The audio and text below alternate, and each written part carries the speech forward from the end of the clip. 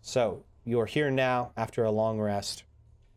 Elzadar kind of walks up to all of you and is just kind of looking at each one of you.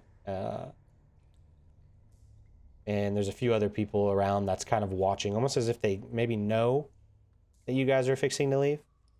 What would you guys like to do at this moment? Is there anything you'd like to say or do? You're right here.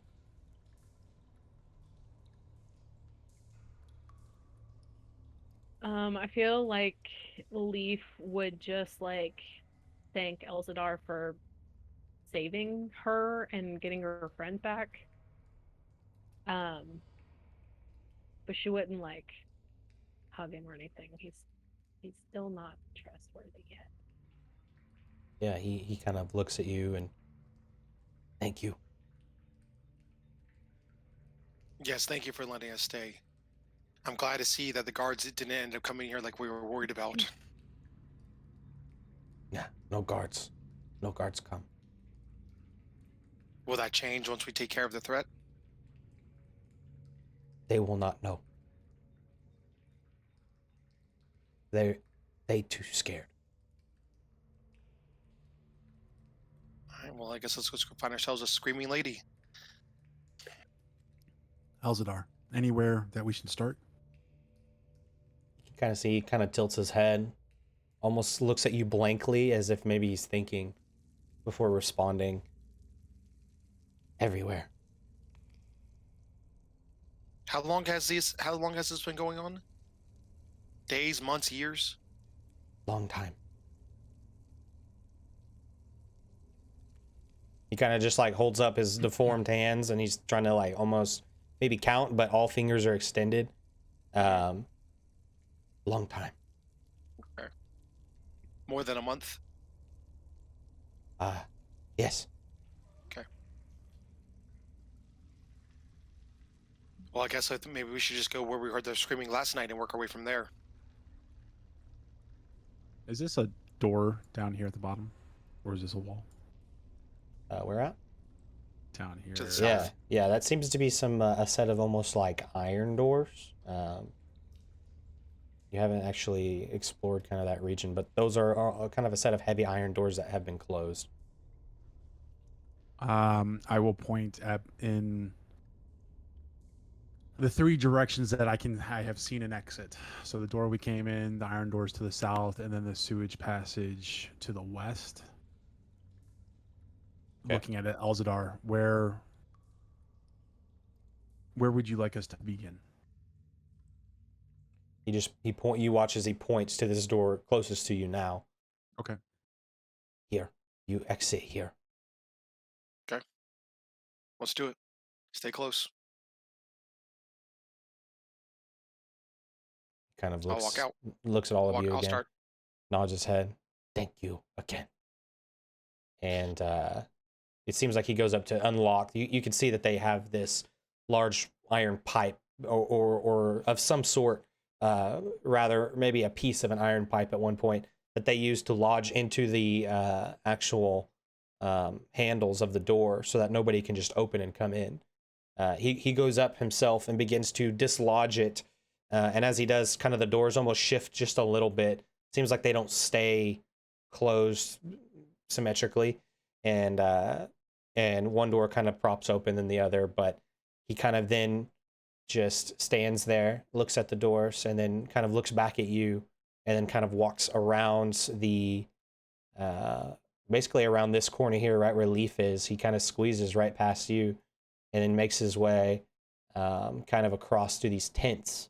But he's watching you the whole time, and the door seems unlocked. There's a couple of these people who are watching from a distance, kind of curious. It seems like their curiosity is getting the best of them as they're watching all of you. All right, let's go. Head out the doors. Real quick, Mr. DM, sir. Yes. I know we have no idea what time it is because we are underground, Right. but my cape resets at dawn. Would it have reset? Yeah, I mean, if you were to guess, you would kind of remember what time you went into the sewers. You would think that it is morning. You're just not able to put an exact time on it. You do think that it's probably early morning. The sun may be just coming up, but really, it's hard to know for sure. You know it is morning though. Okay. Okay, who's leading?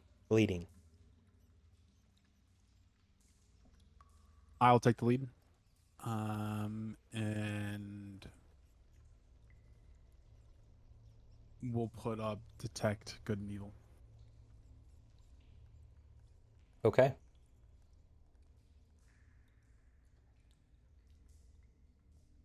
Leaf is like right behind him. I'll go third. As will follow. Is it dark here? Yes. Right now they've got torches lit in this area, to kind of keep things lit, so you can kind of see across everywhere here. However, you remember when you came in, there were some torches to the north, but from here to kind of the area that you descended down into, you don't think that there's very many light sources throughout this area. You will probably need some way to see if you don't have dark vision. I am going to cast light. Okay. And I will put that on my shield and have that kind of out in front of me as little awkwardly as possible, but still to use that as a source of light. Okay. You watch as you almost this ball of light seems to appear from Rand's hand as then he touches his shield. The light kind of stays there and kind of lights the way in front of him. Some of Bass will probably take up near the rear in that case and put light on his shield. Okay. That way we can kind of light up both ends of the party. All right. I Light it will up. be perfectly in the middle then. Okay.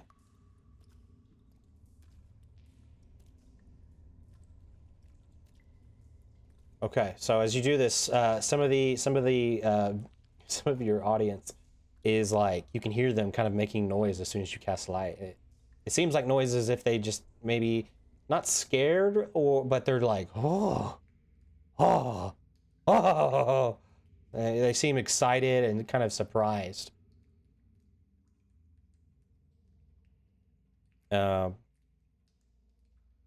than that, they don't seem to watch. Like they continue to just watch. As you all, are you guys ready to exit? I should ask. Let's do it. I'll look around at the group and kind of get a ready check, Let's go. and I'll just go out the door. Okay. As you make your way out, kind of move you guys a little. I don't know if you're able to move your tokens. I've changed up a little bit of how moving our tokens work. Oh, Yeah, I can move mine. They're not moving in squares. Rather, they have free movement now. Oh, I only reason I did that was because it helps better on this type of map. So we may just kind of stick with it in the future. Combat, if you get into combat and anything like that, the ruler works the same. However, the measurements are slightly more, I guess, precise. mm-hmm. So, but other than that, Perfect. They got decimals. yes. I know. Now we can move. I like that a I lot wanna better. I want to move 29.8 feet. Please. I feel like it's. At times I feel like it's I need to save feeding that point two away. movement just in case. Well, no, at times I feel like it's, oh, hey, you got 30 feet of movement, or the spell range on this is 60 feet. And the way it considers some squares depending on the radius. Right. Yeah. Yeah. So. Okay. Rain, you step out. And immediately, as you step out, your light kind of fills this room. Immediately, you are able to notice on the floor right in front of you, as there is this, looks like a doll of some kind. One that wasn't there the other night. It's just laying there. Its face is down. It's like this brown, muddled, dirty doll. And you can immediately see it just from this, it looks very dirty. and it's just laying there as you take maybe your first few steps out of the door. I think Rand will kind of instinctually pick it up. Okay. You go to pick it up, and as you do, it looks, as you maybe look over and look at the face, it looks like a normal doll. It's got like these little buttons that are sewn in for eyes, and you know, it looks pretty old. However, you notice on the back that it has been stitched closed, and as you kind of feel around, it feels like there's something inside of it. It's hard to tell. It almost feels like something round in nature. As you kind of move, just use your hands to kind of feel. But the back of it is stitched closed. It looks like at one point it's been ripped open. It doesn't feel like there's a whole lot of what would be the fiber within it, the cotton and stuff. Rather, it feels kind of empty.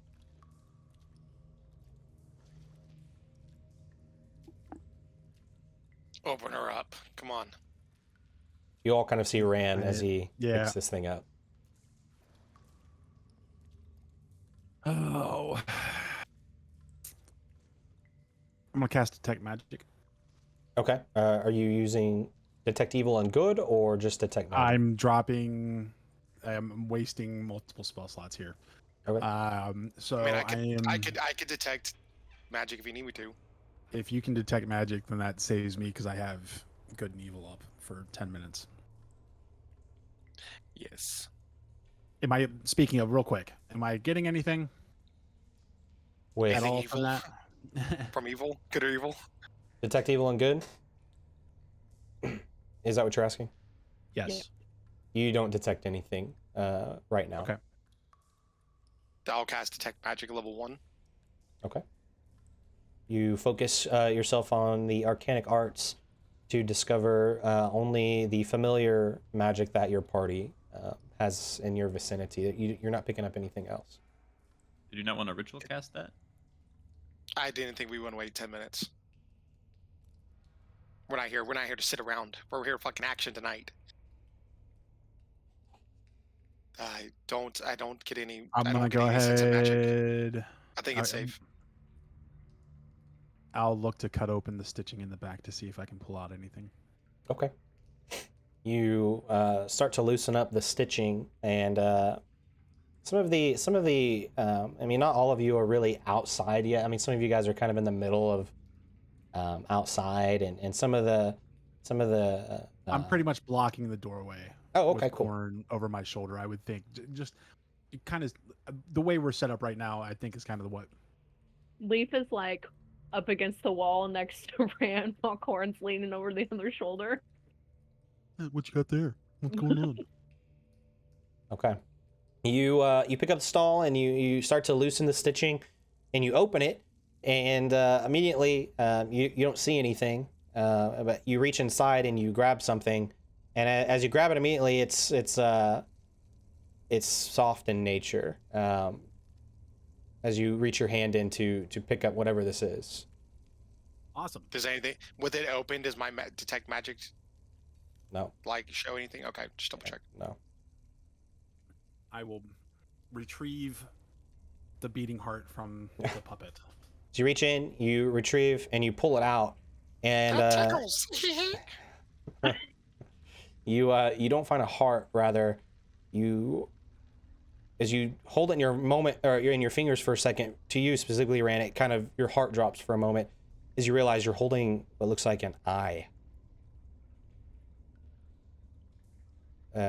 It's somewhat wet in nature, and as you hold it, it's just like a blackened eyeball that you're holding.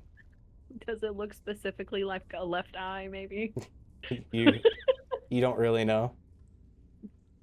No, nothing magical still. No magic. Okay. Do I recognize the doll? Would the doll No, it conjure some kind of memory in me or anything like that?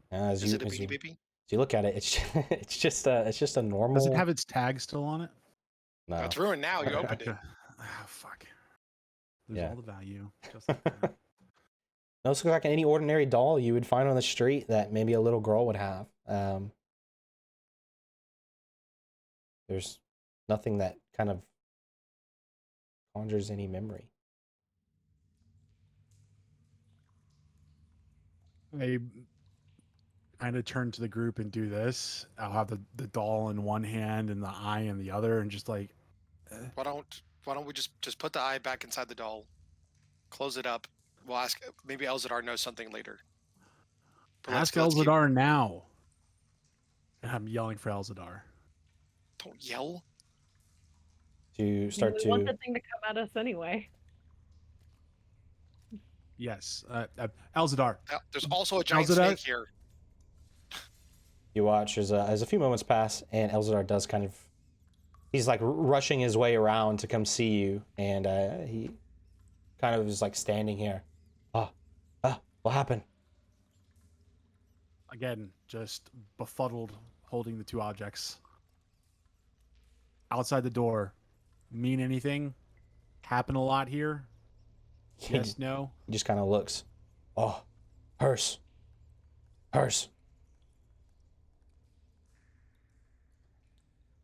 Is he saying hers or first? Hers. It's Hers. a curse. Oh, hers. Okay. Hers. All right. I'm gonna pack it up. And A clue. Rand's full cleric mode now. He is ready to start going. He kind of I'm taking the objects with me. okay. Elzadar, are there usually objects like this left outside? Just kind Like of right nods. outside your door? Yes. Scary. Does anything happen once the objects are there? Does like somebody disappear after a certain amount of time, or are they just objects and nothing happens? He tries You to hear think. Rand screaming in the distance. He's no longer there. He tries to think. You can tell that these questions are, as you continue Right. to get to know this guy, these questions are kind of complex for him. And he stands there, he kind of blankly stares at you, and then kind of thinks, I don't know. Okay, no worries. We'll take care of it. I feel like once Rand like puts the eyeball back in, Leaf is gonna Stop. like take the doll from him and start like trying to stitch it back together. Okay. What are you doing? What? All right, just If Just it's take it. hers, it might help. okay. Let's go. Rand's ready to go. Let's keep moving. Okay. As you all kind of exit through the doors, Elzadar is kind of one of the last ones to. He kind of stands by the door this time and just kind of waits. And you watch as the doors do shut behind you all. You can kind of hear the creaking. And you hear that it seems like they're maybe lodging that piece of metal pipe in through the handles as you exit. You can hear them doing it. Your light shines out from where you are now. 20 feet Just kind of 20 feet, and then another 20 feet of dim. you kind of get to see a little bit of this here. You do notice there's a slithering poisonous snake in the water, one that you had seen previously, Leaf, I believe, is just kind of sitting in the sewer water here. You can see just the edge of it. Its head's like resting up on the this divide where the sewer water kind of drains out. Last night, the scream that we heard, am I able to recollect a direction, or was it more of an echo? It seems more of an Type echo. in. Definitely Okay. seemed more of an echo to you. Just for giggles, hold on. Let me make sure I know what I'm talking about. 10 minutes. Just looking around the corners. Is there anything with if detect magic's still up for the next 10 minutes? Like if I go up to about like right here, like if I look down left or right, does anything like maybe glow? Or it's only 30 feet, so Yeah. Looking and kind of using detect magic still, you're not picking up anything. well, my suggestion is to go left and hope that she's on that side, so we don't have to go near the snake. That is excellent logic. Rand rolls were his also- eyes and just start walking to his We were- left. Are you We afraid were of told snakes or not to mess with- something, Corin? We were told not to mess with the snake, so I'm trying not to antagonize it more than necessary. Were we really told not to mess with a snake? I don't recall that. I'm sorry. We asked if the snake was a threat too. If we were supposed to, if I remember correctly from our last session, we asked if we were also needed to take care of the snake, and I thought he had said no. That just the lady was the danger. Okay. If I remember right, DM, please tell me if I'm not remembering that Yeah, right. he told you that the snake isn't what is scaring them. That it's not really the threat. I mean, it could be to you guys, but it's just not what he mentioned. Yeah. Right. It's not what he was looking for. Yeah. All right. I'm gonna start heading left. Okay. At a walking pace, not rushing, Yeah. but not taking my time really either. Did you still want to go second, Leaf, and I'll go behind you, or do you want me to go second? Yeah, I'll go second. Okay. Go ahead and just move your tokens up as you're following. That way I can reveal areas and such. Dead end. And Ran, as you do kind of walk your pace, you find that this kind of seems to be the end of this hallway. You find that there is a Damn. metal pipe in the wall, and it kind of drains out into maybe another section of the sewer. Other I than think we that, have to go in. you look inside. The pipe itself is not terribly big. You could probably go in if you wanted to. It would be an uncomfortable journey, but you don't think. Barring any other indication at this time, Rand will start to head in Turn the opposite around. direction. All right. Make your way. Going here, seeing the snake, going to keep my eyes on the snake, I'm gonna stay oriented toward the snake, make no sudden movements, and just kind of scoot around it. I missed that class at Hogwarts, so I'm not sure if I can talk to him. Oh, look, blood. You do see what looks like a stain of blood on the ground as you make your way this way. The snake does kind of move its head a little bit, and as it does, you kind of hear it kind of slither about in the water, kind of this direction. Any chance can I check the blood to see if it's like fresh or if it's been there for a while? You could tell just by looking at it. It's been there a while. Okay. It's old, but there's still enough of it to be seen to the naked eye here. And as you stand here in this moment, with your light beaming from here, let me reveal a little bit more.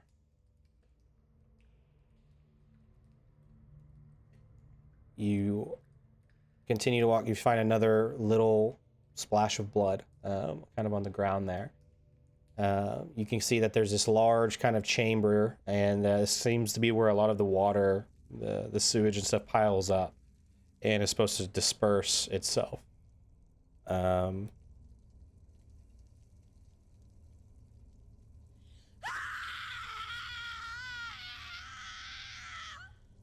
From y'all's north, you hear a scream, not very far away.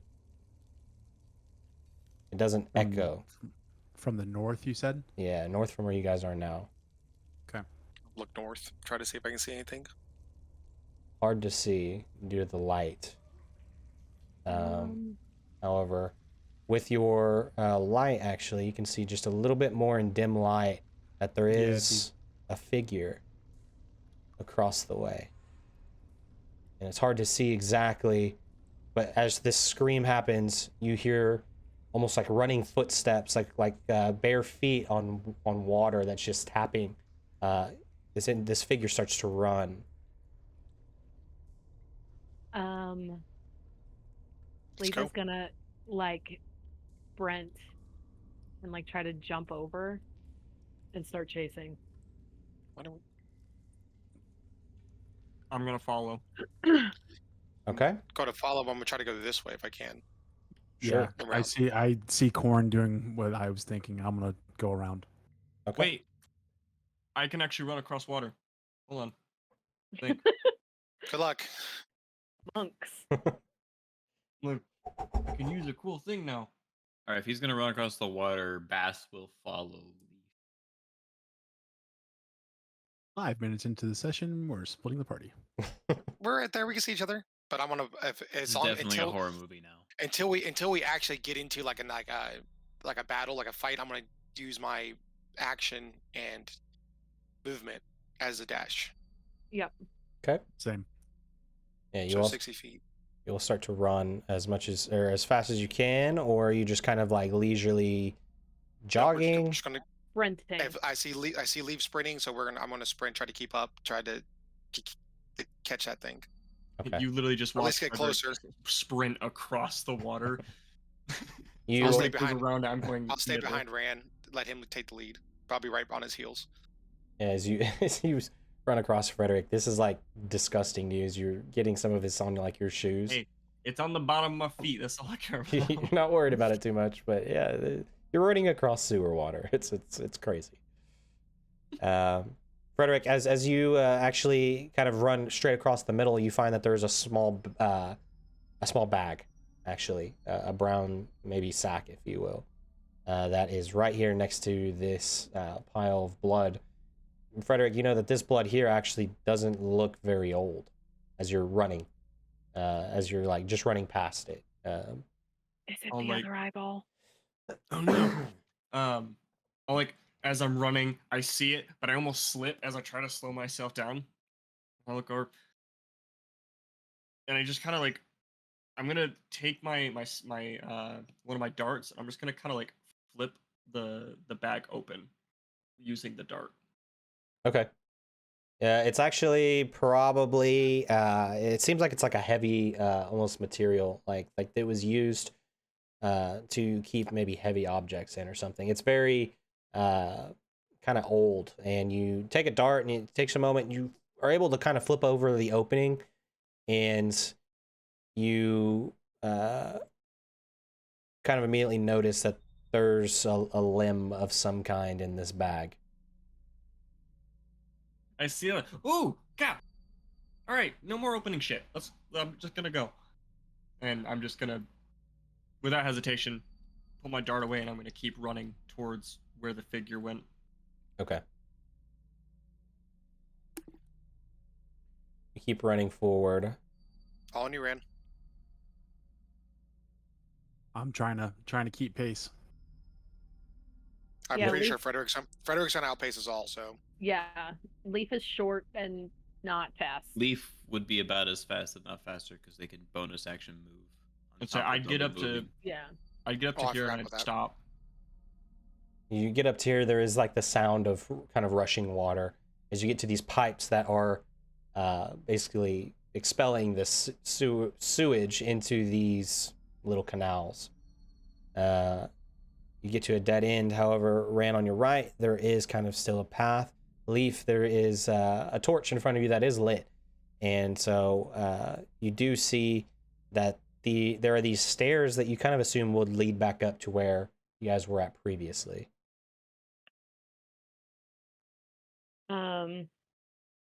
Yeah, she would just cross over to where everybody else is. just gonna try to stop, listen, and see if we hear anything. Yeah. Yeah, I would slowly advance in this direction to see if I can see what is here. Okay. Rand, something you notice as you're fixing to turn the corner here, you see kind of on the ground in front of you this kind of this like black sludge that is kind of laid across the ground in front of you here, like right where you're actually kind of right I've here in bumbled this into it. region. I've bumbled into it. It's fine. Yeah.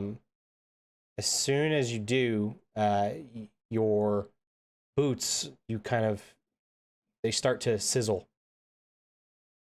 And you feel heat grow underneath your feet. I'm jumping back.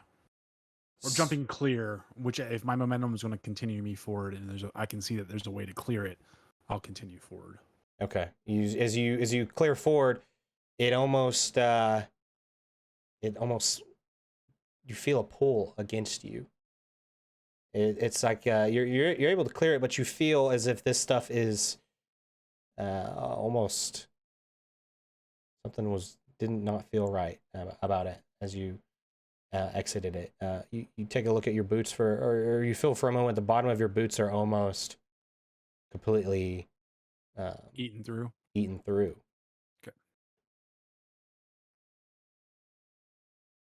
I will. So nothing popped up when you were saying. Was it like right here? Yeah, it In was this area? kind of in this. It was kind of right Yeah. here. Corn, you see the sludge as well. Can I see this corner right here that I'm at? Oh, Can I get a yes. little bit of view on that? I'll do my best to avoid it and tell everybody else to watch out. Yeah, I'm gonna, because it looks like there's a little passage down here. Is this a wall or looks like a way to move advance? So seems like this is kind of a dead end actually. As you look, there is what looks like maybe an old passage at one time, but has been completely kind of crumbled away, almost like it's been blocked by debris of some kind. Doesn't seem like there's a way through here. So I'd be oriented shield toward this southern passage right here, blocking off, and I'd warn everyone behind me about the sludge. Kind of trying to split my attention between down the hallway and back where I came to see if anything happens with that sludge. Yeah, actually, Corin, as you kind of avoid it, you notice it moves a little bit, almost like it's following you. The sludge is like just slowly like a puddle, but it's just moving. And Frederick, Leaf, Bass, as you are kind of behind the team, you see this sludge. It looks very thick. It's just slowly moving towards Corin and Rand. And Corin, as it makes its way towards you just a little bit, this long tentacle-like thing comes out and tries to hit you. Yep, perfect. Making itself known to you now. Let me use my rogue evade real quick. Okay. And we will do a little initiative here. Your token. Oh, You cool! click on your token, yeah. They built in short rest and long rest. Yeah, they're buttons now. Nice. Where at? On your core page. Yep, on your character sheet. Oh, okay. That's awesome.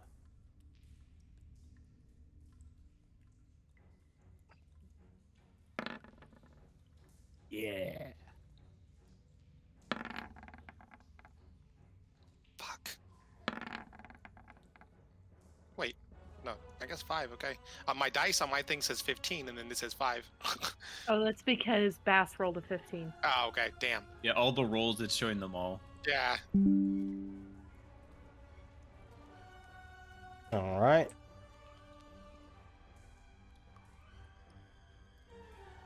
All right, so Leaf would go before me because she has a higher dex. okay.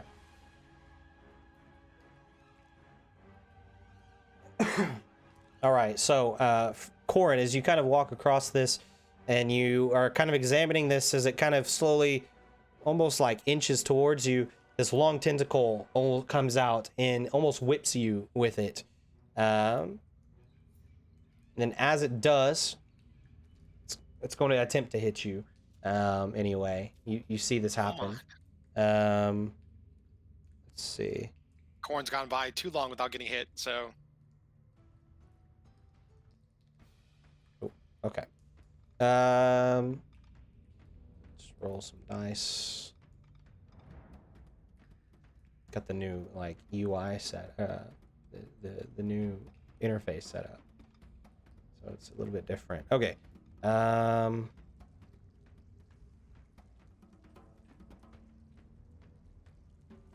right, this is going to be a plus, and that's +5. So does a 12 hit you?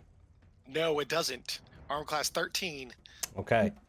He watches this long tentacle like kind of rises up from the middle of it. This thick sludge like that, it's kind of dripping this sludge as it comes down, tries to whip you. You see it just in time, and you're actually able to dodge out of the way. You now know that this thing seems hostile. Well, we will start at the top of the round with Leaf. Fuck this thing up. Leaf is immediately double dagger chucking at this thing.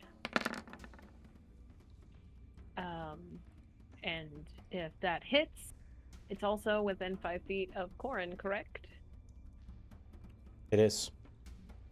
And it does hit. So 18 for the first one. Okay. I got my old calculator. And then Yep. Second one hits as well. and she's gonna stay where she is. Well, Alright. she'll like step out of the way so she's not in Bass's way. Even though you could probably just step over her. Okay. Leaf, as you take your dagger and you go to stab it, or are you throwing them? Throwing them. Okay. You throw your dagger. As it does, you can almost hear the sizzling that your dagger feels. And as it does, you are waiting for your dagger to come back. The dagger never comes back. Would you like to throw this? I would say you probably threw the second one right after the first, not realizing. It's like an immediate two-hand. And so you wait. Were any of those daggers, were they just normal daggers? Yeah, I think it was just normal daggers because I gave the venom dagger to Cal. Yeah, you wait So for it's just normal daggers. you wait for both your daggers. Instinctually, your hands go to your waist to pull them back out, but they're not there. They're just gone.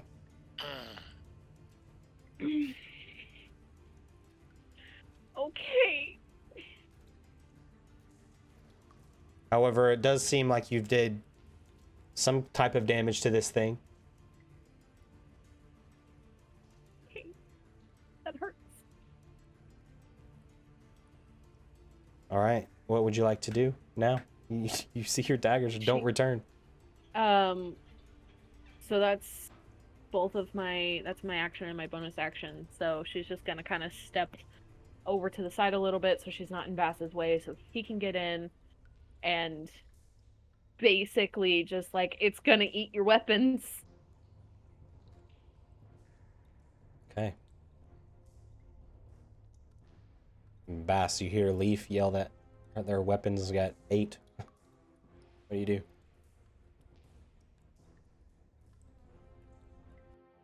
Bass is gonna go ahead and just kind of wave the flail around to cast a cantrip for my action. Casting Mind Sliver, which is makes it make an intelligence saving throw. Intelligence saving throw. You got it. DC is 16. Yeah, it popped up. It popped up in your what it said it was too. Your save Yeah. was.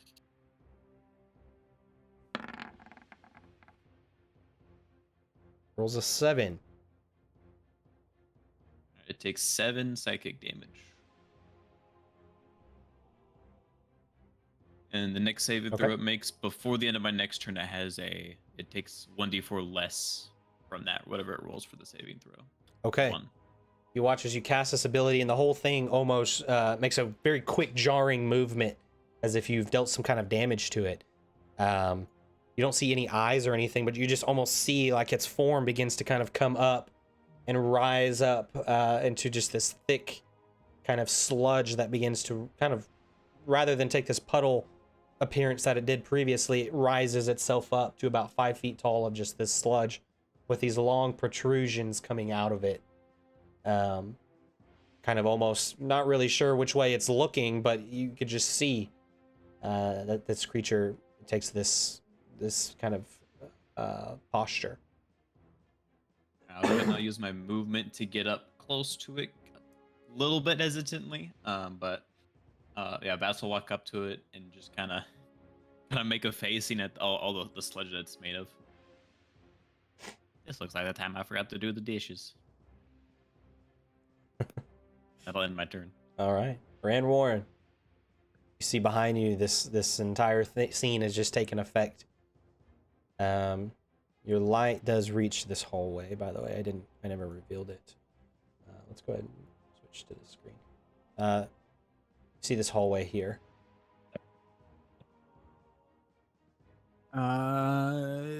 Okay.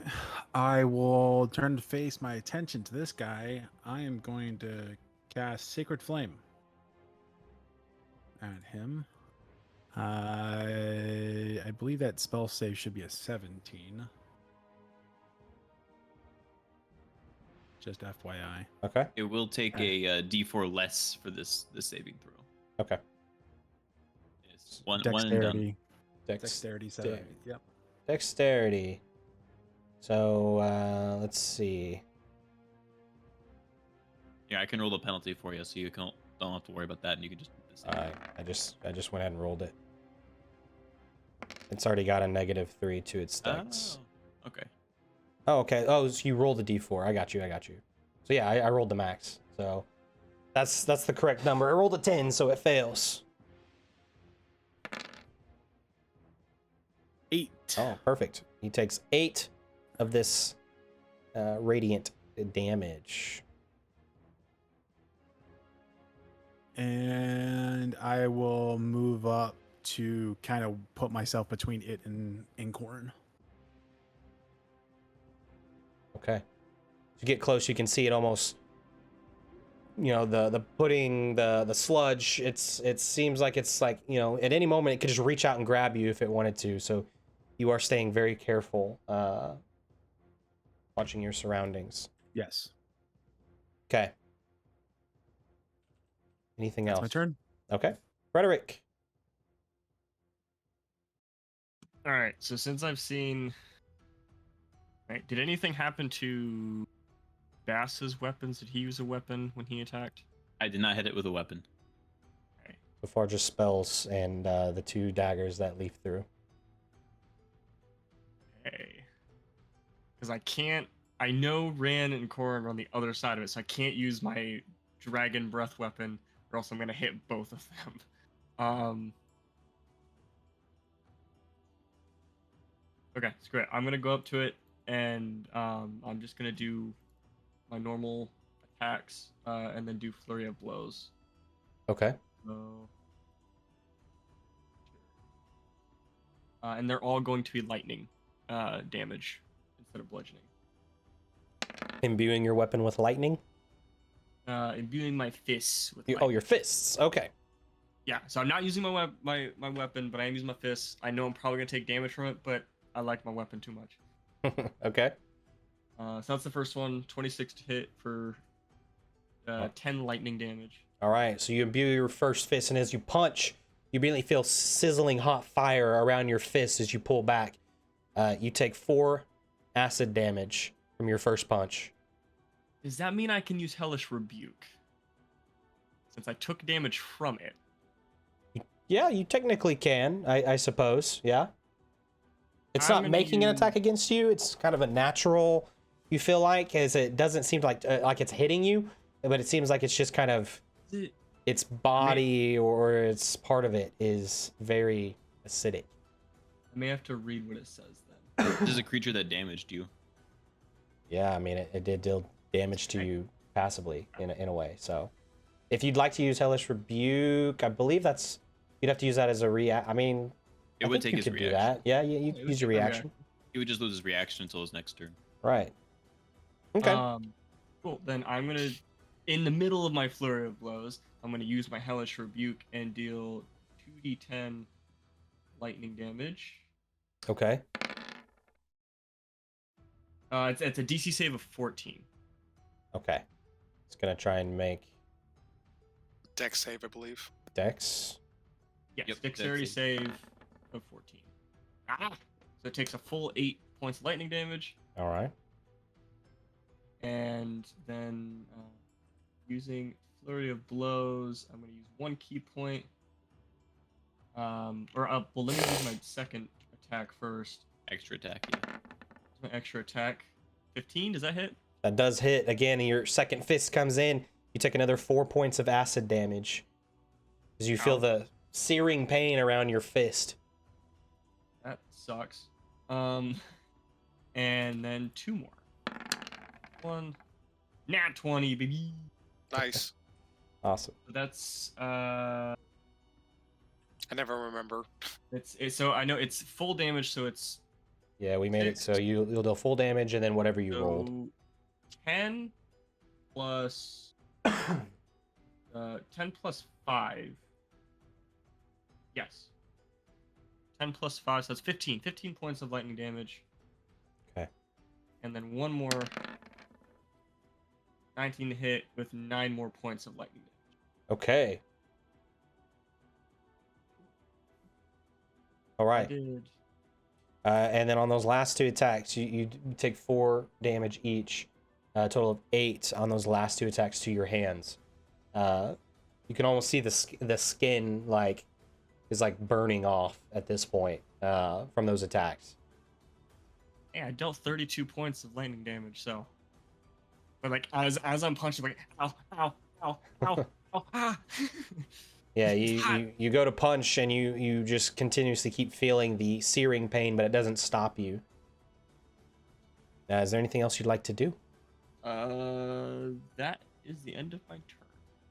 So with each of those punches, you see this lightning kind of shocks the entire thing, bringing it down. It seems like part of its form has diminished greatly. However, it's still kind of moving about.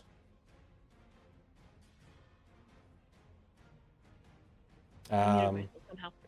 Is it technically flanked now?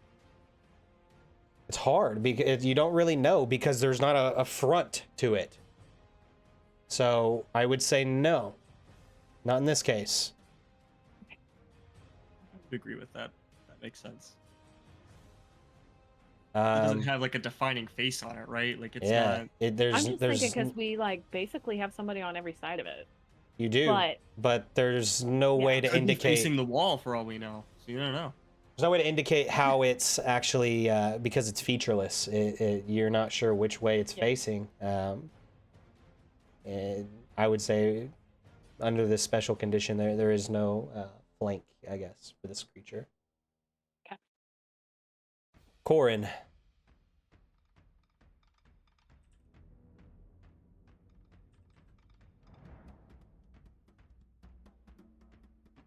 He's just shell shocked. I'm so shocked. I'm reading what Drazania put real quick. I get disadvantage on spells if I'm within 10 feet, correct? If you're next to it. If it has an attack roll and it's ranged, yes. DC then I'm spells aren't affected. I'm going to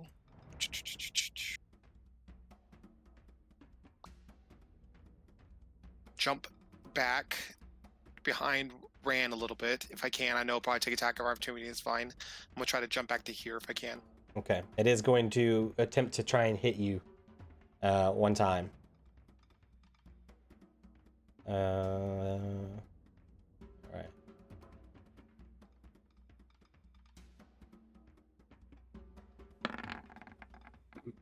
Rolls a natural 1. He watches the sludge. It hits you, but because of its recent attacks, the sludge just kind of falls flat and doesn't actually hit you. Perfect. I'm gonna jump back and I'm gonna cast Chill Touch. Okay. Go for it.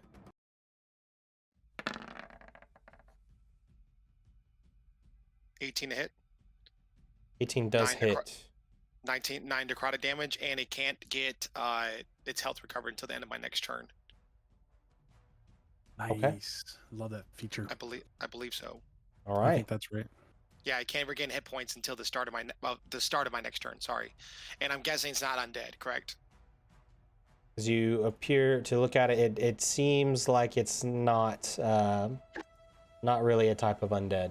Perfect. So 9 necrotic, and then I'm just gonna that's my turn. Okay.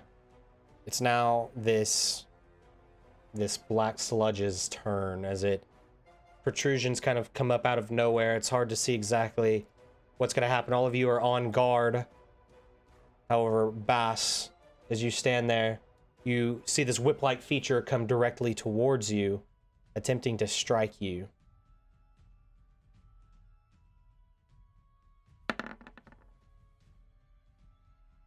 A 13 hit. A 13 would be a miss. Okay. You are on guard just enough to where you do dodge. It almost smacks the wall next to you, leaving some type of corrosion or some sort of acidic effect against the wall as the sludge just oozes its way down back into its larger form.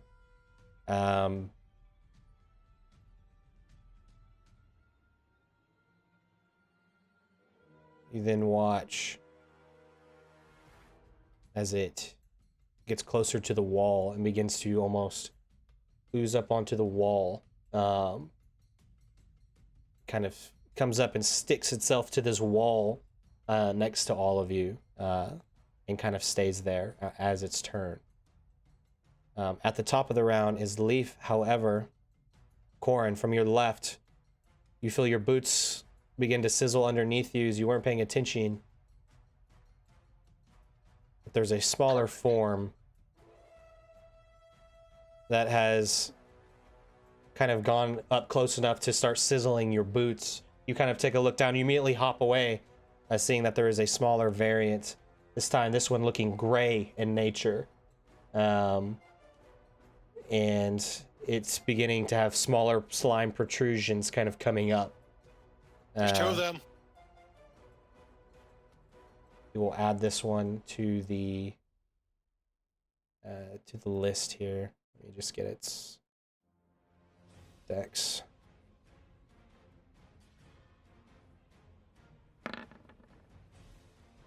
Damn, how did it roll better than everybody? Rolled good. So at the start of the, fitting enough that it shows it shows up on the second round of combat. On the start of its turn, Corin, it kind of almost gets into your space, and then you watch it as it attempts to strike you with one of its small tentacles.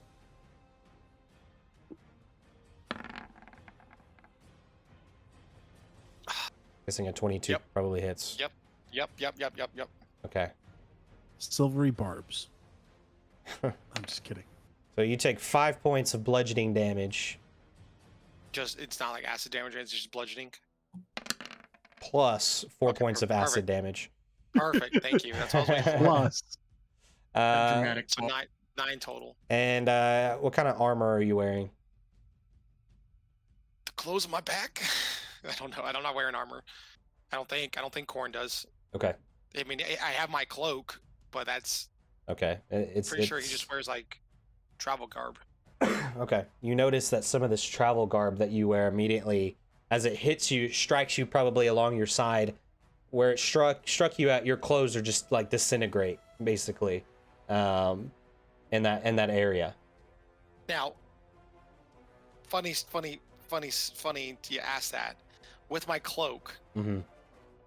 does it disappear and then just the image of the clothing reappear since it's saved into the cloak? Because what I thought was it saves like the memory imprint of it, and then it makes like Right. So you see that maybe a little part where it maybe had touched the cloak. The cloak actually seems unaffected.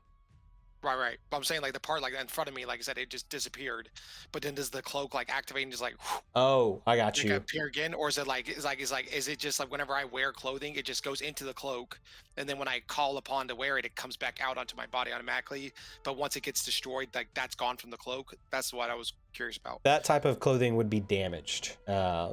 And you think maybe over time your cloak can maybe fix itself, but in this moment Gotcha. now you see that there is like a acidic damage to the, not the cloak, but rather the Right. type of garb that you're wearing. Right. And that's all it's gonna do. It's gonna stay right there next to you. It will be Bass's turn, or did we say Leaf goes before Bass? Yeah. Leaf goes before Bass. Right. Okay, Leaf's turn. Okay, so Leaf is gonna kind of step up here by Freddy, like drop her bag on the ground and grab 2 more daggers out of it. Okay. So that's probably your bonus action.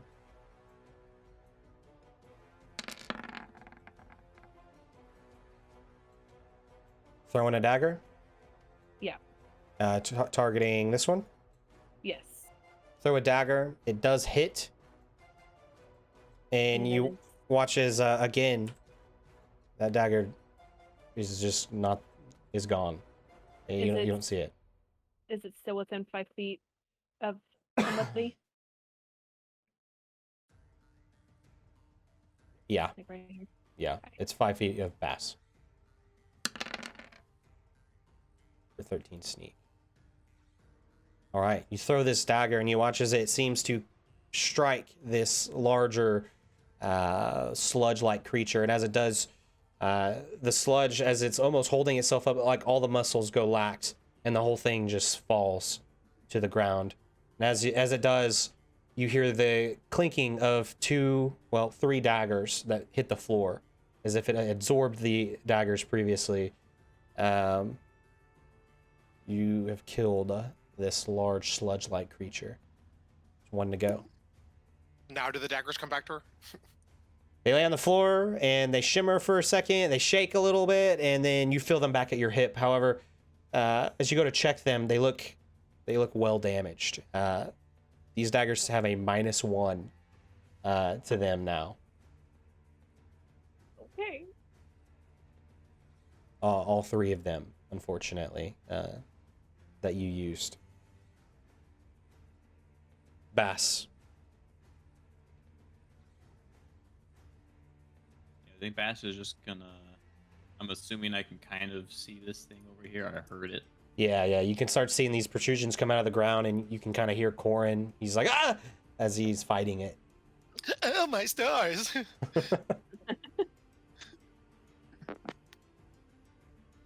Yeah, Bass. I mean, if I can just kind of, really just like hop around over the black ooze to get over here, and I'm gonna go ahead and just do another round of the mind slivering.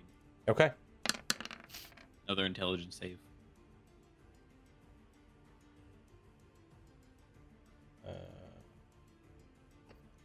All right. Man, these things are not smart. 4. So he takes. Yeah, well, that'd be 3 psychic damage, just 3. Okay. And next saving throw before end of my turn is again the -1d4. Okay.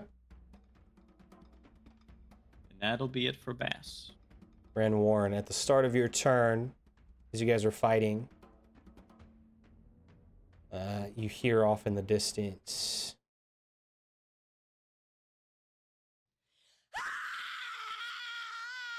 In the middle of your fight.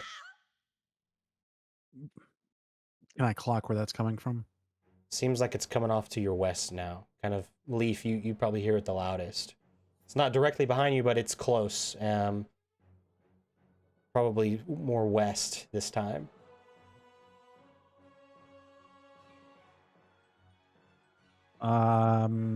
However, this Sacred Flame okay. to this thing. DC 17 Dex. You guys got Oh, these. it fixed it. Yeah, it's right. It fixed it. It's learning. That's a 1. So 6 6 points. of damage. Radiant damage. All right. I'm gonna immediately begin shifting away from this toward the west Okay. and get next to Leaf Okay. and be on the see if I can see anything while this is going on. Okay. And I guess technically the Mind Sliver saving throw would happen there because of the dex save. He failed at a 4 anyway, so he could have got like a 0, I guess, if he wanted to roll. But that would be the Mind Sliver that would work there. Rand, you start to make your way kind of by Leaf, trying to figure out where the scream come from. How Frederick. long has it been since we left the opening? Probably Pretty long. 10 minutes, maybe. Okay. That's my turn. All right. Frederick. Seeing that probably Bass and Corin can probably take care of this thing, and then hearing that scream as well, I'm going to walk around and then hop over to here Do I see anything You're looking around. or even hear anything? You can see kind of past that torch a little bit, but you don't see anything really. And then to your south, do you have any way of vision? Technically, you wouldn't be able to see. I have dark vision. Do you? You should have for I 60 believe- feet. I believe 60 Yeah. feet. I have dark vision for 60 feet. All right, good to know. So yeah, looking 60 feet south, you see nothing. Your vision kind of turns more into that darker look, but you don't see any figures or anything. So okay. And it sounded like it was coming. Did it sound like it was coming from the west, more like southwest, or like directly west? Almost like directly west, kind of where these stairs are. It seems like. Let me make sure because I. 8 feet. My movement 45, I think. 45. About 30. I can go right here. I'm gonna get to there and then I guess I'm gonna end my turn Okay. because I mean there's nothing else for me to do unless I see something. All right. Corin. God, what the fuck? Just three green lights in the air. Magic missile level 1 at Okay. the slime. All right. It should be. I don't think I shouldn't have a penalty since it's automatic hit. I believe. Like I don't have Right. to roll to attack it. They just hit. Yeah, they just automatically hit. You can roll your 3d4 plus 3. There's one of them. That's 3. But yeah, so that's 4 for the first one. Okay.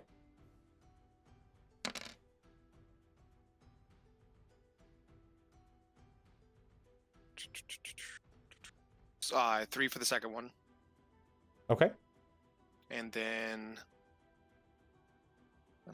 sorry, last one. All right.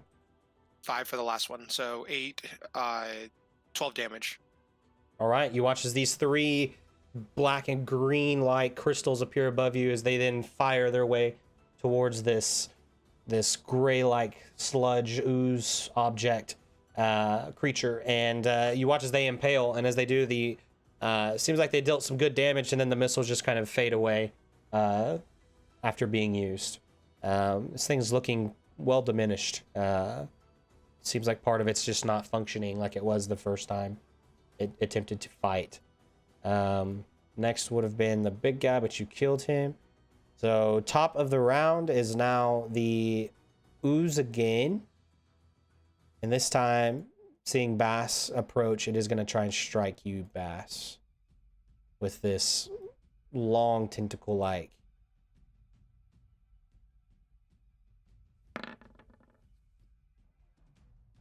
A 22. Which I'm sure hits. Oh yeah, that's it. My AC ain't that good. So you will take 4 points of bludgeoning damage plus. Yeah, I would imagine Bass would attempt to block with the shield, and it would probably just wrap around and still hit me. Okay.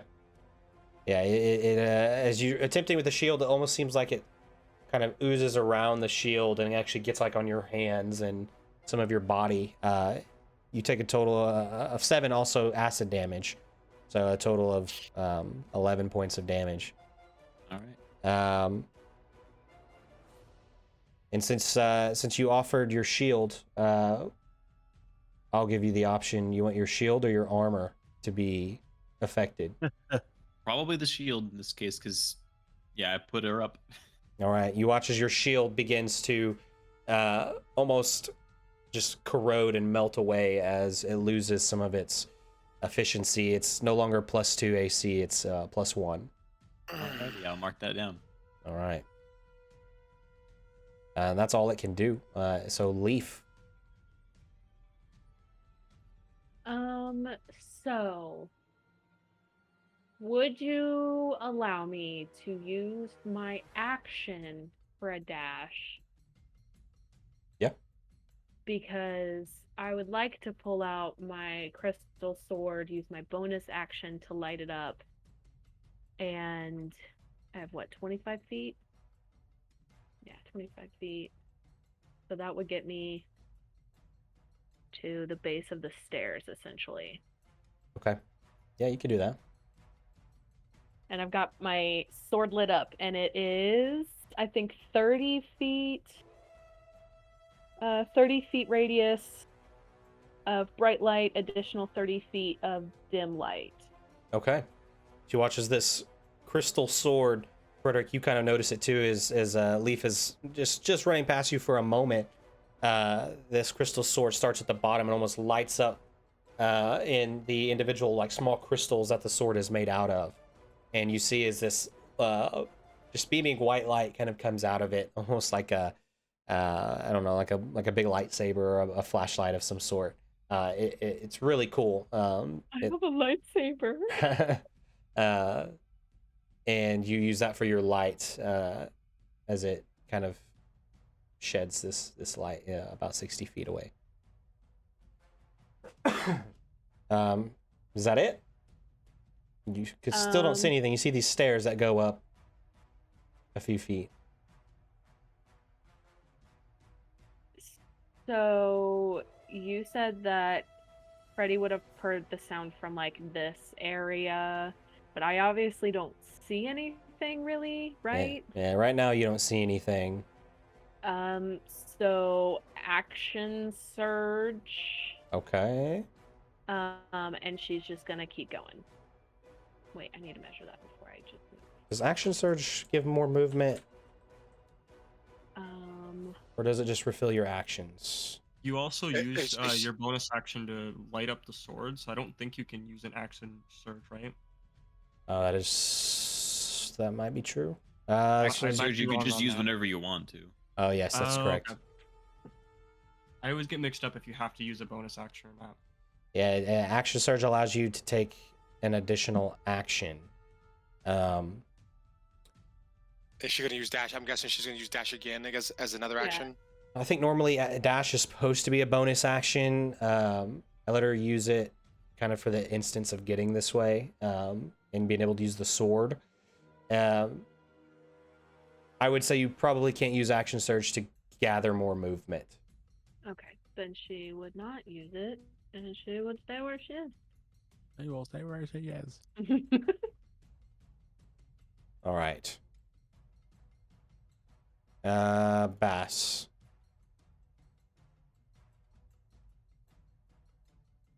Yeah, I'm just gonna swing some flailing around and do another psychic attack. Okay. It is gonna try and make a save.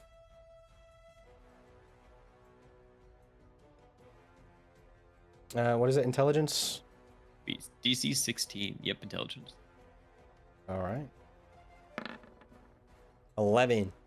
Fails. Close. That would be Watch. 5 psychic damage. You watch as it like shudders again. You see this thing seems to have been affected by it. However, it's still kind of like just kind of gooing itself around. I didn't want to say slithering, but it's just kind of moving itself kind of back and forth in kind of more of a puddle form now. However, it still seems as a threat. Ran. Oh.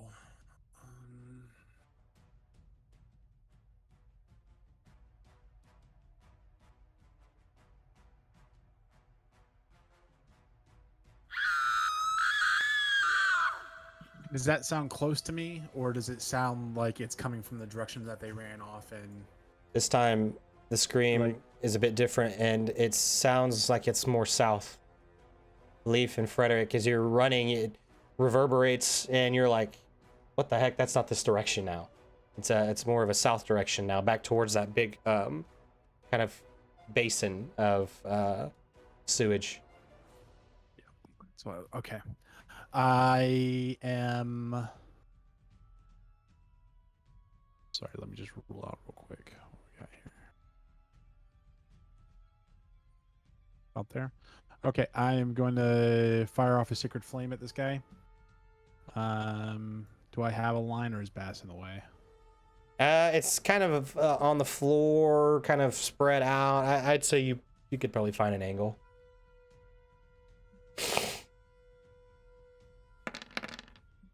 Oh, it's got to make a dex save. Yep. 14 fails.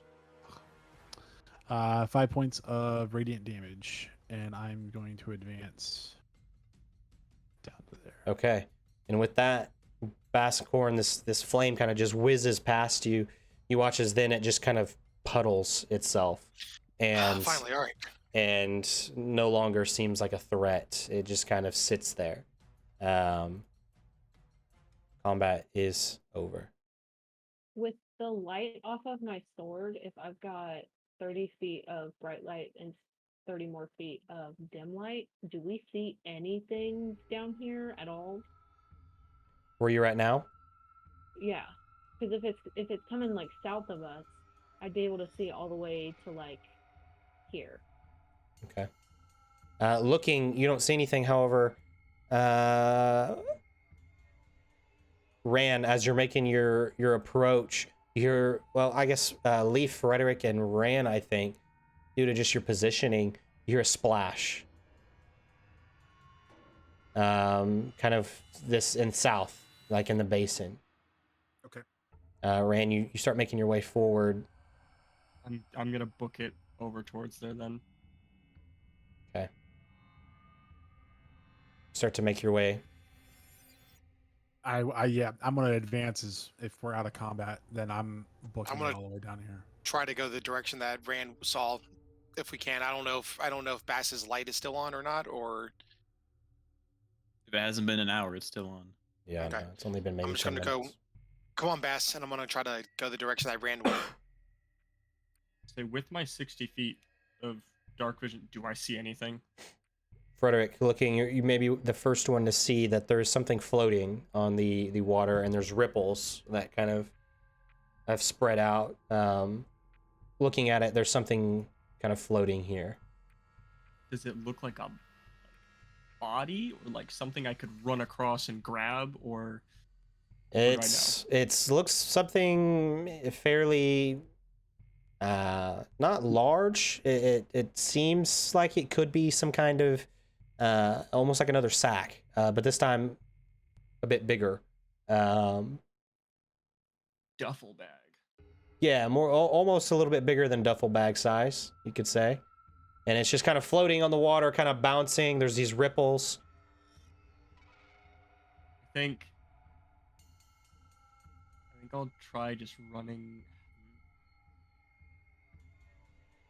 If it's bigger than a duffel bag, that's probably not something I could run across to grab real quick. I'd fall in. So I think I'm gonna run like around to like here. Ran with the light that you have, you can just kind of see there is some type of objects floating on the water. It's dim, but you can kind of see that there's something out there. And there's ripples in the water that reach your spot. Leaf, are you staying where you are? Yeah, Leaf is staying. Okay. This thing is moving around too much. Leaf, from Yeah, we should. that hallway we should that all you split up. are, Leaf, that hallway that you're in, you hear that call out to you. Nobody else hears that but Leaf. You should totally follow it. That was the creepiest thing I've ever heard in my life.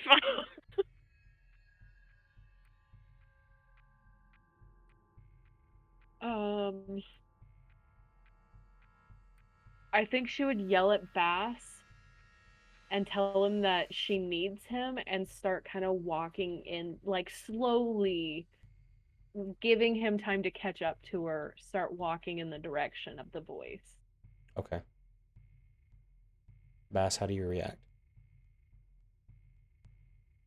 Baz will just kind of pat Corn on the shoulder and say, You're my light source, so I'm gonna follow you.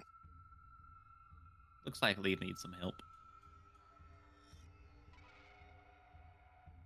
We're gonna go help Leaf.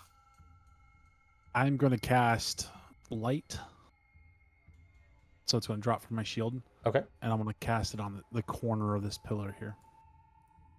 Okay. Does it have a range? Is it 30 feet, I think? I could You be. have to be able to touch it.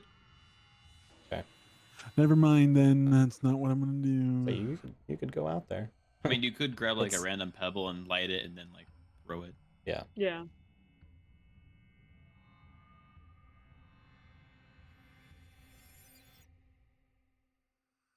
I wonder how deep this water is. Don't go in the water. Bass will start moving towards Leaf. After yelling that we're gonna go help Leaf, I'm gonna follow Bass. Okay. Do I? Uh, I'm closer to it. Do I see? Does it? Yeah. So you see this maybe this object that's maybe 5 feet maybe long, that's just kind of bobbling on the water. In some Humanoid kind in of shape or just bag in shape? seems like just kind of a bag. Leaf I'm also just- has the doll, by the way. Okay. I'm gonna yell over to Ran, like, it just looks like a bag. What do you think we should do? Be careful, but try to see what's in it. Where is it relatively? Is it like here? Yeah, I'd say it's probably right here. Kind of next to that pillar. Does the water look deep? It looks Oh, deeper than the not- canals. It's dark and murky. Man would have only shouted that out because he saw you run across the water earlier, so he wasn't sure if like that's a thing you could just always do. Right. Yeah, or- I could definitely run across. It's more just how heavy is the bag? Because I don't want to go run across, try to grab the bag, and have it be too heavy and pulls me back into the water. So, completely out of character. Please don't take too much thought about this. You could also throw your dart at it and fish it out of the water. Or use your staff. That's what I was thinking. You're Maybe right. use your staff to You fish know it. what? That is actually a great idea. Frederick totally would have thought about this. Like totally. I'm gonna use my rope dart and I'm gonna try and throw it at the bag and see if it'll stick, and then if I can like pull it back. Okay. It's a genius idea. Okay, yeah, sure. You throw your rope dart, you kind of wind it up, and then you throw it, and it takes a couple tries, but you get to a point where it seems like it's stuck enough to where you can kind of pull it towards you if you wanted to. You can tell there's something in it that's somewhat heavy, and it does kind of slowly kind of get pulled towards you. I pull it too hard and it comes out, so I gotta like retry and throw it 3 more times, and then it comes back. Yeah, I'll drag it up to the edge, and then using my dart, I'm gonna poke it real quick, see if it moves. Are you pulling it out of the water or just? Oh, not yet. I'm gonna poke it, see if Okay. it moves first. Yeah, you poke it and nothing happens. Okay, and then I'm gonna just slowly reach down, grab it, and then just with one quick, swift movement, I'm gonna just try and pick it up and throw it onto the floor. Okay. Just as fast as I can, because I don't want it like pulling me in or anything. Yeah, you do it quickly, and you could tell there's definitely like something in this bag.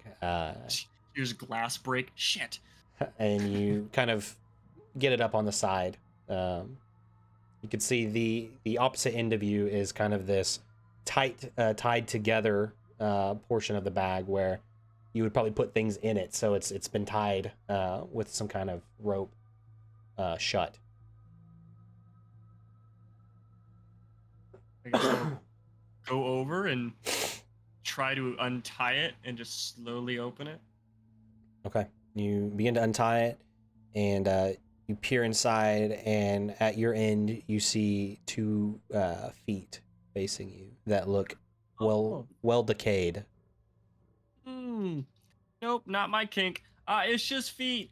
It's just feet. You think God, this is there's probably more to it, but there's definitely a body in this bag. Nope. No, as soon as I see the feet, I'm closing. Nope, that's not. You can take a look at this. That's not my thing. And I take a couple steps back.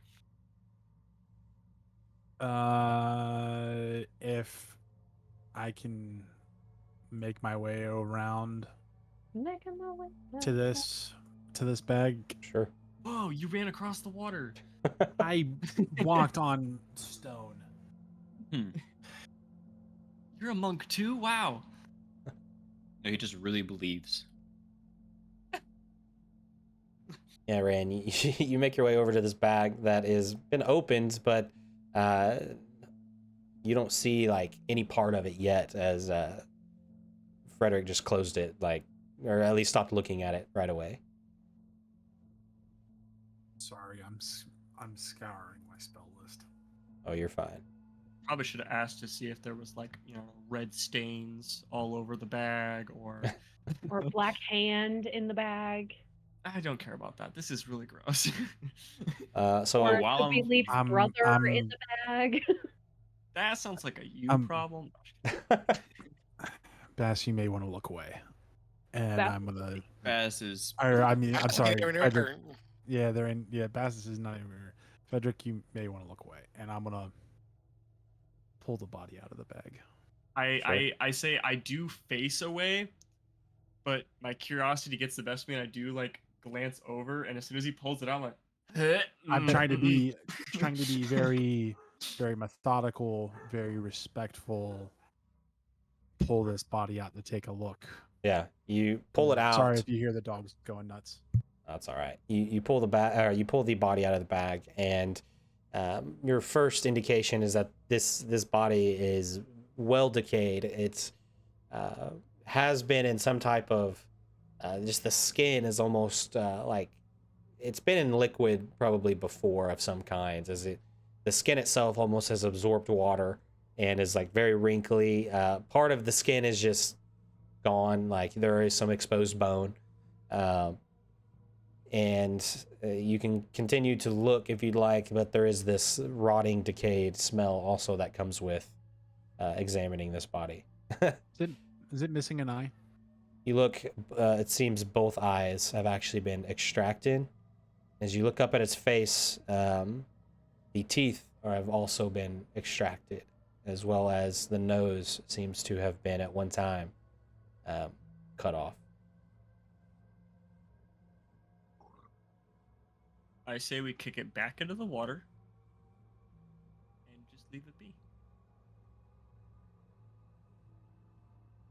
Under normal circumstances, I would agree.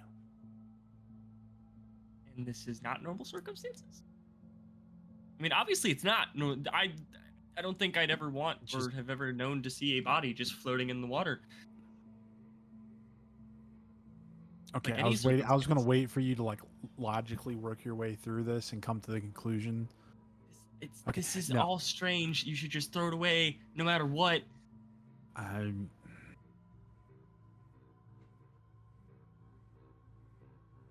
gonna let me look at it again real quick. Sorry. Yeah, while this is going on, we'll switch over to Yeah, switch, please. Yeah, Leaf yeah, and yeah. Bass.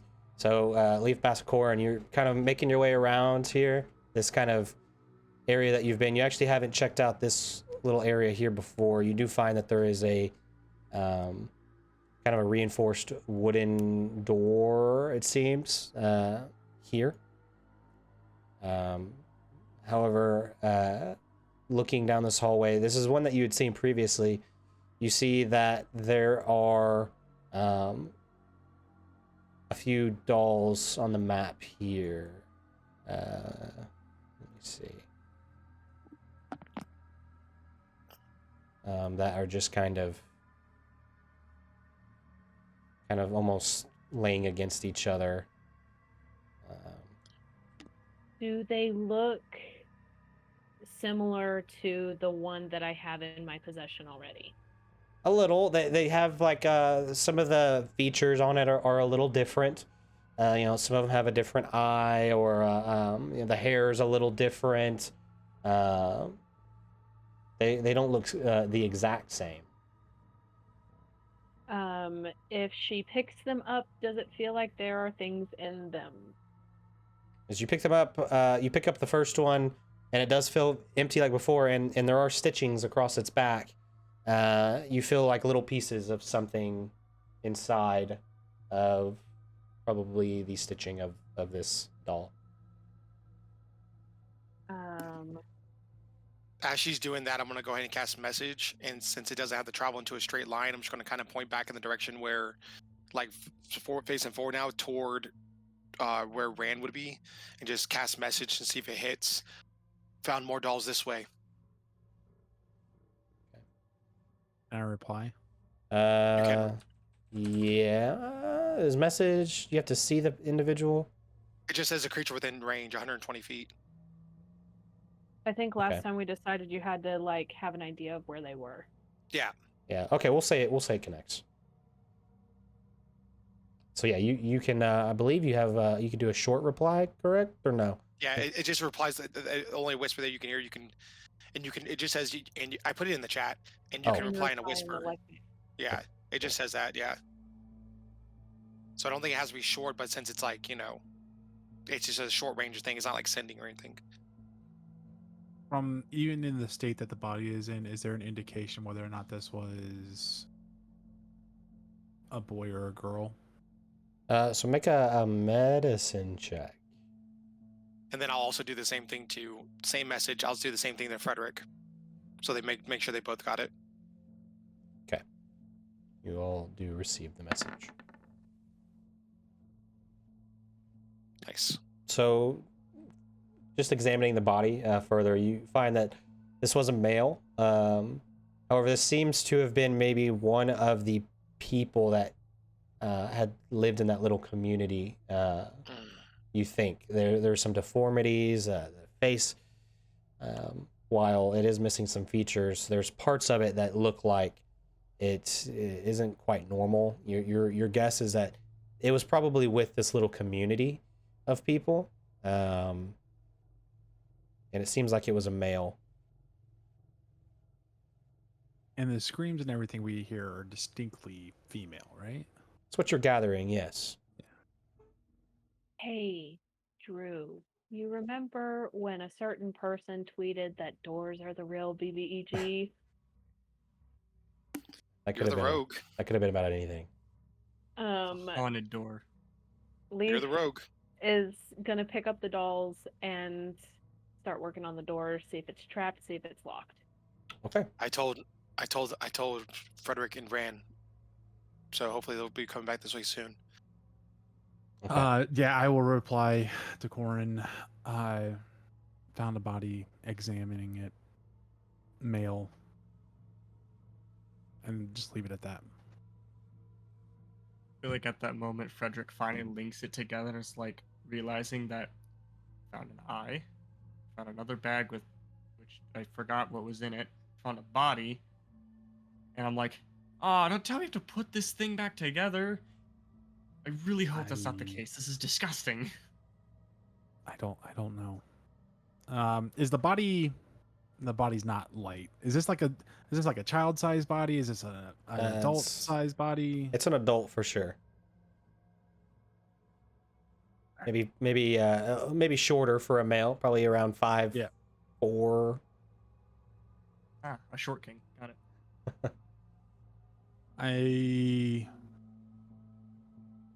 Frederick, I think we leave this here and we go rejoin the others. I no idea what's going on here. I think that is a fantastic idea. Can I see Bass's light coming from this direction at all? You would actually see probably this torch light before you would see Bass's light. You see just the faint glimmer of it kind of shuddering as it reaches the bottom of the stairs. All right, I'm gonna head in that kind of direction and see if I can kind of figure out where. Well, I'll take the long way. I'll work back through here, then up and around Okay. Oh, the whispers. to try to find them. I haven't heard any whispers. That's me sending a message to you. Follow the whispers. Yeah, okay. As he's, well, I'll let him go first, but I'm definitely gonna keep a watch since I have 60 feet of dark vision. I'm gonna keep a watch on the body until we're out of sight of it. I want that thing. I know Corin can make bodies rise from the dead. I don't want that thing coming up and like running at us or something. I know we're dealing with some sort of spooky supernatural thing, so always keep an eye on it as I follow behind Ran. Okay. As you begin to make your approach, Leaf, you're starting to work on the store, checking it for traps. Make an investigation. Okay. There are no traps. You know for a fact this door is completely safe. Is it locked? You reach your hand out to this doorknob and attempt to open it.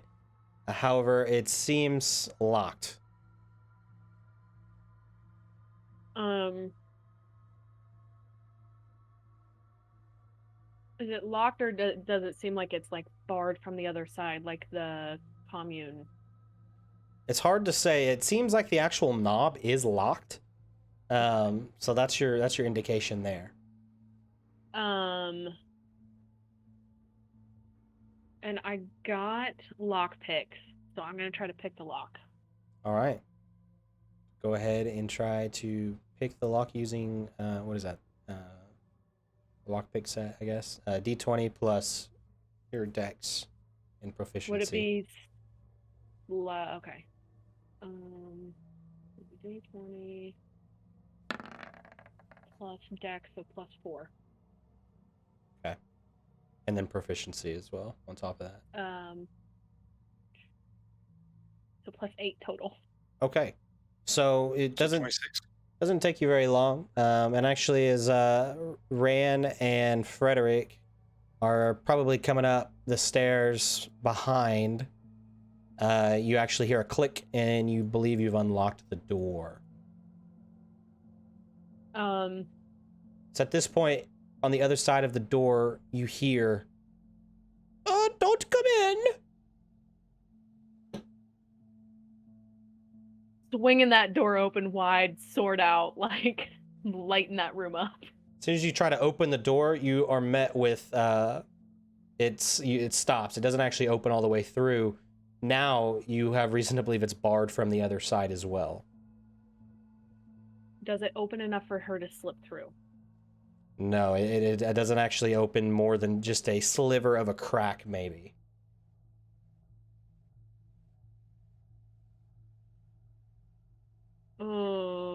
I'm busy, don't come in.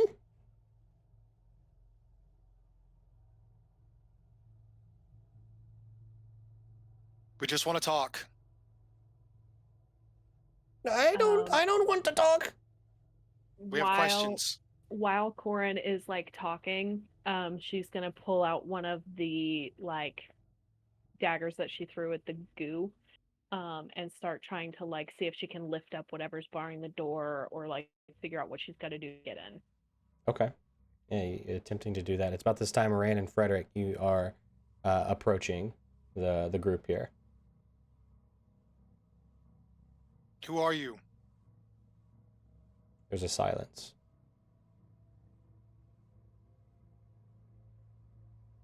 Ooh, I also have a crowbar, if that would be helpful at all. It could actually help here. It's at this moment, as you're attempting to open the that might door. help.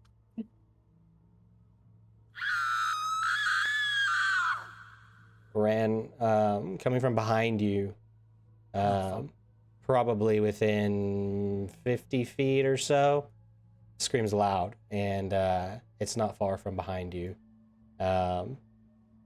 And you hear almost again, kind of the tapping of what sounds like a figure or somebody is running. Running towards us or running away? Almost away from you. Kind of, it seems like it echoes back against that, kind of maybe that area where you were fighting the sludge, or kind of back in that open area by the basin. Honestly, I'd be more scared if I heard running bare footsteps coming towards us from the darkness. I'm like, oh, hell no. After hearing, help me. That too. Do I hear it as well, or is it just Ran? All of you hear it. Rand's just was the closest.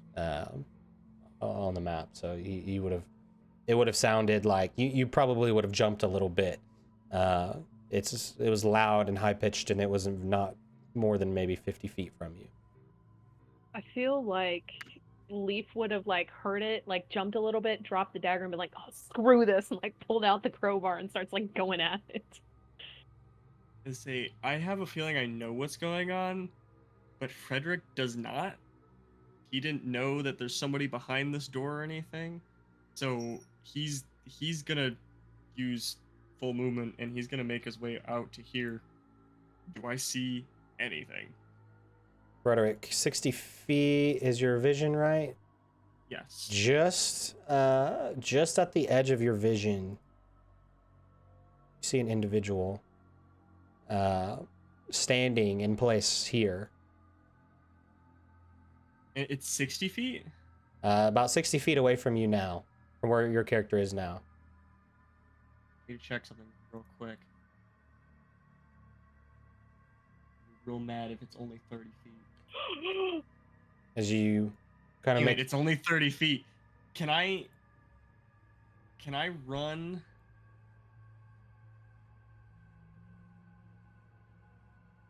Can I run up to like here? If I run any closer to it, does it start to disappear or run away? Would you like to start running towards it? I'm gonna run at least, yeah, I'm gonna run as fast as I can to here, and before it could start running away, I want to use my breath weapon in a 30-foot line straight towards it. Okay, I will say, as you start to kind of make your way across, kind of to here, like over it, you hear her. It seems like it's a woman, and she says, "No, don't come any closer!" And she begins to run this way. I stop and I yell, wait! We're not gonna hurt you. We're not gonna hurt you. And like I stop, putting my hands up. Seems like she runs out of your vision. You hear the tapping of like her feet. She seems barefoot. Does it sound like it's going more south, or does it sound like it's just? You saw her go kind of around this corner and kind of a little bit, what looks like kind of east, kind of in this pathway that you were in previously. Then I'm gonna make my way up to here and see if I can cut her off, and I'm gonna yell towards Ran. I think I found it or her. I need somebody to cut it off over at the other exit, and like kind of. I know he can't see, but. Come on, change. I'll try to help him. I'm Do you want me to cut it off down here? Down here. I will, as fast as I can, try to end up down here.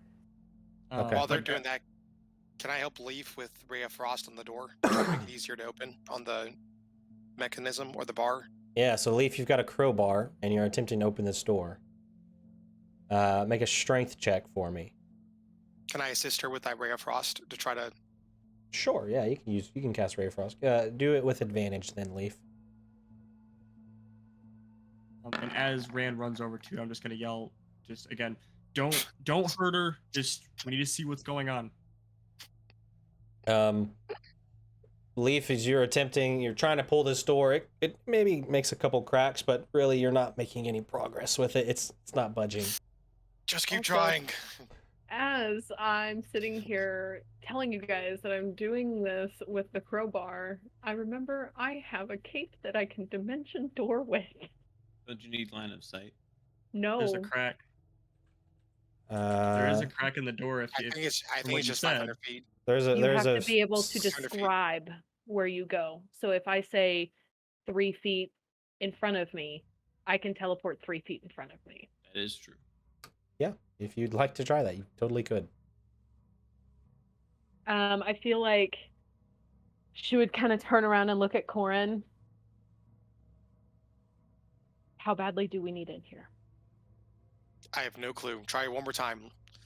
I'll see if we can open one more time and then do your thing. And I'll just keep Ray of Frost in the door. Do you want to let Bass try and do a strength? Maybe let Bass the big boy. Yeah. All right, Bass. You take the crowbar. Go ahead and make a strength. And since you're being assisted, you can do that with advantage. So just strength, no athletics here. I would say Probably strength, just because you're you're using your strength to try and break open this door. But you have advantage. But you do have advantage. If you would get double fives as well, I'll just laugh. That would be hilarious. You get double fives. I would be very. This fucking place is cursed. All right. You make a little bit more headway, but unable to break open that door. Doors are the fucking curse. Do your thing if you need to. It's at this point, Frederick, Ran, you are cutting off this individual, holding kind of both sides. What are you doing here? Are you waiting? Are you approaching? Do I see anything down this hall? Like Right now, down here? no, you don't see anything. Then I'm gonna just make my way up back to here. Do I see anything down the hallway? As you kind of, Yeah, I'm just gonna kind of keep going this way. yeah, as you peer down the hallway, Frederick and Ran, you kind of both peer down the hallway. You don't see anything. You see just the hallway. There was a woman where I'm you gonna call. were. I'm gonna call out. Hello? Please, we can help. Show yourselves. We mean you no harm. And I'm just. Can I investigate? Do I notice the blood that's here? Yeah. In front of me. Can I just investigate as I'm walking around? I would like to look for more stuff. Yeah, make an investigation.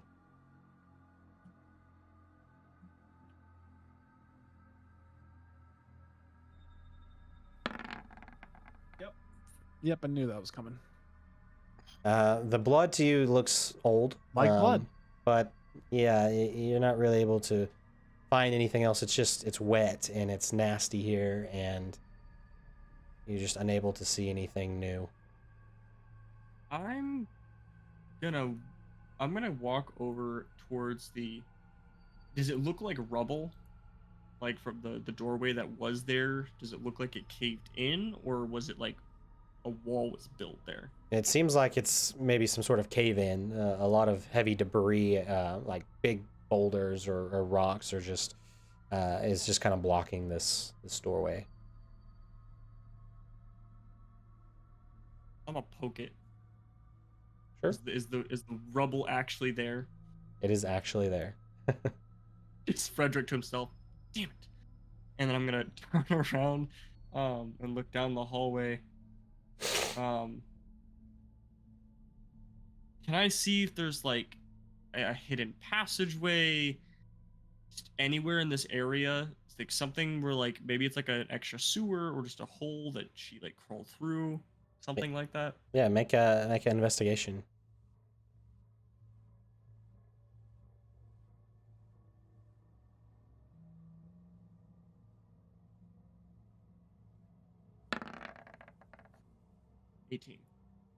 You're kind of examining the walls. You're checking things out. You do notice during your examination that this yellow here is like you would deem dangerous. Don't touch that. But no, you don't find any sort of like hidden passages or false walls or anything as you're examining this short hallway.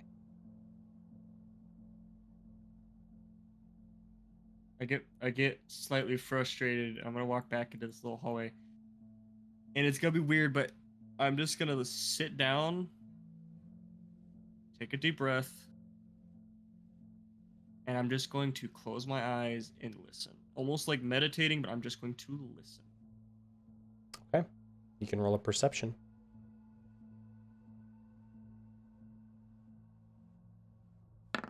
Oops, did not mean to roll that twice. So the first one, 13. Okay. Take time to just listen. Ran, are you doing anything else? Blundering around, basically trying to. I would also be trying to listen and detect footsteps or another scream or something else. Occasionally calling out, "Hello, can we help you, please?" He's trying to find the room in Phasmophobia where it'll actually detect. I'm like working, just kind of How around old in are this you? direction. Just Okay. kind of working my way around. Okay. While that's going on, Leaf and Bass, Corin. Bass, or I guess all three of you. What is your plan? Is the door open enough that Leaf can kind of like stick her fingers in the crack and see how wide the door is? Oh my god, stop glitching. You're trying. Your fingers can't quite get through, but it is open just enough to where you can like see that there's like light coming out of the room in some way. Um, You're just trying to it's get an just the idea of sliverest of a crack that you can see through. she's trying to get an idea of like how thick the door is so she knows exactly how far she needs to go. Yeah, you could probably guess that this door is not like it may only be. It's probably like a normal door. It doesn't seem like it's made out of stone or anything. It seems like it's a normal reinforced wooden door. You can't imagine that it's more than a few inches wide. I think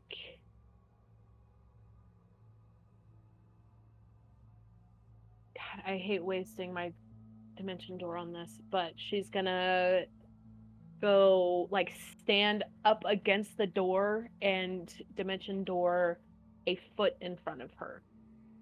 Okay. And if you would arrive in a place already occupied by an object or a creature, you and any creature traveling with you each take 4d6, and the spell fails to teleport you. So I'm just really hoping she's not standing. You could within say a foot 5 of the feet, door. and then you'd be on the next square. Yeah. Whatever would make the most sense for like the map, I guess. All right. Because she would want to just get as close to the door as she can be. Like she's just trying to get on the other side of the door so she can pull out whatever's barring the door. Okay. So you're gonna dimension door through to the other side? Yes. Okay. Bass and Corin, you watch as Leaf takes one of her cloak or her cape that she's holding, and in an instant she kind of pulls it over herself. And Leaf, you kind of go through your cape, almost like it's a portal of such, and in a moment you find yourself on the other side of the door. And as you do, you immediately are looking into this room.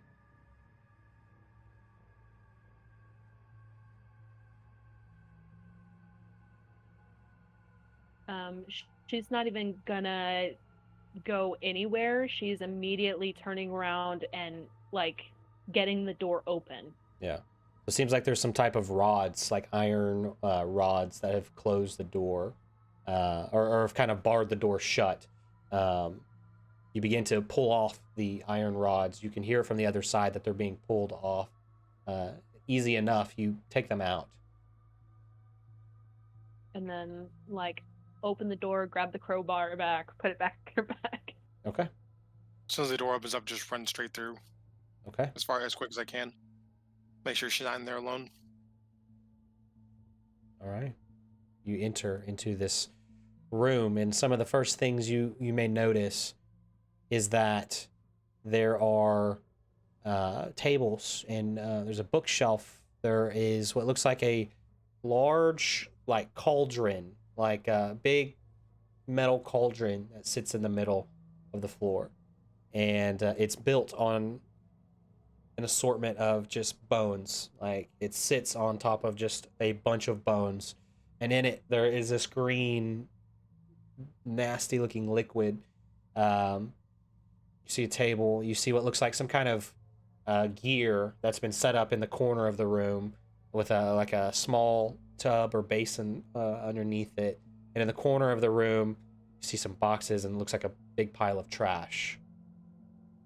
I'm just gonna just start calling out hello, hello, and then just go to the table and just start seeing if there's any notes or just anything that might catch my eye. Okay. But as I'm speaking out loud, like hello, anybody here? So you kind of look at the table, and you see that there are almost like recipes kind of listed in this book. As you flip through, some of it calls for some types of different, maybe elixirs. Nothing seems really complete, and nothing has great measurements. Some of the things you see, Is, though, are a little disturbing. is it like saying for like a pound of flesh or like? Some things are, you do find that there's one that calls for like a bunch of different types of like vegetation, and then like a human ear. I'll just tuck it, put it in my satchel real quick, and just keep looking through as I'm calling out. Just working my way like counterclockwise. So yeah, around this way into the room. Okay. Just looking, exploring Yeah. as we're calling out. You do see And looks like a human skull that sits on the table, as well as empty flasks. A human skull, you say? Yeah. Other assortments of just like maybe ingredients to things, types of flowers. You kind of find a bunch of different little things on this table. Leaf is immediately like, if as soon as she sees the other door, she's going to the other door. Okay. Check it, see if it's locked, all the things. Yeah, it does appear to be locked. Same thing, gonna pick it. Okay. Make a lockpick check, I guess. That was a D20, and then we added. All right. You watch as Leaf, Baskor, and you see as Leaf kind of pulls out some more lockpicks, and she starts to go to work on this door. Am I getting any like necromantic, like maybe sense of like a ritual or anything like that being here? You don't really know. There's definitely something going on in here. You see a lot of like out of box things that are not normal, things that are just kind of not, almost like somebody is brewing things up. People are Right. creating these, maybe working with chemistry and things like that. You're not sure if there's like a ritual or if this is just something that people are making. Right. Or something else. Once he gets done with the table, I'm gonna go over and just over to the cauldron. Okay. Looking in the cauldron, it's green. It seems like it's been used very recent. There's some type of meat floating around in there. It's still swirling like it was just used, and you see there's a couple other little things like flowers and such that are swirling about in the cauldron.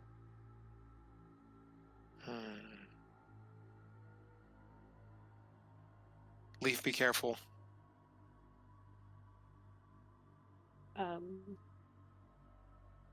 She's swinging the door open if she can. Yeah, you get to a point where you feel like you've picked the lock.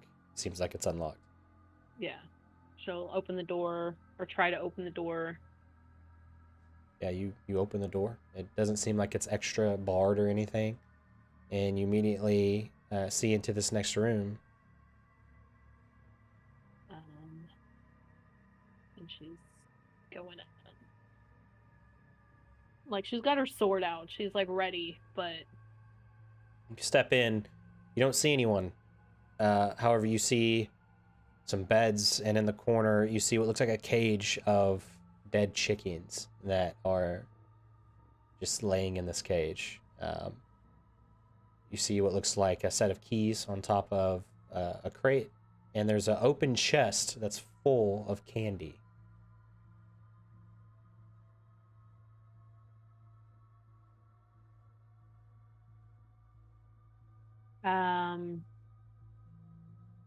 She's gonna turn and look back at Corin. She's not in here. What do you see in there? There's a chicken cage and some keys and a box of candy. Just gonna keep exploring, looking around the room. Is there anything in these beds? You examine the beds. You don't find anything in the beds, but they smell disgusting. They're not made. You see that there are like little nightstands, and on one nightstand there is the head of a doll that just sits there. And on another nightstand, it seems like there is just like some rolled up parchment of some kind. She would like unroll the parchment, see if it says anything on it. It doesn't seem like if there's anything written in on it. She's checking everything, like under the beds. She's not gonna like dig in the chest, but she's gonna like kick it a little bit, see if there's anything under it, move the chest or the crate, see if there's anything under that. Okay. You start looking around, make an investigation. Corn and Bass, what are you doing too? Do you want to go real quick, Bass? I'm gonna make my way back to the skull.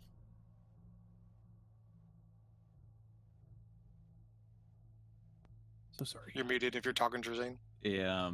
Bass will just kind of look around, see if there's anything suspicious besides what you guys have looked at, like looking over, kind of over in this area.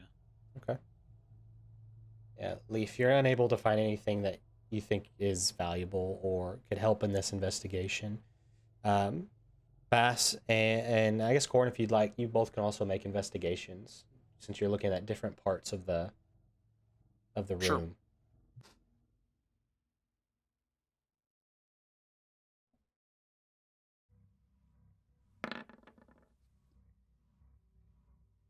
Oh my god. Investigation's leading my best. I get a +9 and I fucking got an 11.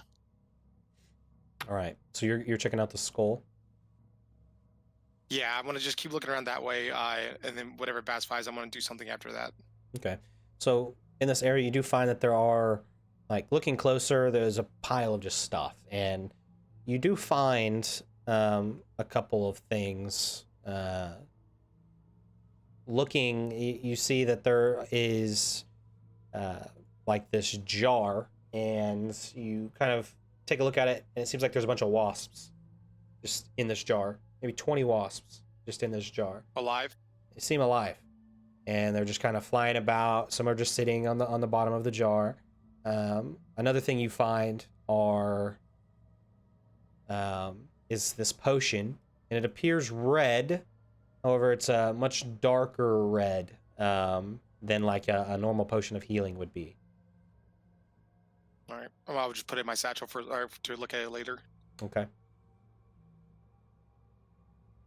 And that's all you really think you find of use, Corin. Don't know this is gonna work. Can I take out some burning incense and just like place it in front of the skull, and then I'm gonna touch the skull and cast Speak with Dead? You can try. I'll drop it in chat.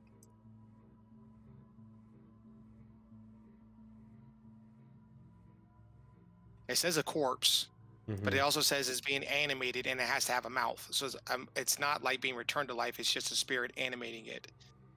Yeah. Okay. So I wasn't sure if it had to be like a full body or if just the head's fine. Yeah, you could try and see what happens. If you'd like to give it a whirl. And with that, yeah, I will. Okay. So you start to burn some incense and you cast Speak with Dead.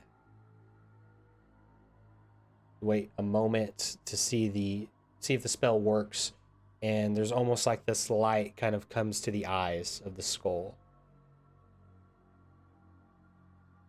Like just two small, maybe green eyes kind of appear, and it just seems to be looking blankly straight ahead. Honestly, didn't know this was gonna work. Who resides here? You watch as the mouth begins to just kind of chatter up and down as it begins to speak to you. I don't know. I didn't die in here. How did you die? I was killed in Blackstone. I was just doing my job. I'm guessing. Are you hearing this? Or no? Are you just Bass, chilling you- over there still? Yeah, Bass, are you just chilling? Yeah, you would hear it. Okay, I was assuming I couldn't hear because of all the other ghost shenanigans going on. Oh yeah, no, I you mean, you hearing can hear hearing that, Bass would kind of come over and just be like, and just kind of staring at it. I have 5 questions total. I'm allowed to ask it. I've already used 2.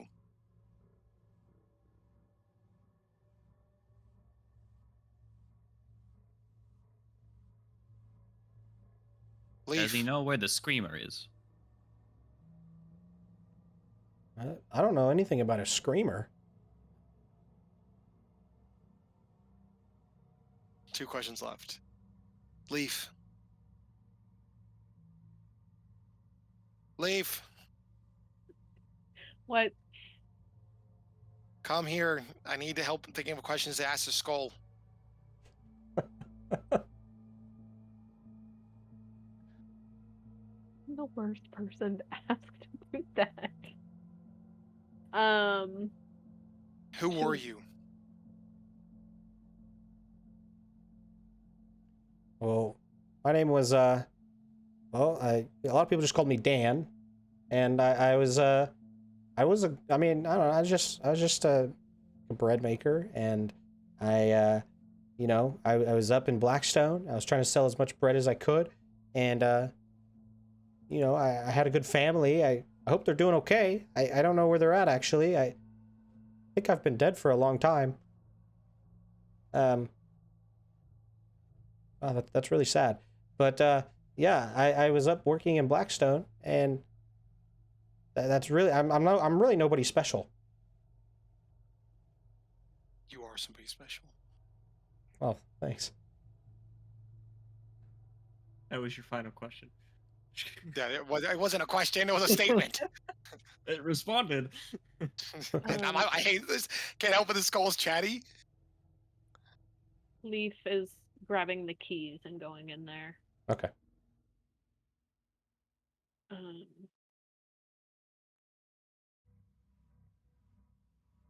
I really can't think of another good question. Like,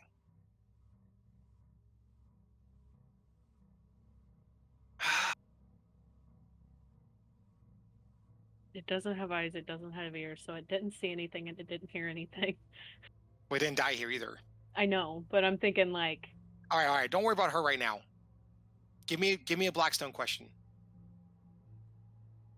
If it lived up in Blackstone, just give me a Blackstone question. We'll use our last question just for a shot in the dark. Something about Blackstone.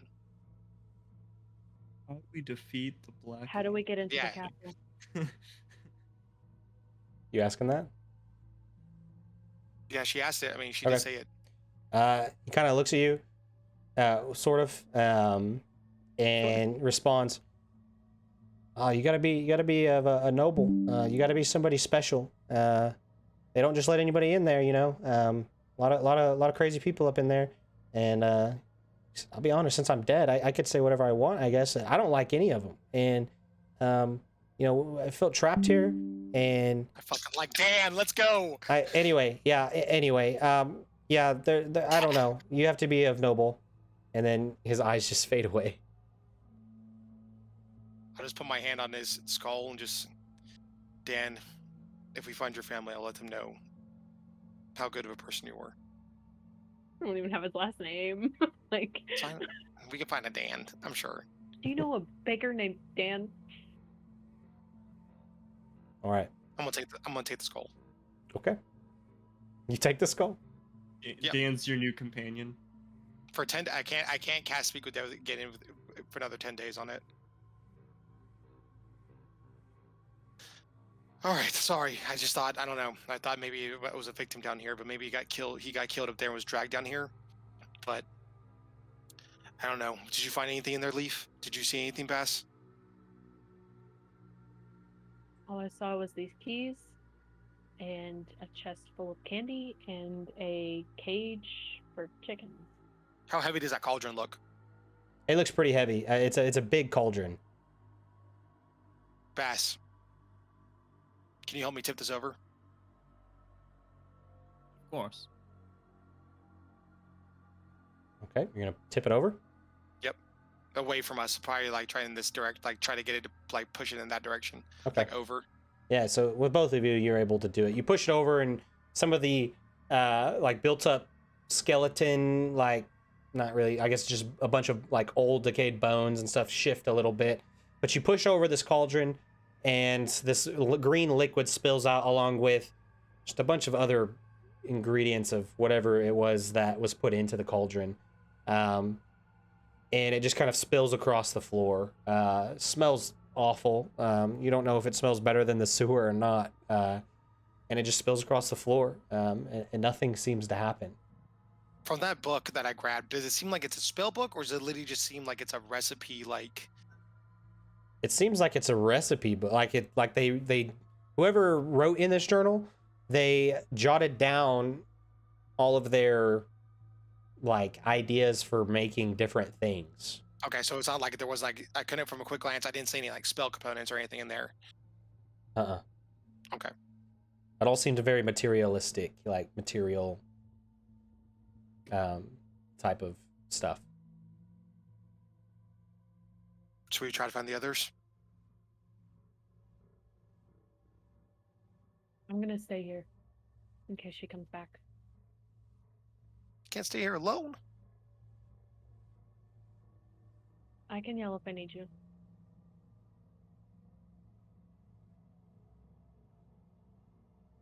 Let's say during all that, does me or Rand hear or see anything? Yeah, we'll jump back to you guys. You're searching around. You guys are it's silent. You're not able to find anything. There's no voices. The screams seem to have kind of died away. It's quiet. You hear kind of each other, each other's footsteps and your hellos and things like that, but you don't hear anything else.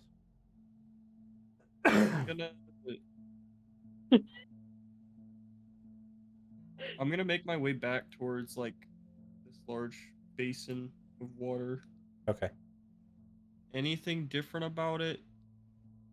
Is it still just Seems still. I mean, there's the current of the pipes pushing the sewage in, but nothing is happening. It's here that I would like to take a 5-minute break, Sounds good. and then we will resume. Sounds good. See you in a little bit. Cool. We'll be right back. Well, let's get back into it then. Frederick, I think we're on them. Frederick and Rand, you approach Frederick. As you kind of come down to the kind of the front of this basin, you remember there's this bag here that you left previously. Kind of looking about, you don't see anything right away. But you almost hear crying, like somebody's crying. from where? Kind of to your west, maybe just around the corner over here. Like over here? Yeah, like kind of there's like this trash pile, and it seems like there's almost like there's a crying happening close to the trash pile. I'm going to be very, very sneaky. Okay. I'm gonna try and get as close as I can. If I need to roll a stealth check, I can. Okay. Yeah, go ahead and roll stealth. And dirty 20. You feel very stealthy. You start to make your way over there. Does the crying get louder or does it disappear? It sounds like it's a little bit louder, because you're approaching it. I'm gonna try and just keep getting closer to it. Do I see anything? Does it sound like it's right behind the trash heap? You approach, you see there is a person standing there. That's not creepy at all. And her looks like you see the kind of this long, kind of matted hair, and both of her hands are kind of up on her face, and she's just crying. and she's not facing you. She's like kind of almost against the wall, but not really. She's facing more like worse. this way. And she's just kind of crying. She doesn't seem like she's heard you. I'm trying to think if this is gonna be like the witch from Left 4 Dead, or if it's just gonna disappear as soon as I get close. Is it gonna come at me with claws, or?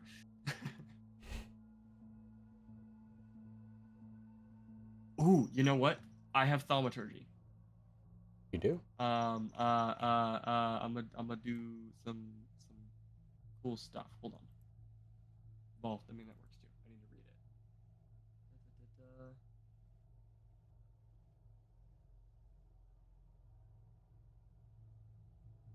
it. Okay. I just want like the sound of like a pebble being like kicked or something over here. Okay. Kind of And I want past to her. see, I want to see if she reacts to it Okay. using thaumaturgy. You use thaumaturgy to kick the pebble, make it like a pebble noise. Immediately, she kind of stops crying and she looks in that direction. She's just kind of looking. Does she look? Oh, I guess she's well, now she's facing away from me. Yeah. Shit. I was like, what does she look like? I can't see it. You do hear her as she's like looking, and there's a slight delay. She's like, you can kind of almost hear a whisper. Like she's like almost maybe talking to herself, like, "Please don't hurt me." No. I'm gonna look over at Ran. This is gonna be terrifying. Rand's nowhere near you. Well, Rand's you're back here holding up with the bag. yes, but I can see you. Yeah, And I think Ran can see me too. I should be like just on the edge. you are. Yeah. You're in just edge of dim light for me. So I'm gonna look at you and just like finger over the mouth and just like trying to get you to like come this way, but like stealthily. Or just Okay. getting you to realize that she's right here. Yeah. Like trying to mouth that she's right here. I will try to work my way up and then down this way. Okay. Now, this is probably where I get jump scared. I'm gonna turn back to look at her. Is she still there or she's in my face? She's still there, but she almost seems frozen in fear or something. She's like looking in that direction. She kind of tilts her head to kind of like she seems like she's really eyeing this area where the Okay. pebble was thrown. She's like looking back and forth, and every once in a while you just kind of hear her mutter to herself, "No, please, no." I'm going to just keep my eyes on her, and I'm going to hold my action. If she attempts to run, I'm going to try and grapple her. Okay. I don't want to attend any harm, but I want to try and grab her and get her to stop running. Mhm. But it really suck if my hands just pass right through her. All right. You wait a few moments, Ran, as you are making your way. I guess I'm gonna kind of work my way around this way. Okay. I guess I'm kind of waiting for him to either spook her or get her to run or something like that. I'm just gonna Yeah. take my time. Yeah, you get to about right there before, as you're waiting, Frederick. She kind of is still locked on to that area. She starts to like make her way towards you without really just slowly. Like she's going very slow, trying to be stealthy herself, but she does not know that you're there, and she's just slowly walking accidentally towards you. The amount of me just wants to like stand up behind her and right over her shoulders go, "Hi, how are you?"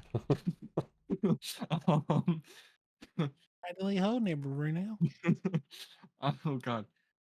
I don't want to scare her.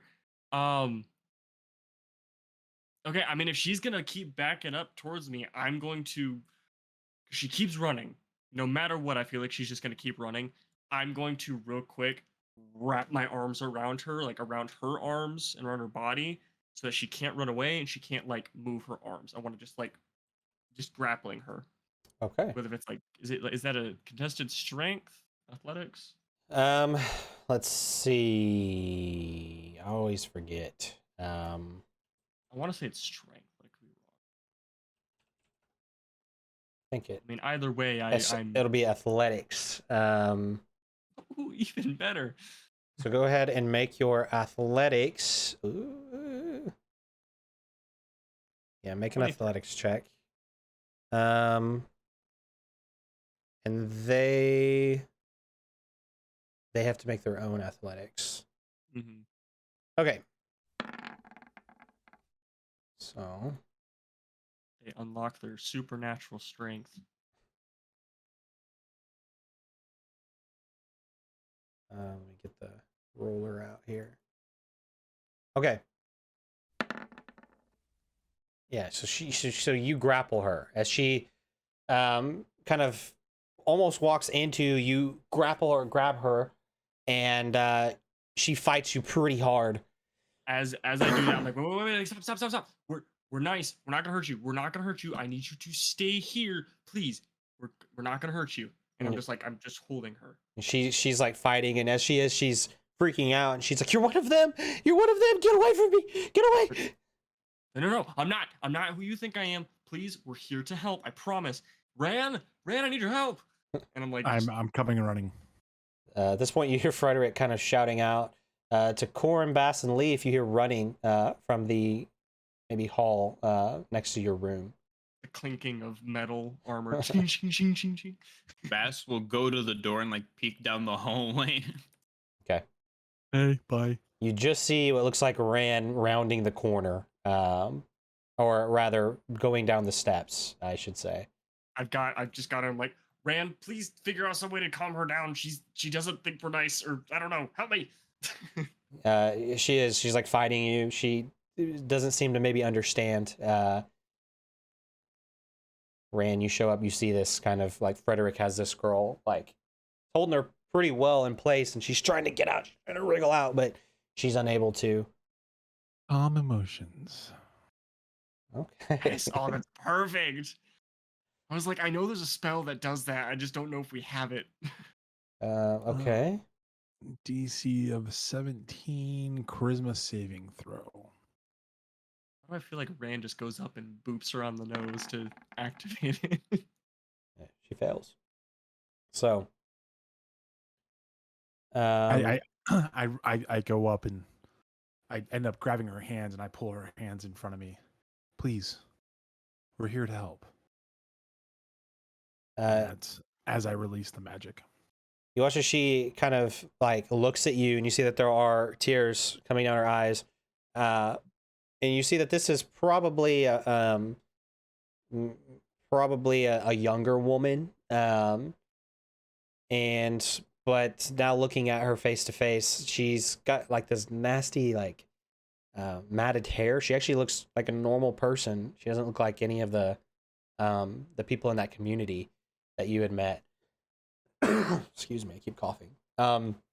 You see that her face is like, for being a young woman, she's not necessarily the most attractive young woman. She's actually, you look at her, your instincts might just kind of be like, she's either been down here for a long time, she's seen some things.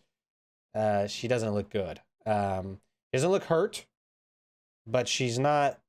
And as you calm her emotion, she kind of just looks up at you, sees like the tears that she had in her eyes like stop, and she kind of just looks at both of you. Frederick, you feel her stop kind of fighting you. And she just kind of is like, what are you doing?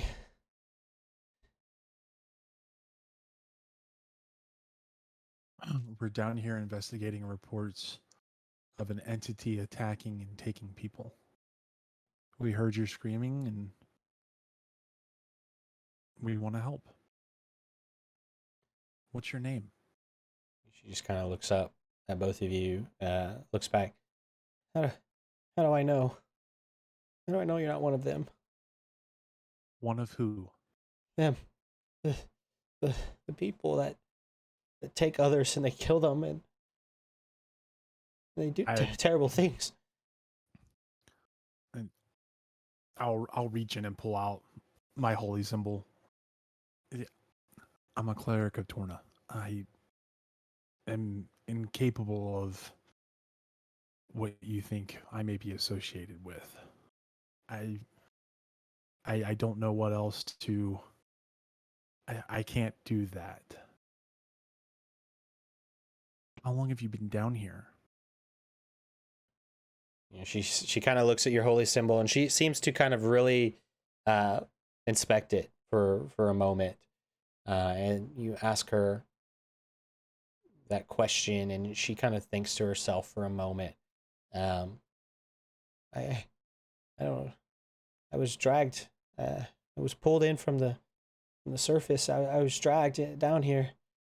It's been tormenting me. It is like any of her clothes tethered or anything like that? Yeah. She's not like her stuff is. She I'm looks gonna very just- well. Like she doesn't look hurt, but her clothing and stuff is disgusting and tattered and ripped I'm gonna up. cast mending and try to pull some of it back together. Okay. You I think- magically see some of the fibers begin to intertwine back together, and some of the clothing looks more together. I think as he does that, I'm just gonna. Okay, I'm gonna let you go. We're not here to hurt you. Promise. Let you go. Can I do a Run. medicine check and see if she's injured? Every time don't run. Here to help. Okay. She I would kinda like a just- complete diagnostic history, please. She nods her head and seemingly ready to be let go. Taking a look at her. Oh, go ahead. Sorry. I was just saying, I'm gonna slowly let her go, but I mean, obviously, just in case, I'm ready to re-grapple her if need be. But I'm letting go and taking one step back. Excuse me. You let her go, and she kind of just stands there. She seems a little confused.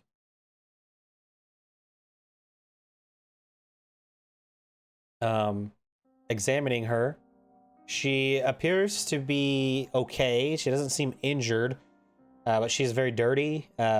She looks like maybe it's a possibility she had fell in the water or something at some point. She doesn't seem to have any sort of injuries though that you can find. Her hair is disgusting. There's stuff in her hair, and it seems like it's really well matted up, and some of these are indications that she may have been in the water at some point in time. Her clothes are just ratted and tattered, and the mending helps fix some of the some of the cuts that have been made within the clothing and or the rips and such, but the actual fabrics are stained and disgusting.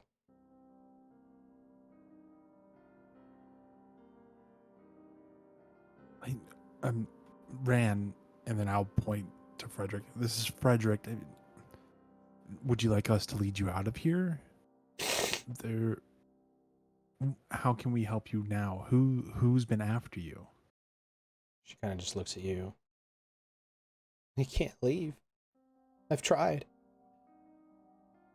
They come after you. Who? It was some woman. I was just in Blackstone, walking the streets at night and trying to get home. The next thing I know, there's a bag on my head. And I struggled and I couldn't get away. Next thing I know, I black out and I'm down here and I can't leave. There's other people that look very unnatural. I don't know what to do. We've encountered them as well.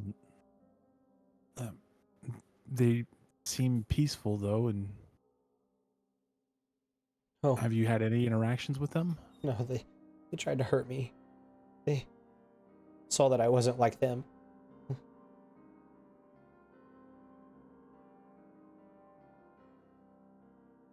Would you like to come with us?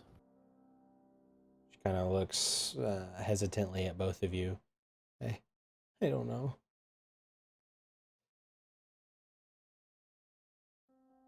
She still hasn't given us her name, right? No, she hasn't. And I'll hold out my hand to her. Please, I can introduce you to the others.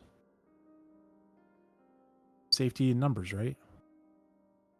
She kind of looks down at your hand. Kind of looks to Frederick. See what Frederick, if there's any sort of indication or facial expression that you would have in this moment. Actually, I feel like in that moment, I'm actually gonna pull out one of my rations and I'm gonna hand it to her. Like, are you hungry? Kind of like nods her head. I hand it to her. Here, take this. You can trust us. She kind of looks at it, kind of reaches out. You see her hand shaking, and she reaches out. I'll take like a little bite of like the bread that's in it just to show her like it's safe, like it's not poisoned or anything like that. Yeah, she takes kind of very slowly and hesitantly. She kind of looks at it, of some of just the bread and the rations that you gave her, and she kind of slowly tries to eat some of it. She doesn't eat it fast. She's very slow while watching, kind of both of you. Really quick, Fast Leaf Corin, what are you guys still doing at this moment? Did Bass say that it was Ran that ran past? Did you, Bass?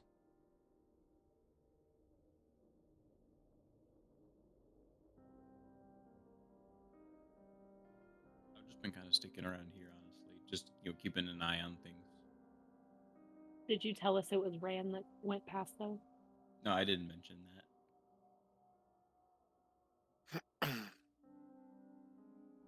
If Leave's not playing a move, I'm not going to leave her alone in the room. If she doesn't know that it was Ran that ran past, then she's not going anywhere. She's Okay. gonna keep like looking through stuff. Okay.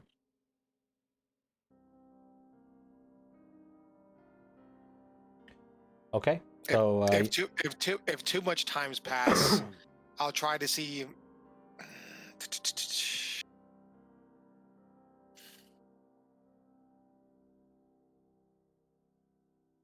I'll try to see if I can cast another message in the same direction and where I thought Rand was last time I saw. Last time I knew where he was. If it doesn't connect, completely fine. But try to ask. It's just like, are you safe? What's going on? yeah, it does seem to reach Rand.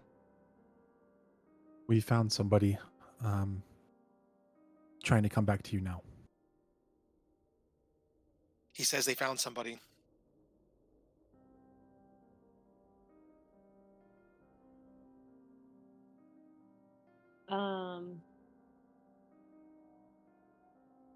Yeah, if I really want that lady to come back. I'm like worried to leave because I know as soon as we leave, she's gonna come back. Well, if she comes back, we'll come back here. Let's go meet with them, and then we can come right back.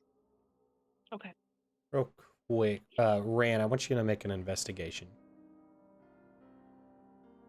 I'm gonna say the same thing to Bass. Rand says they found somebody. Oh. I thought that was Oh, about to be I saw 24. that roll. That was about to be 24. Okay.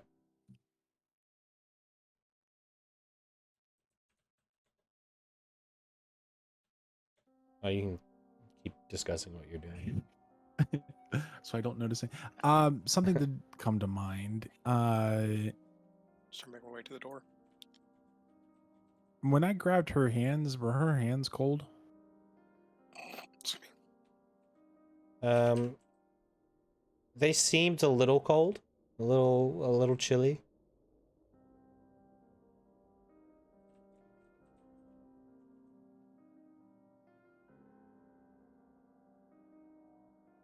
I'm gonna put my hand out again. And come with us. She kind of hesitates, and she just kind of stands there for a moment. I don't know. It seems like it's okay right here, at least for now.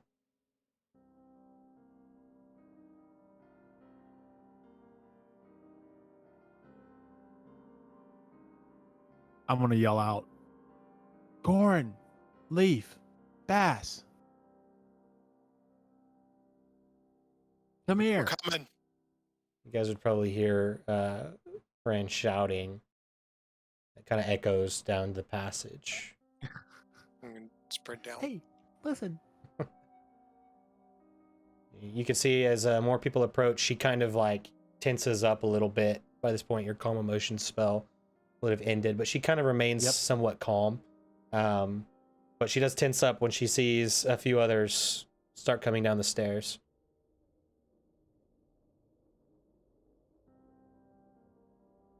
I'm staying behind her just in case. Who's this? Who are you? You can see she seems almost shocked. She doesn't respond right away. It's okay. Here, let me introduce everyone. And I'll go in turn. Let us help you. Kind of looks across everyone. And she kind of keeps her, like, she looks tense, like her shoulders are kind of up. She's Yep. kind of keeping her hands down, and like she seems like she's moving them, like she's a little anxious. And she's like, hey, I don't know. She's just kind of looking about. I think I just want to stay here. Does her face appear youthful? Kinda.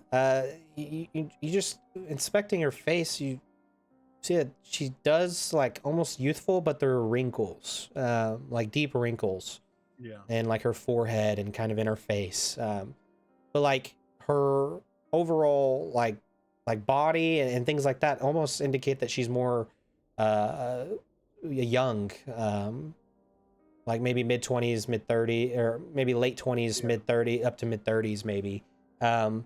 But she's showing signs of like age, like Right, right. like lots of age. I'm casting detect magic. Okay. Does her voice sound anything like the voice we heard through the door? At all? No, the voice sounds very different. Casting detect magic. Yep.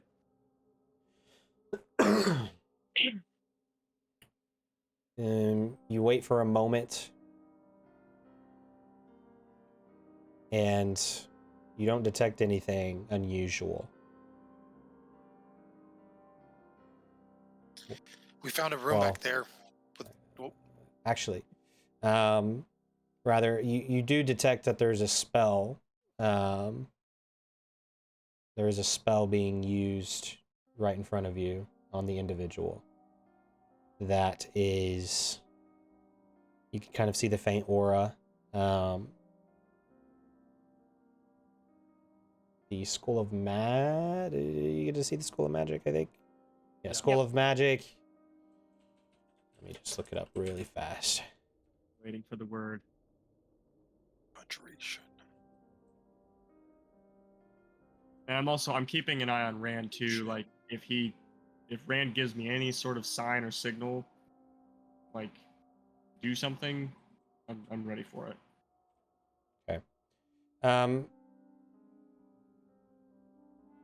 So you immediately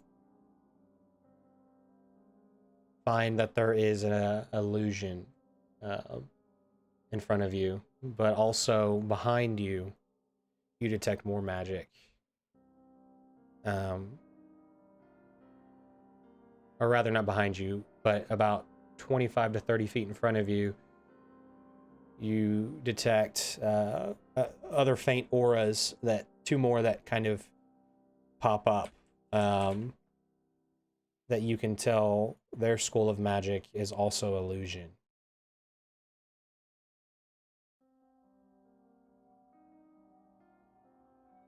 But you don't see anybody there.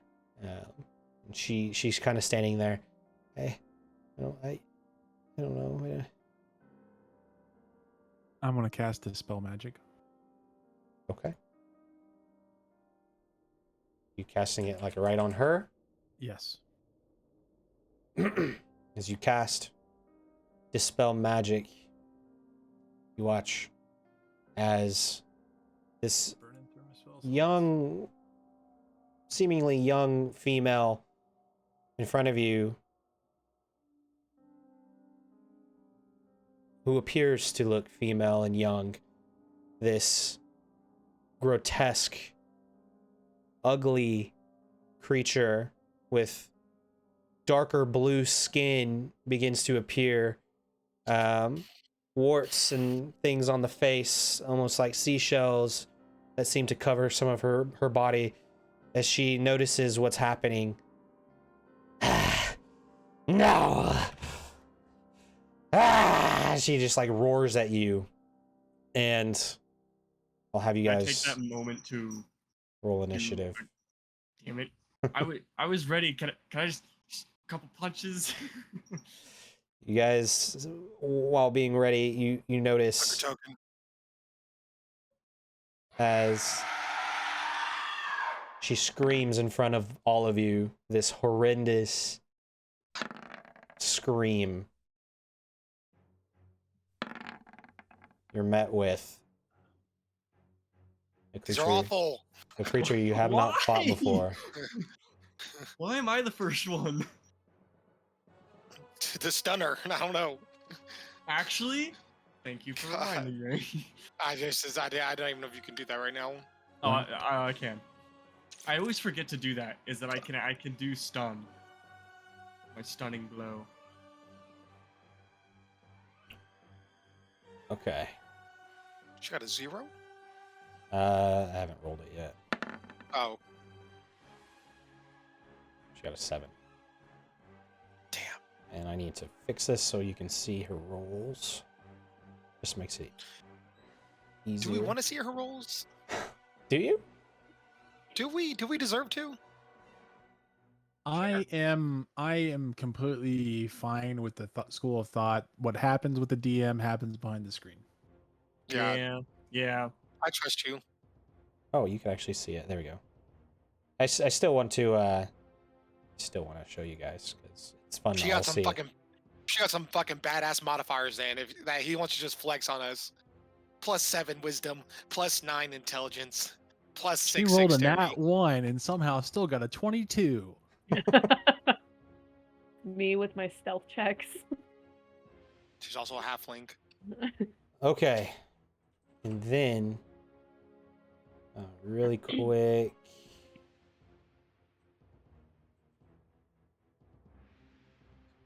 We're grappled and everything. You did. You had your chance. Damn. We're still flanking. You do have her surrounded. Well, that's not her face. That's what we're about to find out. I'm wondering what the other 3 things are. Or the other It 2 should be things. other 2 things, I think. Yeah, I think it's 3 things Yeah. total.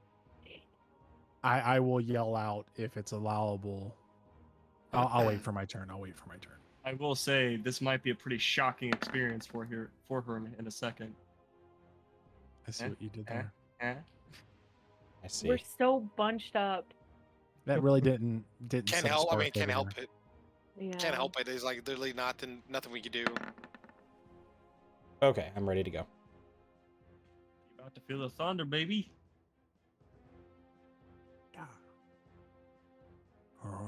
Okay. So starting at the top of the round, Frederick, you see that this individual had been disguised, and you see as the true form appears, this matted seaweed-like hair kind of flows down Excuse me, sorry. this mouth that opens wide when she roars at you with these fangs that kind of come out of her mouth. Fish-like face almost. She looks ugly and disgusting, and she looks ready to try and attack. Bring it on, bitch. I will need you, starting your turn, you need you to make a wisdom saving throw. Wisdom saving throw? A wisdom saving throw. Oh, heck yeah. Okay. 14. Okay. You succeed. Okay. You, for a moment, just looking at this creature, you almost feel frightened, but you're able to shake it off, and you're okay. Okay. Yeah, seeing that, I'm like, oh, now I'm just excited. And you watch as my fist just crackle with lightning.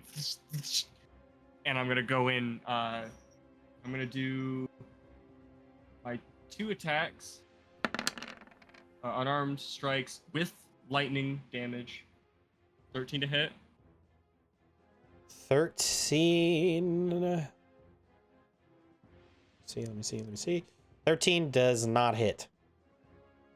Okay, second attack. 15 to hit. 15 does hit.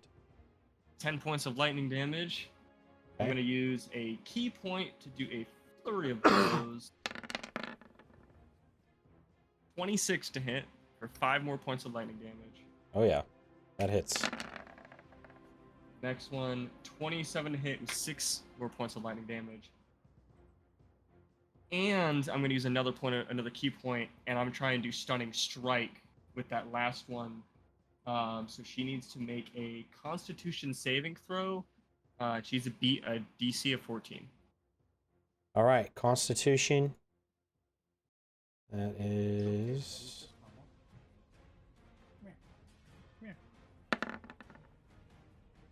It's a 6. Nice. So she is stunned. Here, I'll put it in there. Throw and stun until the end of your next turn. So she cannot do anything until the end of my next turn.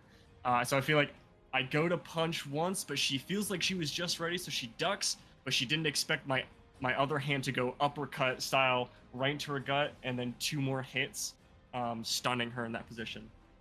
And then just crackling with lightning into her. All right. So you watch as you strike her a couple times, and seems like she's quick, and she does dodge your first attack, but that lightning imbued just hits her enough to kind of shock her in place, and it slows her movement just enough to where you can connect 2 more times. One time where she's just kind of completely stunned, still being hit by the lightning, and just the strength of your blows. What else would you like to do? I'd look at Ran and the rest of them like, you know what? I think I got this one. And then I'm going to end my turn there. Okay. Before Leaf can do anything, a hidden enemy makes themselves known. You watch as behind you, Frederick, a cackling laughter and the appearance of an ugly green figure appears from behind, and she's just laughing as she has made herself known. Seems to be dropping whatever spell she was using ahead of time to kind of make herself known. She looks at you, seeing that you just punched the mess out of one of her friends here.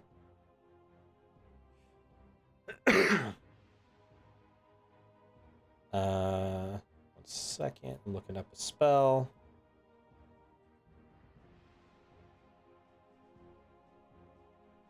All right. You watch as she begins to prepare a spell in her hands. You see this kind of nasty green yellow look to it as she reaches out towards you to try and hit you with Ray of Sickness. So need to get the stat block.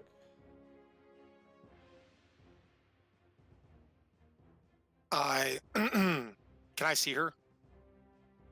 Yes, she made herself aware to all of you. Counterspell. Oh, okay. And it actually works right away. You watch as she's about to hit Frederick with this ray of sickness, but you reaction counterspell and it just drops immediately. She kind of sneers at your group. Frederick, behind you. She makes her way across, jumps across, and kind of comes to this point, kind of by this big plant-like, and holds herself there. Next up, as Ran.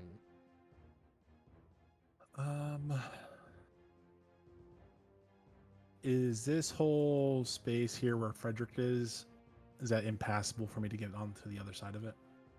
You could, where at exactly? Sorry, I was looking at something. Could I use my movement to get onto the other side of Frederick? Yes, you'd use your half of your movement one time just to squeeze past Frederick. So it would take 10 movement to get past Frederick, and then however much speed after that. So 5, and then 10 to get past him, 15, and then after that. It'd be 15 to get past him, and then whatever's left. Yeah. Is what you're saying? Okay, Right, so I would right. be able to go. I'd be able to get over. I think I have 30. So I'd be able to get to right about here. You'd say? Is that fair? Yeah. Are we okay with that? Okay. I am. Do I have an advantage because Frederick's flanking? On her, and she's stunned, so I would say yes. Oh, yeah. Okay. So I'm going to. Having I'm trouble gonna with that. attack with my mace. 23 to hit. 23 hits. That does 2, and then I'm gonna pump a divine strike into it. So that's 1d8. So I don't know if you said this, but attack rolls against a stunned creature have advantage. Yep. And Yes. they automatically fill strength and dexterity saving throws. Just if that adds anything. Okay. So 5 damage. I am going to use all of my movement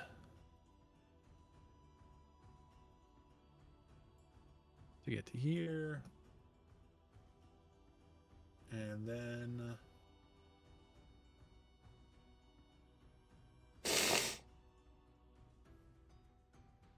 sorry, I just need to measure out real quick. No, you're good.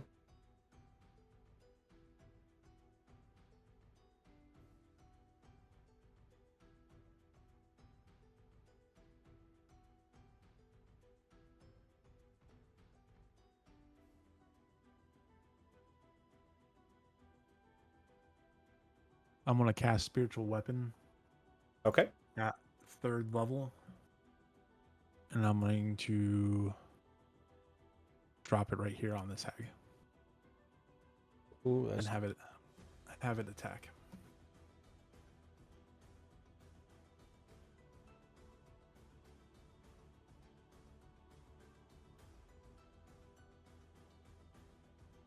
terrible spiritual weapon drawing, but it's there. Sorry, it's a 17. I'm didn't roll that That's okay. 17 hits. Watch as Eight force damage. you watch as your spiritual weapon forms and then does a great hit right into the side of this green hag that Awesome. seems to kind of take her by surprise for just a moment. That's my turn. Okay. Oh no! There's one more. There's one more. All right. Leaf. My turn. So I'm going to sacrifice my sneak attack, even though that is the majority of the damage that I do. Ooh. Because I have a -1 on my daggers right now. So I'm gonna You run could also up. bonus action for steady aim.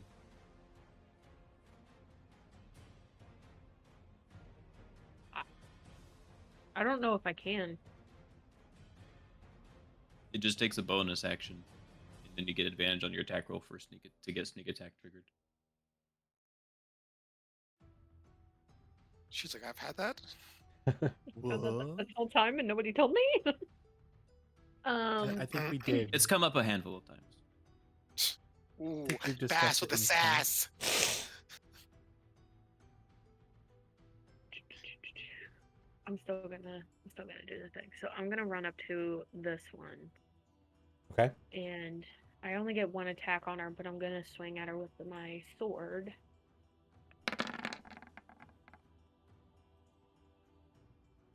You have advantage. Also, she's stunned. Ooh! Might as well roll again, yeah, real quick.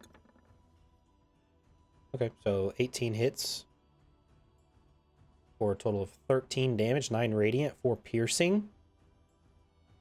You watch as you swing the sword. I think this is the first time you've used this sword, correct? This is, yes. So you take the sword and you swing it, and it almost gleams. Some of you that can see, it kind of gleams as it strikes. It's almost like a small light kind of beams every time you connect.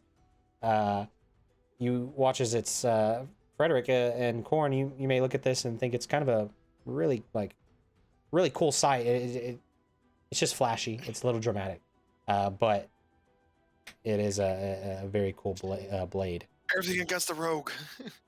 Right. Okay. She stands there and she And- just kind of gets hit. And you can kind of hear her just faltering with words. Just yeah. And since I didn't use it earlier, I'm going to action surge and swing at her again. Okay. I still have advantage because she's still. Would I have advantage because it's action surge? Yeah. She's stunned. Because she's still okay. Yep. Ooh. Yeah, that definitely hits. If I have advantage, I get nope, because it has to be finesse. Never mind. Are you sure? Yep, it has to be a finesse or ranged weapon for me to get sneak attack. And my sword is not finesse. All right. Is that your turn, Leaf? That is my turn. Okay. After your turn is the Sea Hag, but unfortunately, she's stunned. However, there's another individual that makes themselves known to the battle. Ran, you kind of hear a whisper, "You didn't see me." And she shows up right next to you. Oh, that's so scary. Hell no.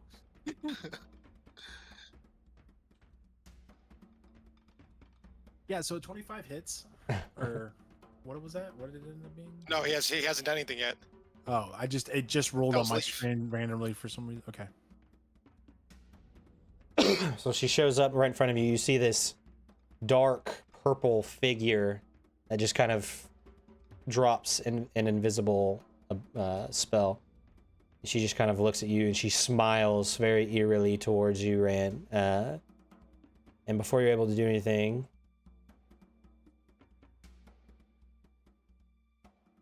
she is going to reach out and just try to touch you.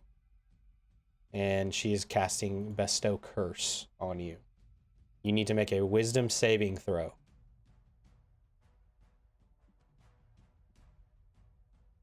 Spell save is 16. I'm sorry, 14. You save.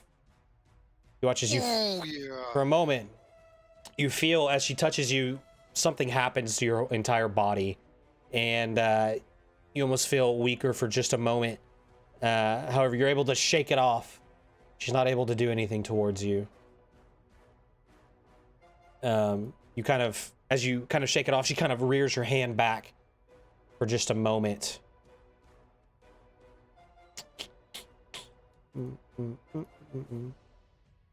And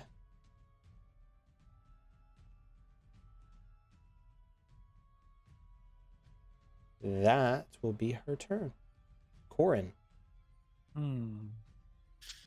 If I jump over this way, is there any way for me to line up, not hit Leaf or Frederick, and get both of them? Probably from Stand that up. angle there, maybe, yeah. If you're wanting to do like a lightning or something. I am wanting to do lightning. I kind of thought. I'll even stand on the edge, or whatever is going to help me get the best vantage of hitting them. And I'll even yell to Leaf and Frederick, duck! And I'm going to cast lightning bolt at 4th level. Okay.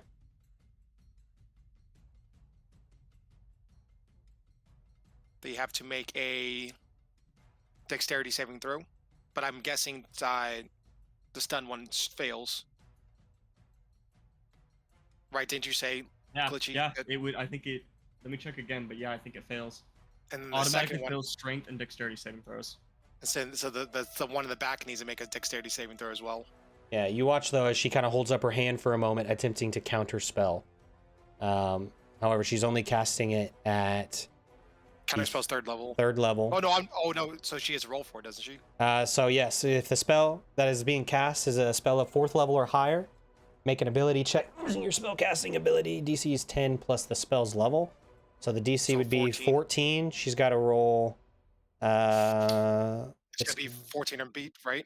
Yeah, Beats. yes. Let me just grab its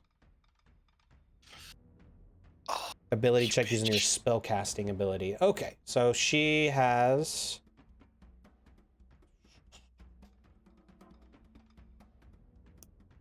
Okay, so here we go. Okay, is there something for me to click on? Maybe not. Okay, we'll just do this.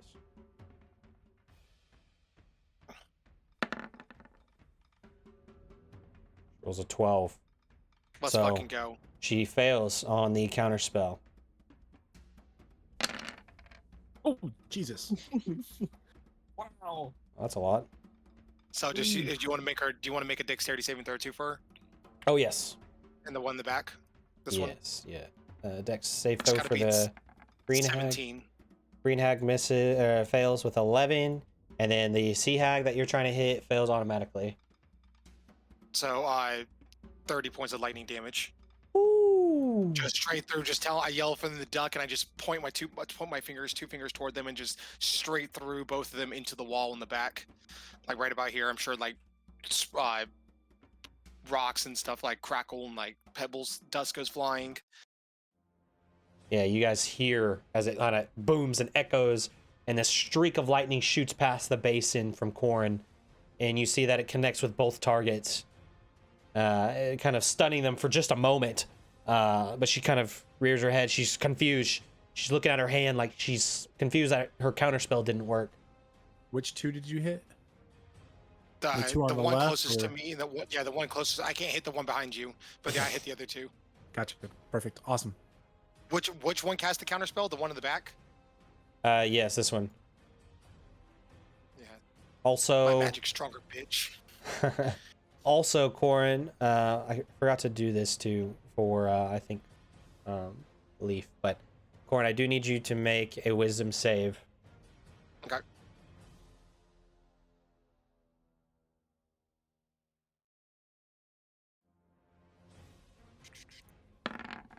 Okay, you succeed. You 14. you for a moment, taking a look at the sea hag right before you're about to fire your lightning.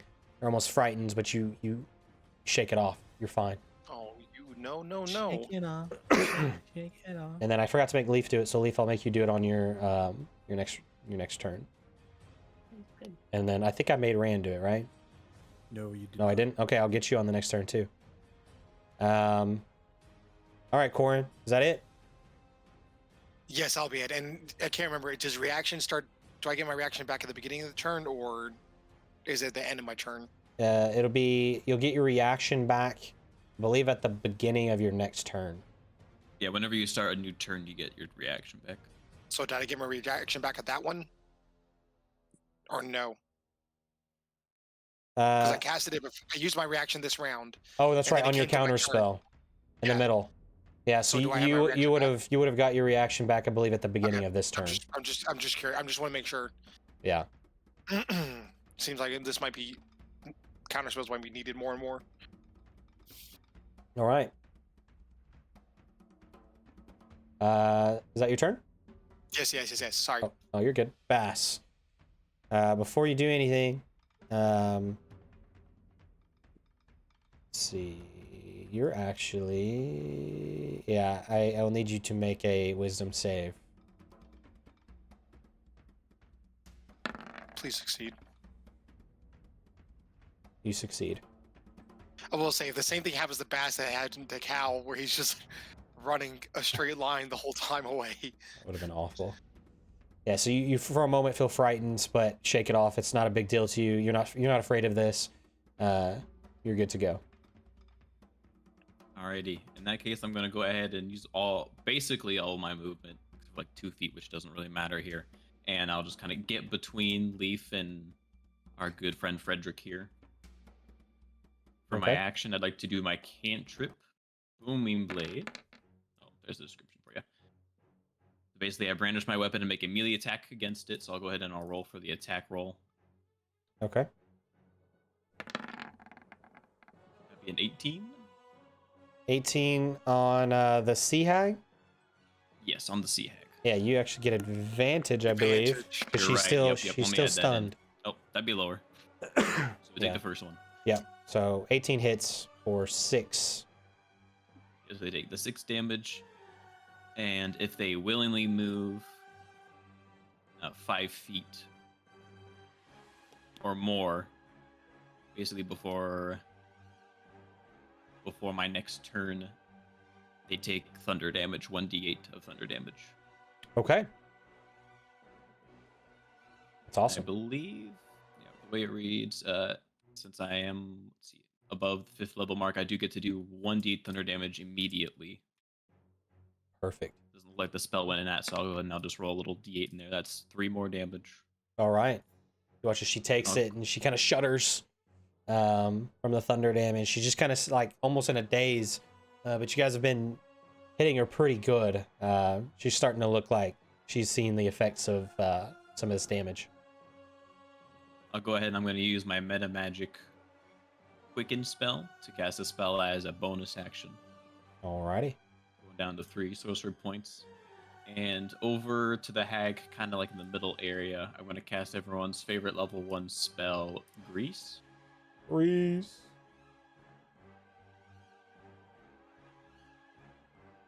Okay. See if we can draw a little something here. I'm just going to kind of center it on the hag, and it's in a 10-foot area. Okay. On the one that you're, this one right here? Yeah, the one right here in the middle. Cool. You're just going to kind of center it on her? Yep. Perfect. And when it appears, she's going to have to make a dex saving throw or fall prone. Okay. Is that kind of what you were thinking? Yeah, that's good. Yep. Okay, cool. Good thing a floating spirit sword doesn't have to make a roll. That's true. And It should be 16. Okay. Green hag, and it's a dexterity? Yep, dexterity saving throw. 7. So So- she does fall prone. Any melee attacks will have advantage, but any ranged attacks will have disadvantage. Got it. You guys watch as Bass casts grease, and she starts to slip, and she actually does fall on the ground in the grease, almost slipping into the sewer water. And that will be my turn. All right, top of a new round. Frederick. How bad does the sea hag look? Like death's door, or like could probably take a couple more. Probably take a couple more. She's not at death's door yet, but you can see she's definitely not looking great. I want to say I had a cool image in my mind since combat takes like 6 seconds every round. But like right as that lightning goes right past and through the sea hag, I feel like Frederick reaches up and almost like grabbing the lightning into his fist and pounds right down into the sea hag, doing another unarmed strike with lightning. Okay. 24 to hit with 10 points of lightning damage. That hits. My second attack, Jeez, you guys are rolling so high. 9 points. Yep. She's still looking good. Yeah, she's still up. Flurry of blows. And then I'm gonna go You hit your head, buddy. 9 That one, points. that one misses. Yeah, that one does. And my last one, 17 to hit. That one hits. She's still up. She's still up. Stunning strike, baby. Okay. Constitution saving throw needs to beat a 14. Okay, so I believe. Oh, I should have got advantage on all those actually. Yeah, you because technically do have advantage on all of those. I forgot to mention that. Can I here? Can I roll just a d20 4 times and see if I get? Natural? Yeah, Yeah, go for it. I don't think I will, but first one. No. Nope. Nat 20. There you go. So that's the second one. Yeah. 1 natural 20. Hey. So the No. 16 on the third one does That does- actually let you hit. That'll be 9 points of lightning damage as well. And the last one is an 18. Okay, so I did get 1 natural 20. Right. Um, So you that's- do. It was on the second one, yeah. 11, so 15 points for the second one Okay. instead of 9. Okay. And then add that Damn. other 9 from the third one. 25. So I did 34. 40 40 points, I think. total. Yeah. Phew. woo-hoo-hoo, and all lightning points and stunning. Oh, is she still up? She is looking very rough. Stunning strike. So she needs to. Okay, so she's got to make a constitution. All right, so saw somebody at my front door through my ring, but it was just my wife. I was like, Help "Who me, is that?" Help me! Help me! Okay, sorry. So a constitution, you said? Yes. Okay, and does stunning strike make her automatically fail that, or no? Oh, yes. I believe, because she's still stunned from the first stunning strike. Is she still stunned? She will get her next turn doesn't happen until after leave. No, it says fails strength and dexterity saving throws automatically. It doesn't say anything about constitution. Doesn't affect con.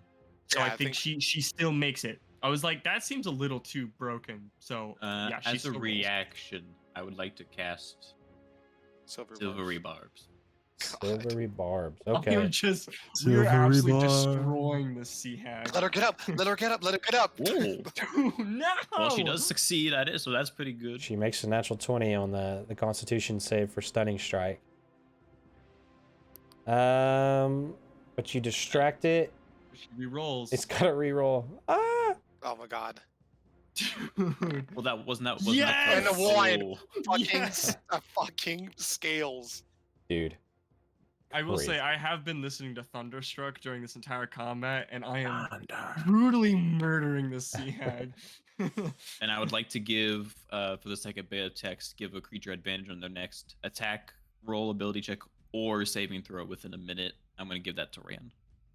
Okay. So Rand, you have that now. Frederick, you you hit with all of this, and she's still, however, looking very beat up, but very close at this point. She's very her entire body is starting to show signs of internal damage, welts. She's looking pretty beat up. Will say I like how I'm using all thunder or lightning damage. Corin uses lightning, and all of a sudden, Bass comes in and uses thunder damage on her. You just hear thunder and lightning just all over this sea hag. It's nasty. Okay. So, is that your turn? She's still stunned, so I'll Yes, put, yes. I'll put this on her so I don't forget. Yeah, we'll just do the red. Okay. It's now the green hag's turn, who's currently in the grease. She's going to stand up. She's going to stand up where she is. She takes half of her movement. Okay. Just checking her speed.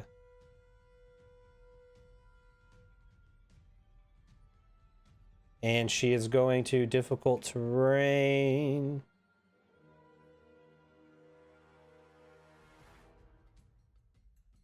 I think she's got just enough. I think she's got just enough to get to here, right on the edge, which is what she's planning on doing to get out of the grease. She just jumps over and makes her way just to the corner there to get out of the grease, but that's all of her movement. She's kind of surveying the field, and you watch as she holds up another hand full of crackling energy this time. You can see... Okay. You can see that she is holding up this crackling energy, and she's attempting to aim it kind of in front of you. However, there's a counter spell. Level 4, just so you know. Okay. She was upcasting it to a level 5. So you need to make a ability check. So the DC should be 15 because this is the spell's level. You need to use your spellcasting ability for your roll. So roll a d20 plus your spellcasting ability modifier. That'll be at the top of your spell sheet, I believe. It's on my under spells. It says intelligence for Okay. spellcasting ability, but then when I click on it, I can change it. But I don't know what if. It should Am I looking say at whatever it is. Let me see really quick. Sorry. Intelligence, I think, is the right one. Let's go to spells. Yeah, so it'll be your spell attack bonus, I believe. Oh, spell attack bonus. Okay, so I it's, think. it's 9. Is that correct? Is it a spell attack bonus, or is it just the intelligence modifier? If it's asking for Or ability, I'll throw it in the... If you show the spell, it should say. I'll put it in the chat real fast. Here, I can So- counterspell in the chat real quick. So there's her counter spell. Yeah, it says make an ability check using your spellcasting ability, which So- would just be intelligence. So intelligence. So is it just my intelligence modifier then, or no, you just roll intelligence, wouldn't you? It would be just intelligence, yeah, just int. Yeah. So D20 plus intelligence modifier. oh yeah, so I guess it's I guess I'm adding plus 5 to it. It's that big number, right? It's the, with the my- modifier, It's the small plus number. number thing. So yeah, plus 5. So D20 plus 5. Yep. Okay. Gotta beat a 15. I'll just roll D20 and then add 5. 11. Yeah, unfortunately. Did you get counterspelled? She counterspelled your counterspell? No, he was just sharing that. He was just sharing that in Oh. chat. Yeah, sorry. I'm just trying to No, make you're it fine. easy for us to read. Unfortunately, that does fail. So she is casting lightning from her position, aiming it kind of down to try and hit Frederick, Bass, and Leaf with lightning bolts at 5th level. So you guys need to make a DC 12 dexterity. Save. Yes. We'll make Oh, a am dexterity I save. making that save as well? Yes, Frederick, Bass, and Leaf. Leaf, you will take no damage, won't you? Since because of You'll take half. Oh, Well, I think you I'll can half For the the take- half. success, it's none. Yeah, I'll take like a quarter damage. Oh, I Okay. thought it was none if you evaded or whatever. Yeah, it says if you take no damage if you It's succeed, none. and half if you fail. All right. So, all 3 of you succeed, so you'll take half damage. So all of you will take 22 points, except for, I believe, Leaf, who takes no damage because she succeeded on the saving throw. So this crackling bolt of energy shoots out across from the green hag. She's kind of cackling and laughing as she does. That will be her turn. Ran. You see that this hag has gotten a little bit closer to you. Awesome.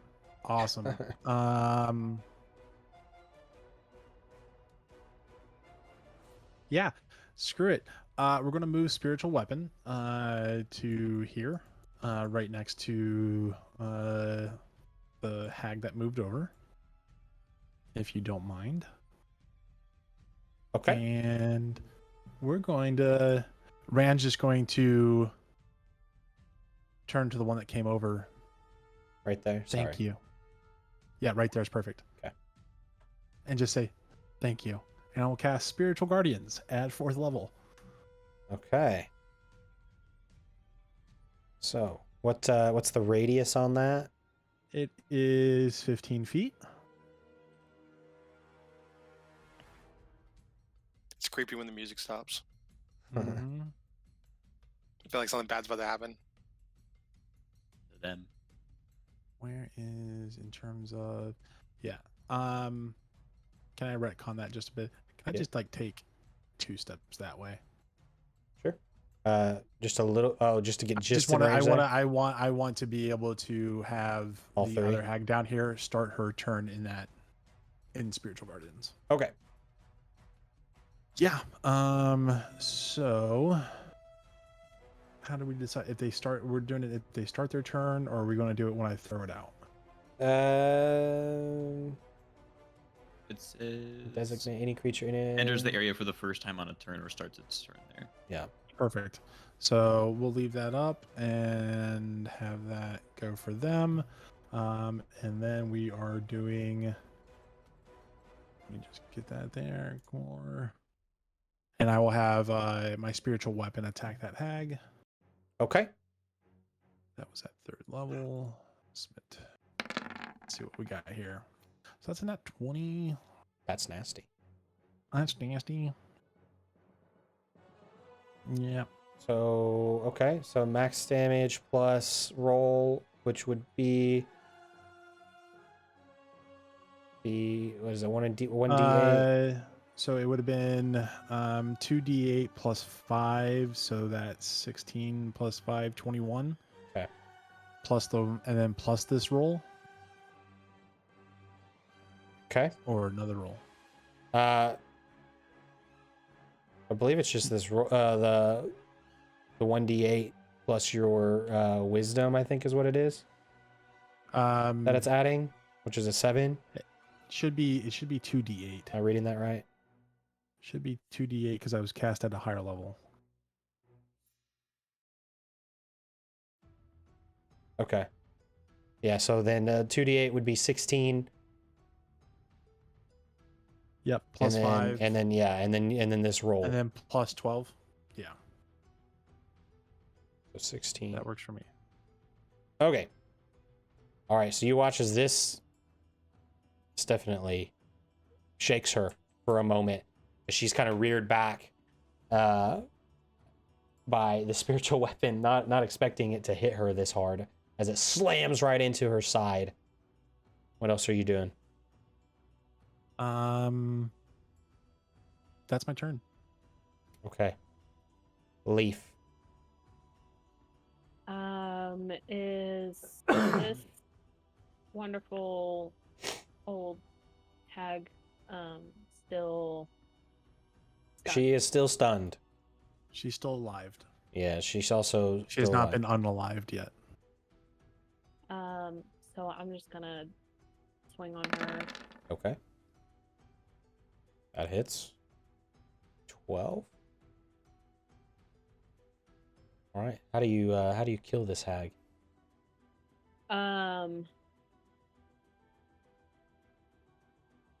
I think she would like stab through her chest, twist, and then rip it out. All right. Okay, you guys hear some of the ripping and tearing as you stab, twist, and pull. You watch as she immediately like brings her hands up to her chest, unable to do anything. She kind of looks at you. Seems like she's trying to breathe or something. She's confused before she just falls before your feet. And then so because I am a halfling, I can move through the space of any creature that is larger than me. So Okay. I'm running past Freddy and Bass, and I'm going up here by Ram. You can always move through ally as long as you don't stop on the Yeah. turn on them. So I'm coming up here by Ran. I get ready to start swinging on this lady. Okay. Go for it. I only get one attack with my sword. Yeah. You already you hit the first one. Yeah.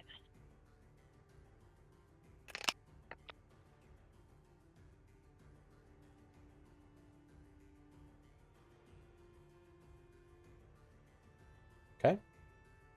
Is that your turn? Yep, that's my turn. Okay. So now that hag's turn, it is going to make a wisdom save. And it actually has some magic resistance, so it gets advantage. Still haven't Do what? I still haven't done a wisdom save. Oh, okay. Actually, you don't have to do that anymore. Okay, The cool. one that was causing that is dead. Okay, cool. Did Yeah, I I need was to do forgetting. wisdom saves? Yeah, but don't worry about it now. That's on me. Okay, but this one is this hag needs to make a wisdom save, and she actually has advantage for your spirit guardians because of magic resistance. Okay.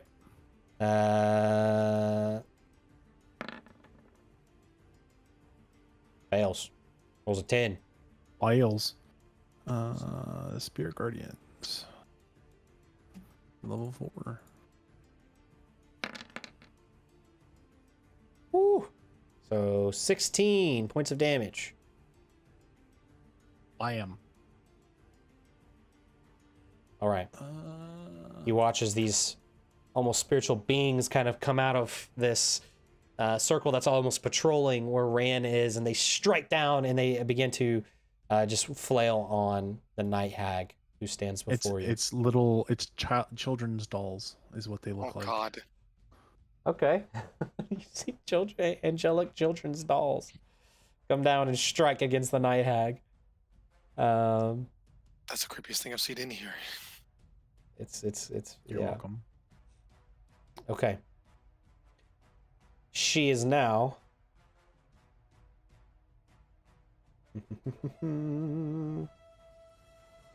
Let's see. She is going to look at you, Ran. And she is going to try and cast a spell. Needs you to make a wisdom saving throw.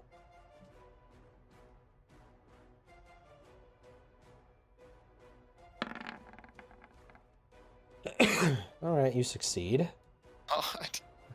Let's see. Yeah, nothing happens. You watch as she begins to conjure up this dark kind of magic in front of her. And you start to see, Rain, you start to see illusions in front of you for a moment of things that you're afraid of. However, you shake it off, you disperse them, and they disappear from you before anything can happen.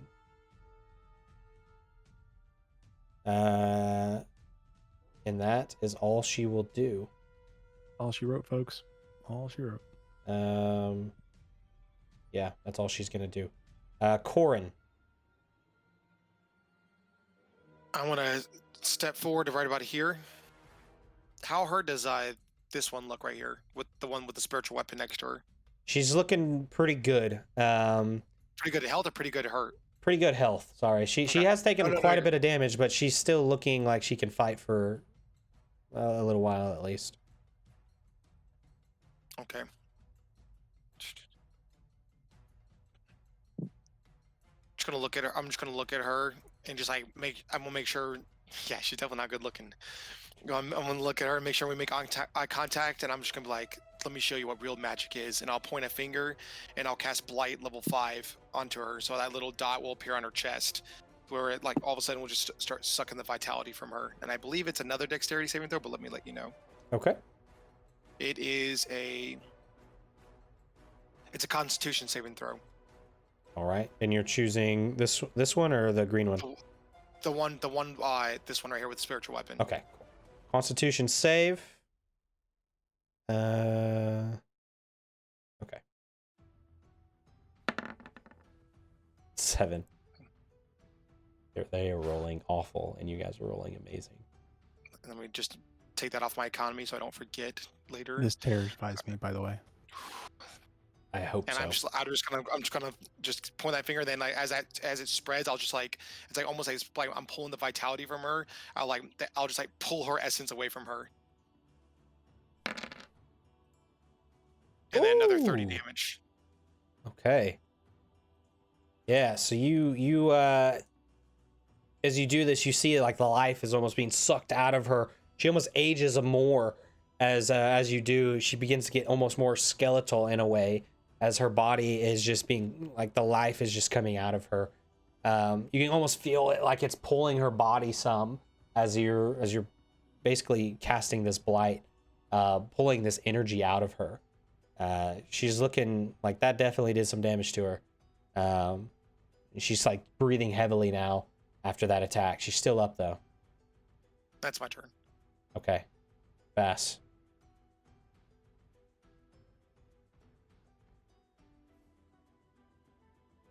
All right, for Bass's turn. Little bit crowded here. I'm gonna kind of just I imagine like as he's like scooching past people, just like excuse me, Rand. Flits past everyone to get to the green hag. All right. And then for my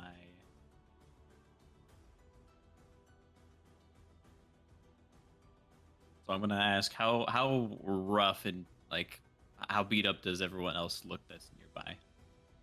So Not too much. I don't think either of them have been hit much. I mean the party. Oh, okay.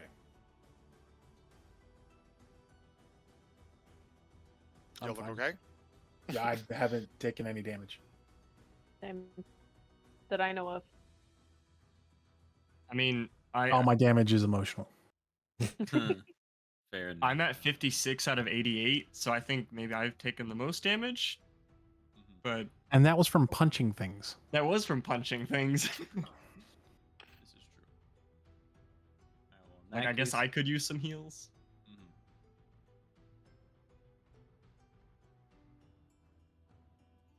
With that in mind, then Vass is going to cast for his action spell aid. So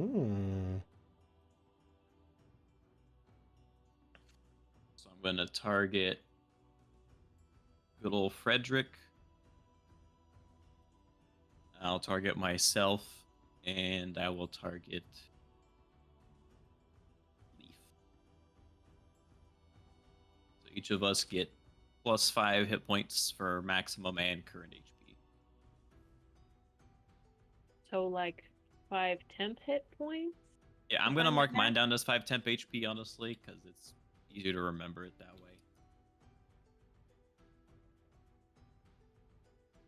Just so I don't forget to change it later. But I'll do that, and I'll go ahead and spending a couple more sorcery points, going down to 1, so I can cast a cantrip as a bonus action for another booming blade on the green hag in front of me. booming blade. I'll go ahead and do my attack roll. That'll be a 12. 12 on the green is a miss. Alrighty, so no thunder damage. Okay. Just the 5 bludgeoning. The bludgeoning and the thunder both will not go off. Oh, okay. Neither of them work if you miss. I gotcha. Okay. That'll mark my turn. Okay. Start of a new round. Frederick. All right. Hmm.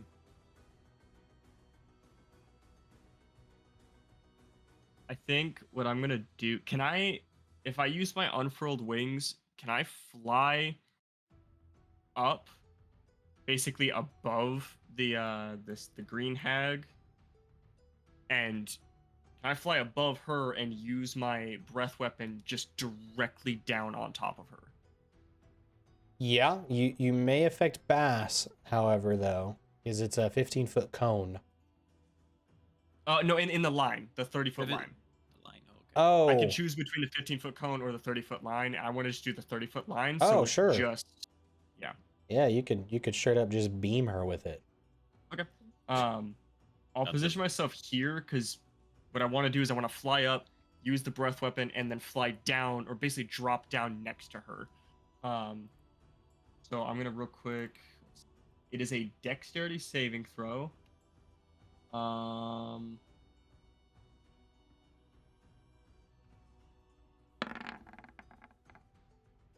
14. Yep, that's what she needed. But she still takes half. Okay. Oh, where is it at? I'm trying to figure out what The Fredericizing beam. Okay. 2 rolls of my martial arts die, which is a d6. So it's 2d6. Zappy zappy. 8 points of lightning damage directly on top of her. The 4 because it's half. And then as soon as I land, I want to look at her and I'm like, I want to say you've been a problem, but honestly, I've barely noticed you. And I'm gonna throw a few punches. Okay. What an insult. That hits. Well, because she's tried to do a few things, but Corin keeps counterspelling her. So I'm like, honestly, I barely noticed you. Counterspell's 10 coming points. clutch. Yeah, 10 points of lightning damage. All right. If a 26 hits, I don't know if it does. Oh, it sure does. And then I'm gonna use hold on. I use that. And I'm gonna use a flurry of blows again. 3 to hit for 10 more points of lightning damage. Okay. And then last one. 25. Jesus. 25 to hit That for is 5 more insane. points of lightning damage. Your rolls are all over 20. Yeah. And then I'm gonna. Is she still alive? Still alive. Starting to look Stunning a little. strike. Starting to look a little pain. A little bit in pain. So it's stunning strike. So she has to roll Constitution save, and needs to beat a 14. Okay. Constitution save. She fails. Rolls a 10. She is stunned until the end of my next turn. Okay. Perfect. All right. Is that your turn? That is the end of my turn. All right. It is now her turn. She does need to make a wisdom save because of Spirit Guardians. See. So we'll roll that. 12, which I think is a fail. That's a fail. Go ahead and roll some damage for her. She can't do anything else because she's stunned. 19 additional points of damage. Okay. She's starting to look pretty beat up. You watch as she's starting to show signs of definite damage. She's got this long white hair that seems to have been cut. Her face is showing some just some areas where she's been struck. She's bleeding. She's starting to kind of lean over and huff and puff. She's looking pretty rough. Unfortunately, that's about all she can do on her turn. So next, it's Rand's turn. She is stunned. Oh, I'm gonna cast Inflict Wounds on her at level 4. Ooh. All right.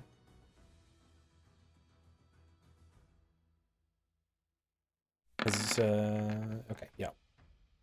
19. 19 hits. 16 points of damage. All right. You watch as you reach out to just touch her, to cast Inflict Wounds. This you could see that she's got some sort of internal pain that she kind of lurches over, and she's trying to scream, but the stun is keeping her from really being able to do much. She's looking rough. She's pretty beat up. Go ahead and throw out or have spiritual weapon Okay. attack.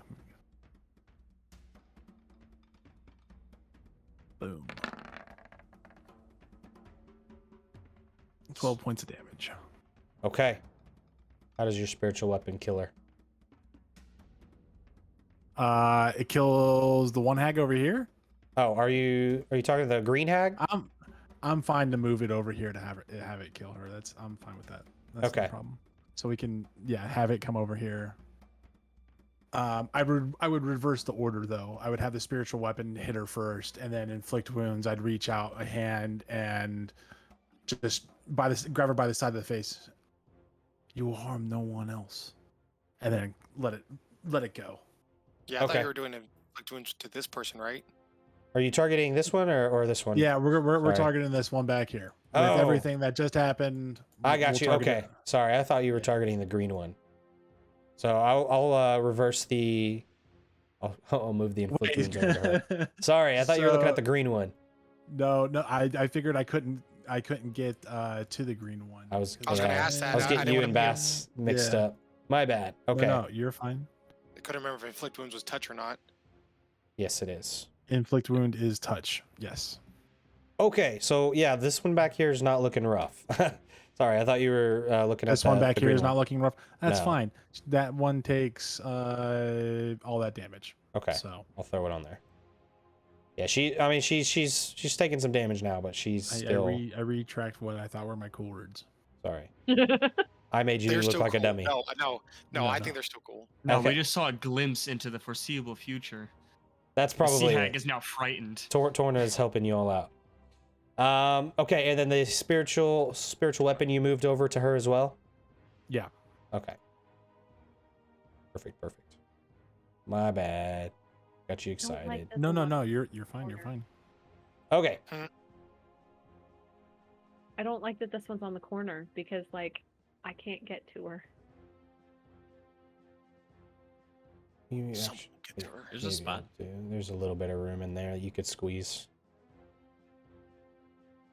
If you ask nicely, we'll move out of the way. Okay. Ran, is that your turn? That is my turn. Leaf. So the same one that Ran is attacking, Leaf is gonna start swinging at. Okay. Ooh. A natural 20. You guys are disgusting. So it is 1d8 radiant, 1d8 piercing. All right, so that's 16 damage max for the for just the max damage, and then the roll on top of that. Yep. So that is calculator. 48, 38, 48. 108 is fine. Definitely not 108. 16 plus 10 is 26, plus another 6 is 32. 32. 44? Yes, 44. 44 points of damage from your crystal dragon short sword. As you swing, it shines and glimmers, making this attack very strong. You could even see that the Night Hag is actually a little surprised as you make a great slash just across her body. You could see that hurt her for sure. I'm not going anywhere, so that's my turn. Okay. It is now her turn. She's got to make a spiritual guardian's wisdom save.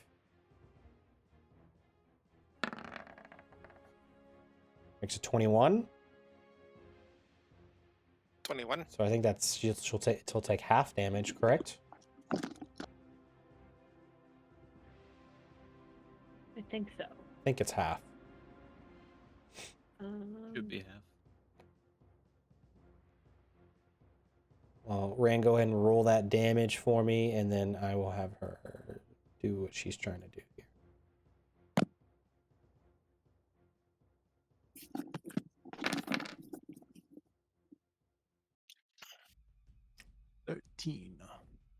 Okay. And she succeeded, so that is... What's Half half of 13? damage. So 7.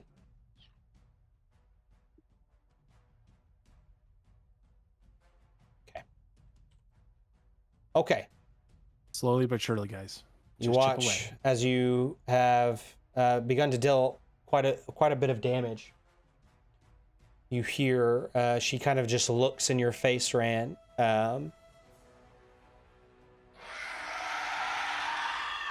She screams a very high-pitched scream that kind of shrills at your ears. But she's not looking directly at you. In fact, she's looking past you. Behind you, there's almost this shake in the ground. This for Bass and Rain, you can kind of hear that there's bubbling coming out of the basin. You don't see anything just Awesome. yet, but it seems as if the scream has reached something else that's in the water. However, she's going to continue to make an attack here or do something. Let's see. She's going to reach out and attempt to touch Leaf. Leaf, I need you to make a wisdom saving throw. Counterspell. You suck. It fails. Great! Sorry, it's my last. I'm it's He's my so a last glad true level- she did wizard. that. No, it's okay. It's my last level 3. It's My okay. wisdom is so low. All right. She kind of reaches out. I honestly like. Sorry, go ahead. No, you're good. I was just gonna say she reaches out, and Leaf, as you're attempting to dodge, she grabs your shoulder for just a moment, and you can kind of see this almost foggy energy kind of appears over her hands. However, Corrin, you see this. You reach your hand out and counterspell. You watch as it immediately dissipates away. So once I hold my hand out and I see that my magic connects, I go and look and go, huh? I guess that affects touch spells. I honestly didn't know that. I believe it does. Any Any spell that you can see that's being casted. I was like, so- that's Corrin's homeschool mind since he wasn't Wow. taught at a real academy. He's like, huh? Okay, good to know. I learn on the job. Well, that's a great way to get through combat. Okay, and now it's your turn. Okay. I mean, hearing that too, do I see anything bubbling currently, or no, is it still just Looking bubbling over there? Looking in the water, yeah, you see some kind of large bubbles kind of appearing from kind of the center of the basin. Can I call out something to the group? Sure, you can say whatever. Can you guys hold off for a moment?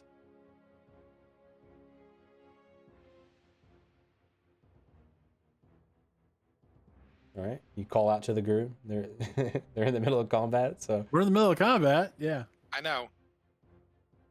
I'm gonna hold my action and to wait to see if anything appears from the water. okay. Pass. I'm gonna hold a spell, just so you know. Okay.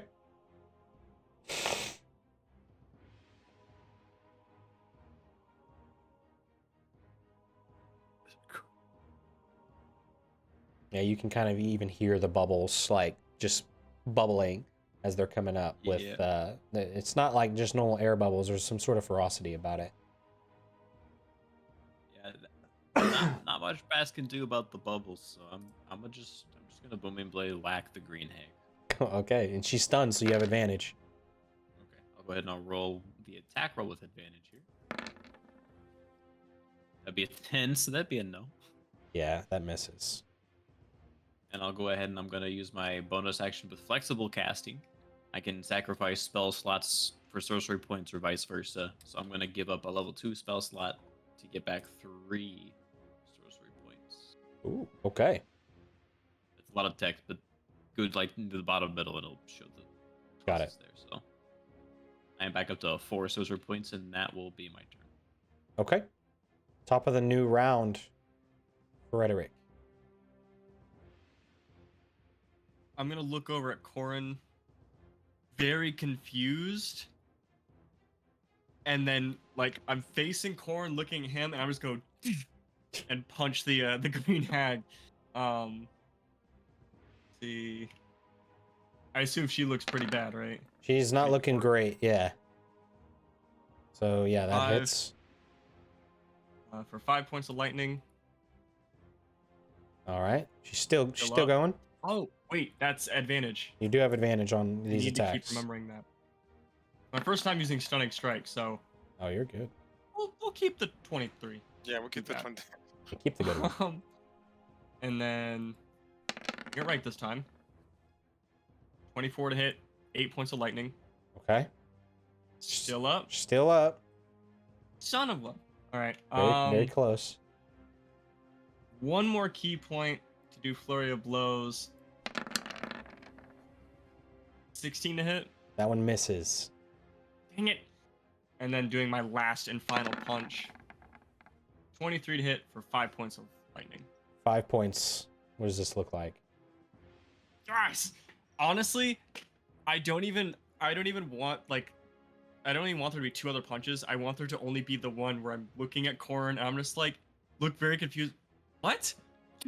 And I want to punch her so hard that just lightning strikes through her head and she just falls into the water. Okay.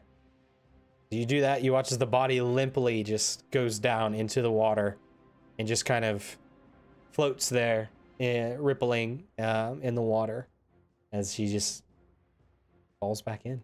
That's it. That's the end of my turn. Okay. And it would have been her turn, but she's now dead. And also, a new enemy appears. Coming out from the water, the bubbles that rise to the top. You see this large creature make itself known. Coming down from the deep underneath the sewage and sewer water. The creature this big, you have to imagine the basin's probably pretty deep as this large creature appears from the water. You see 3 tentacles that is kind of floating off of it, but large in shape. This large mouth that appears with a whole bunch of teeth. And it begins to look like it's swimming in the group's direction. It is going to swim to here. It will make a Spirit Guardians check. Wait, even before it does that. Okay. Because I was holding my action for the bubble for anything to appear. You are.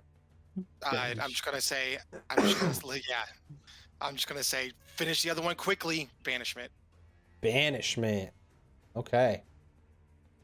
What do we got to do My last for level 4. banishment? It has to succeed a charisma saving throw or be banished.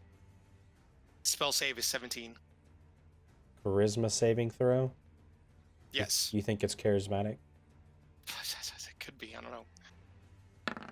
It could be a great talker. You never know.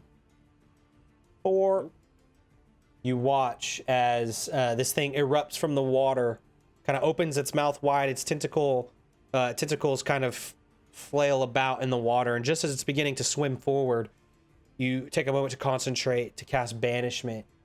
You watch for a moment as it sits there, and then just disappears. That's why I was asking. And I'm trying to hold my hand there as if I'm like trying to concentrate. Like I'm holding a fist, like I'm holding like the doorway closed. Okay. Okay. I will throw its initiative in. She may not have to worry about it for the moment. And It's from then, another plane of existence, y'all. Who knows? and then I have, It's a Tarask. it was a Trask. A Tarask. It would be much bigger. Like I feel like that'd be a baby Tarask then. Okay, Leaf. Is it me or is it Rand? Because Rand's been going before me. Oh, okay. Sorry, I had to reset the turn order You to should be add the new going person. before me, FYI. 'Cause I'm pretty sure Probably. your dex is. What's your dex? 19. Yeah, duh. Yeah, You both move on the same turn, so either of you It's can all go. Yeah. ladies first, please. Is the hag still stunned? We have one more left. Yeah, you got One this more one round? here. Oh, Is is, it- is she stunned? I don't think Yeah, this one's she's been still stunned. That one's not stunned. I don't. No, she's not stunned. Cool. Not stunned. Oh no, right. Sorry. Crit, then I crit. Natural one. Yeah, no. You swing and she's just able to dodge. You actually strike the wall. A flash kind of bounces off the wall. Yeah. That's it. That's my turn. Okay. Okay. Rand? We're going to do.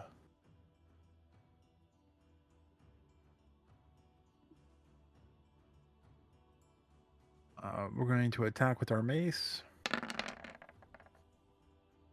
We're going Nice. to pump a divine strike into that. So that's 6 points of damage, Okay. and then spiritual weapon.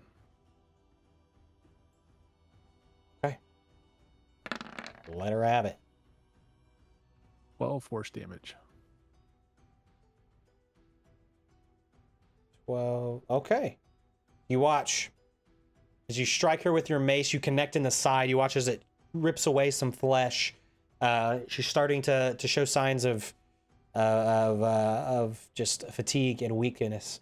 As you strike her with a spiritual weapon, she's starting to get slow. She's starting to, her eyes are starting to drift. She's starting to look pretty beat up. That's my turn. All right. It is now her turn. She starts her turn. in Spirit Guardians. Yep. She does have advantage because of one of her abilities. She rolls a 20, so she'll take half. I'd like to use my reaction here. Oh, okay. Using the clockwork side of things, actually, you hear a little bit of ticking for a moment as I use Restore Balance. So when I see a creature using advantage or disadvantage on a d20 roll, I can use my reaction to basically remove that advantage or disadvantage. And they just take the first roll. Okay, well that's an 11 then, so she'll take the full damage. So that is 11 points. Yes. Okay. All right. That's really cool. Really cool. Yeah, you guys hear kind of like a clockwork ticking of a clock, but a little bit louder than normal. All of you kind of look to Bass for a moment because that's where the sound's originating from. And just as the Night Hag was seemingly moving quick enough, she kind of slows down for a moment, and the Spirit Guardians all connect, dealing the full brunt of damage towards her. Even herself is like a little confused. Okay.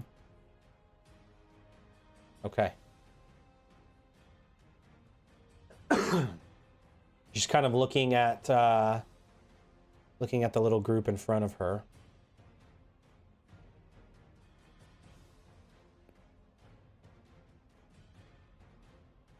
And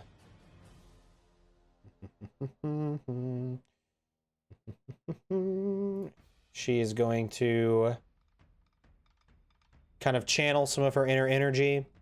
She's going to upcast a spell, Lightning Bolt, to level 6.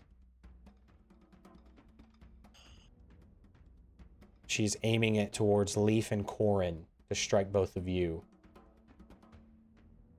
You can Dexterity see, saving throw.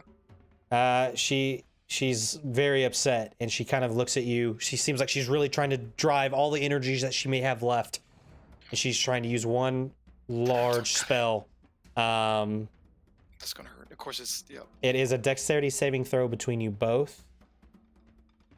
How ironic that I can counterspell everybody else to save everybody else's lives, but I cannot counterspell to save my own.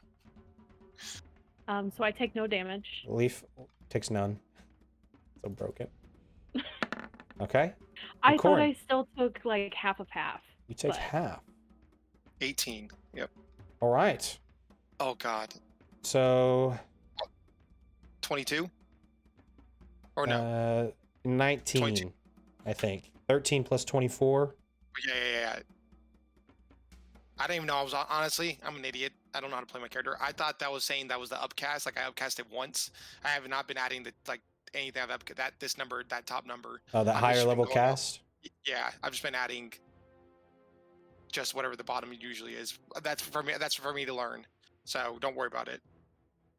Because that's what I've been saying, like 30 and stuff like that. I've just been going off whatever the other number is.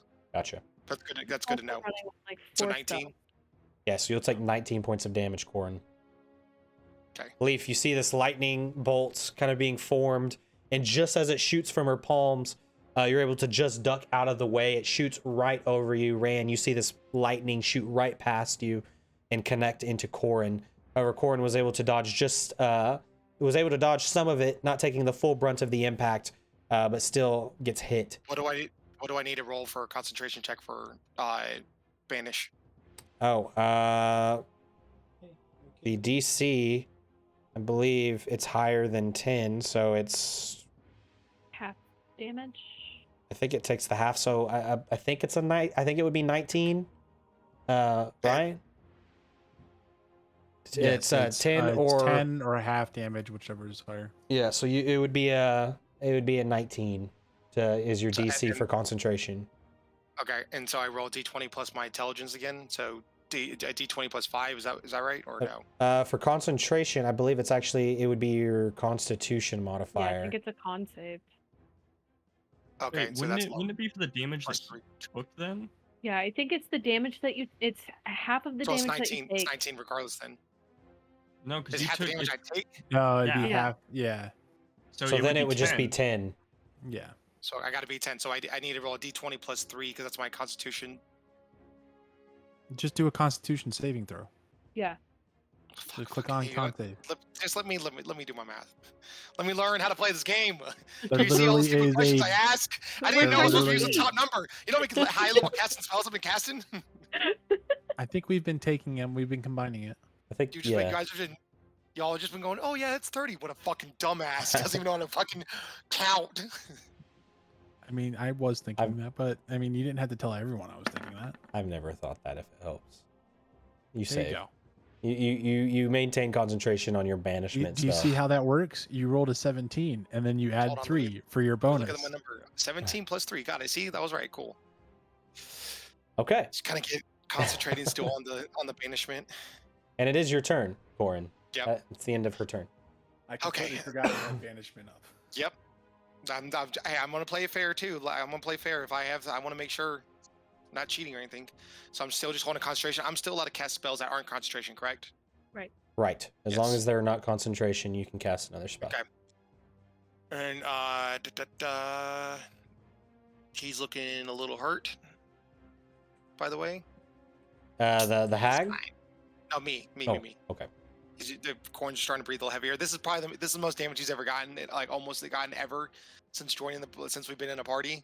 So he's just kind of breathing a little heavier. He's like, I gotta make these. he's just gonna look up.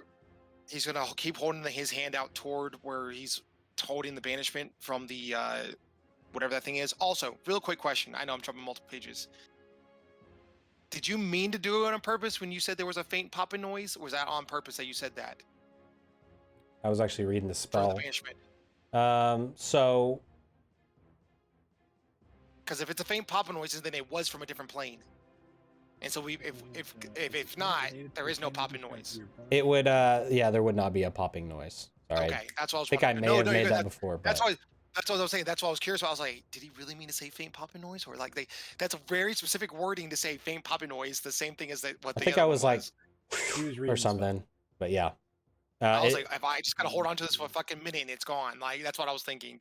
yeah. No. It's it did not. You did not hear a faint popping noise. Okay, cool. I'm gonna keep holding my hand out toward the pool, and I'm just gonna look over at the hag, shooting over Leaf's head since I should have a clear shot from that. I'm gonna cast Scorching Ray at the hag. Okay. Go for it.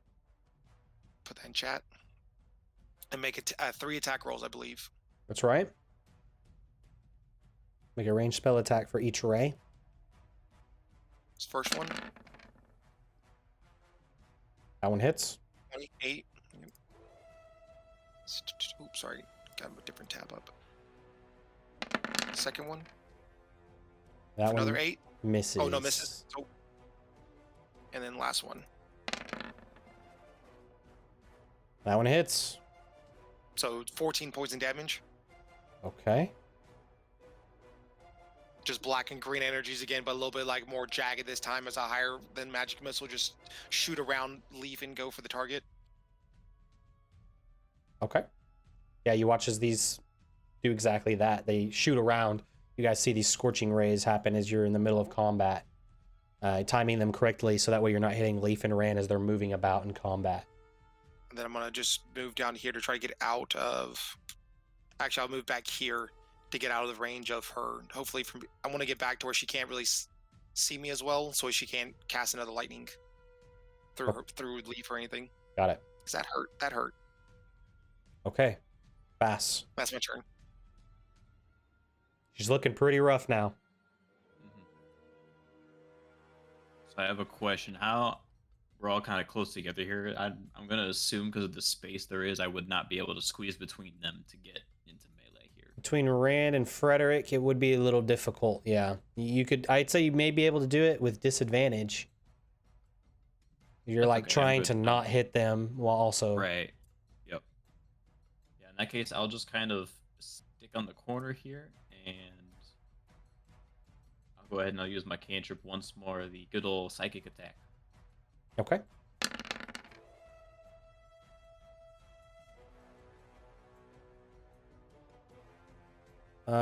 Intelligence save. And since it's a magical ability, she has advantage. Okay. Roll a 21. All right, that'd be a save, so no damage. Okay. All right, you try to reach into her mind and cause some damage, but you're forced out. Not able to peer in to do any damage. I'll go ahead and I'll just stay in the corner, and that'll be my turn. Okay, top of the round, Frederick. So I think the spiritual weapon is in front of me, kind of blocking me from this hag. Yeah, it doesn't have like a physical form really. It's kind of it does and it doesn't. I believe you could move past it if you wanted to, and it would Well, just I can kind be of. within like the same space, basically, right? I think it would just kind of shift. Okay. The way I understand it. Then if that's how it works, then I'll do my a few attacks against it. How does the hag look right now? Does it look pretty hurt? Yeah, she's not doing too good. She just tried to use like a really powerful spell to try and do something. However, she probably did it thinking it may be her last as she was doing that. She's not looking too great. It's spectral, I guess, is the spiritual weapon. So I'd imagine it's more ghostly. It can pass through things. Then I will do unarmed strike. Oh, not at advantage. Sorry. So the 16. Okay, 16 misses. Okay, and my second attack. 21. 21 hits though. 7 points of lightning. You hit her with a punch. She kind of reels over, but she's still looking up at you, showing her teeth. And I'm gonna do my last and final key point, flurry of blows. Okay, That is a 27 hit for 6 points of lightning, that hits. and 13 for 8. Last one misses. Um, Your second attack though does bring her to death. What does this Oh. punch look like? I actually, you know what? It's not even gonna be a punch. I'm going to kind of doing like the what is it? The back roundhouse kick, but I'm not gonna kick her with that one. I'm actually gonna have it hit the floor, and I'm gonna use it to bounce myself up, and use my other foot to basically spin around and slam down on top of her head, so that way she like face plants into the ground, and then just a lightning strike. Okay. You guys see this as there's almost this reverberation of the lightning that happens, and she hits the ground. and she just lays there still motionless.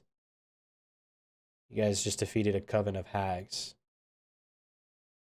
I feel like at that point, I'm gonna look over to Corin. How much time do we have left? 40 seconds. At that moment, I'm gonna use my my dragon belt ability, and I'm gonna regain some key points. Okay. And I'm going to move right about here if I can in the time. All right. You guys got a short amount of time to kind of Get prepare set. yourselves. We need to hit this thing with everything you got. And I'm going to radiate another Scorching Ray as soon as it appears. I'm out of level 5, 4, and 3 spells. I would like to move spiritual weapon. 20. I'd like to get it somewhere near where that thing came out the water, if I could. Okay. I should have let it get closer to y'all, no offense, before I banished it. That way it would be easier for you to move, sorry. In order for me to change out the daggers on my belt, it's like basically I have to attune them to the belt, so it's like an hour, right? Yeah. Okay. Leaf's gonna do something silly. She's gonna like get a running start and try to jump here. That pillar is actually, so looking at it, it's actually a real tall pillar. It's not even with the ground. It's probably 10 to 15 foot high. That kind of, well, actually, I'm sorry, no, it's actually 20 feet high, and it goes up into the kind of the roof of this, or not the roof, but kind of the ceiling of this little complex in here. Okay, then she'll pull her crossbow out. Okay.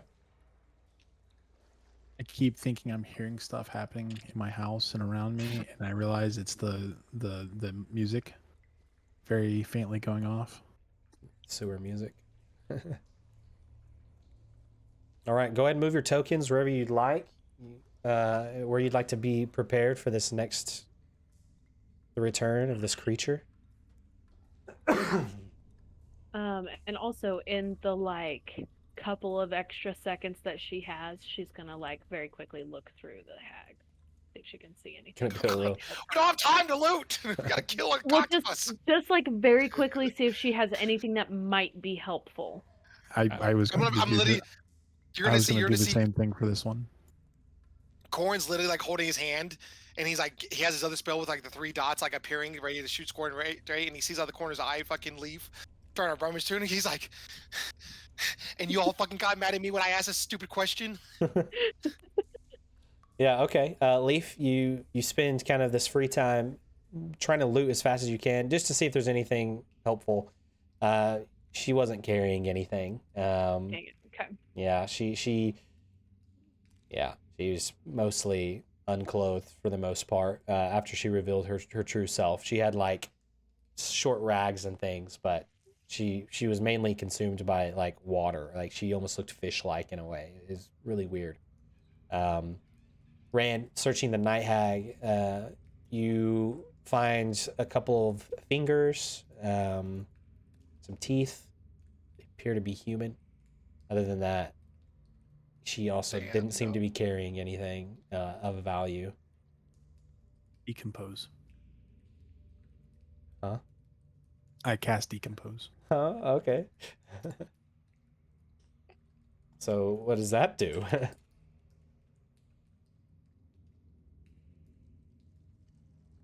Decompose. Okay, yeah, you do that, and you watch right before your eyes for probably the next 20-30 seconds that you have available before this creature comes out of the water. Sorry, I didn't mean to say that twice.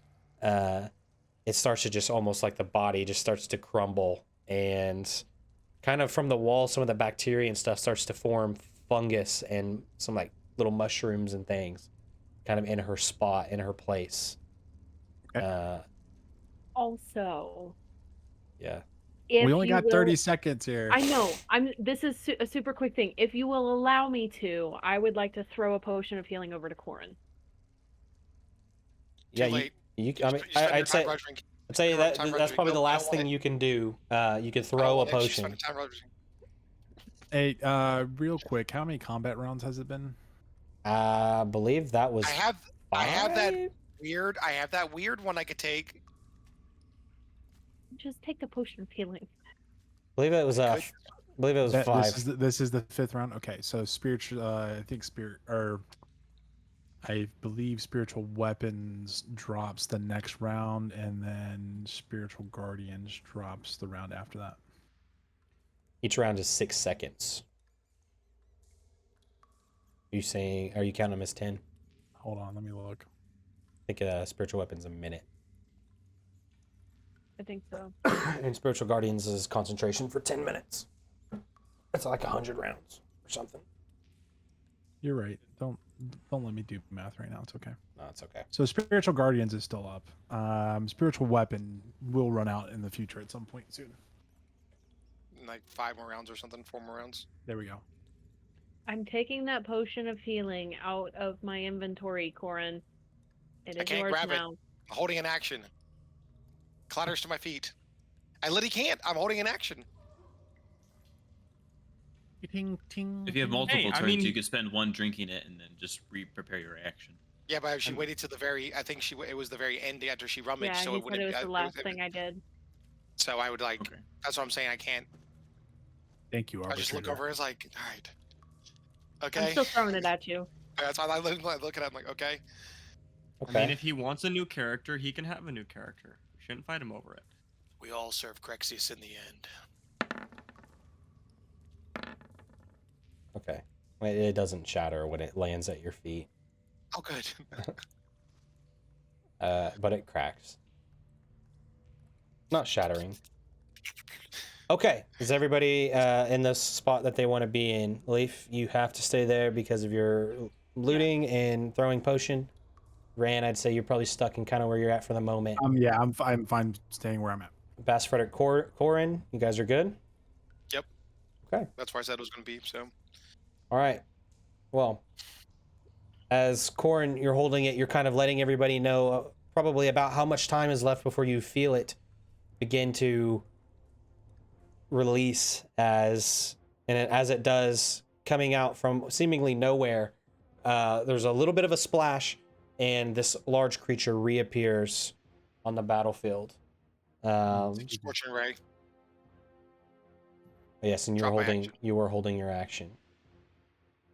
So go ahead and use your scorching ray, and then we will start at the top of the round with Frederick. 1. That does hit. Okay, that's 8. Second one. That also hits. 6, 14. And then last one. Natural 20. Hey. Noise. You're feeling good. All right, so now I'm an idiot. Tell me the math. Is it the 2d6, so it's 12 automatically? Or Yes. So you deal 12 automatically plus the roll, the first roll, not the crit roll. So the 8. So was So that 20 right there. 20 20. total? 20, 26, 34 damage.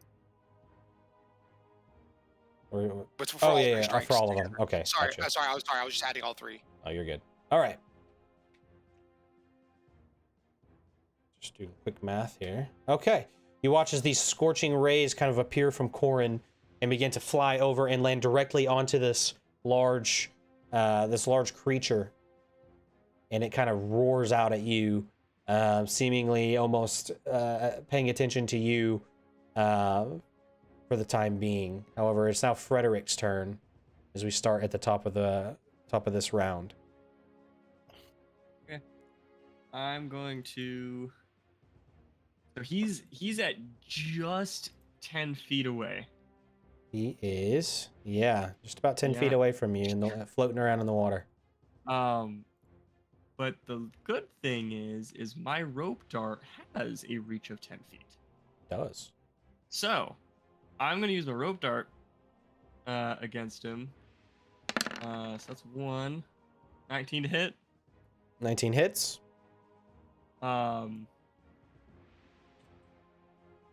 and I'll keep it. Nah, I'm gonna do the lightning. I wanna focus with just the lightning strikes going into him. Okay. 23 to hit. Another That- 9 points of lightning. That hits. And then I'm gonna use.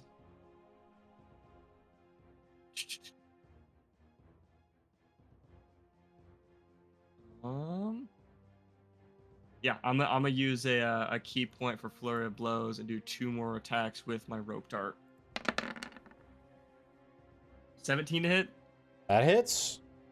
9 points. And the last one, 24 points, All right. 5 points of lightning. And I want to make sure. So stunning strike can be used on any creature, any size.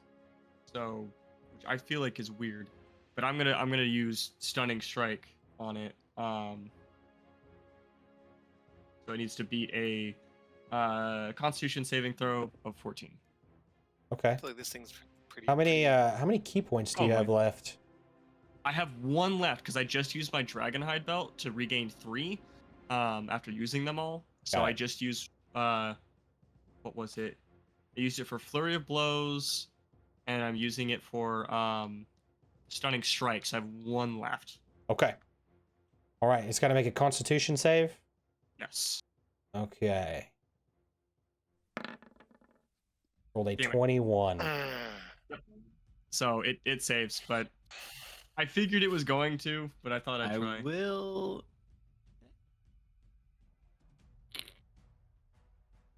Oh, I like how the numbers disappear now for it. We don't know what its modifier is. Oh god, it's scary. Should be able to Okay. hover up Oh, over just kidding. that number. Yeah, I did. It says- Sorry, before I no. didn't even have to. It just said plus. Oh, okay. Oh. Are you doing something, That's Bass? a scary number, by the way. Nope. Okay. That's a scary number, by the way. +7. Yeah. Yes. Okay. It's now this creature's turn.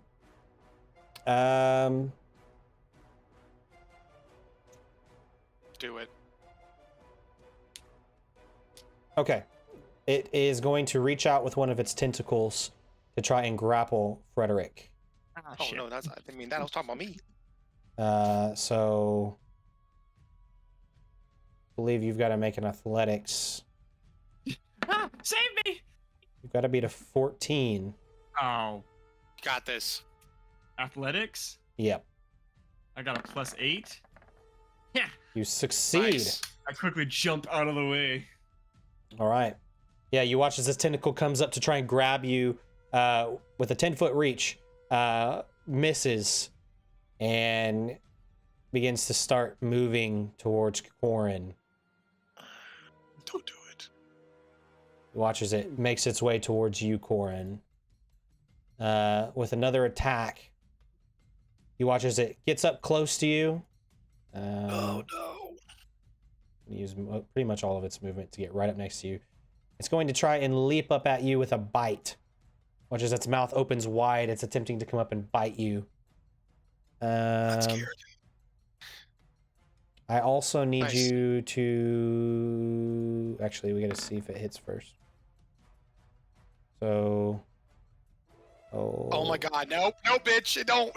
Get out of here. 13. Yeah, that's just a 12. So it attempts to... Sorry. No, you're good. It jumps up to try and bite you. Here, the jaws clench down right next to you. And it kind of lands back next to the water right there. That is all it's going to do on its turn. Okay, Ran. Hold on. Oh, sorry. I didn't see that. No, Oh, you're yeah, fine. yeah. Can I make it here? 30 feet of movement. Just Can I make it about... there? Don't come here. You can get to right about there. You'd have to probably leap across this little... Yeah, gap I'm doing here. it. If I gotta roll for it, I don't care. I'm going for it. Okay, it's a 10-foot jump. I think... How does jumping work? Across... You know, if you have movement? like a certain 10-foot head start or something like that, doesn't it make it easier? Or is that a certain class? Strength score. That is for second story work, which is a rogue thing. Ah, okay. I was like, I couldn't remember if that was all characters or When you make class. So when you make a long jump, you cover a number of feet up to your strength score. If you move at least 10 feet on foot immediately before the jump. So what is your strength score? 13. So you can jump 13 feet. Okay. You should be able to make that no problem. Yeah, and it's a low obstacle, so I won't have you roll for anything. So you make that jump with a 13, easy. You run and make your big jump across. Get to about right there. Bonus action. I'm gonna move spiritual weapon to behind this guy. I'm gonna attack with spiritual weapon. Okay.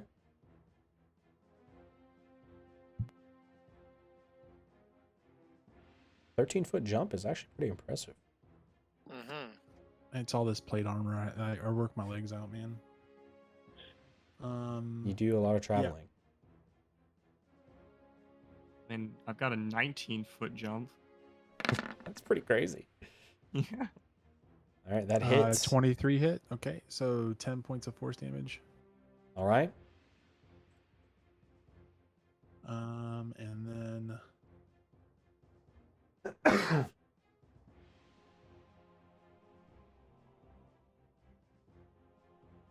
just a sacred flame. Okay, it's gonna make a dex save. Rolls a 12. It's a fail. So another 10.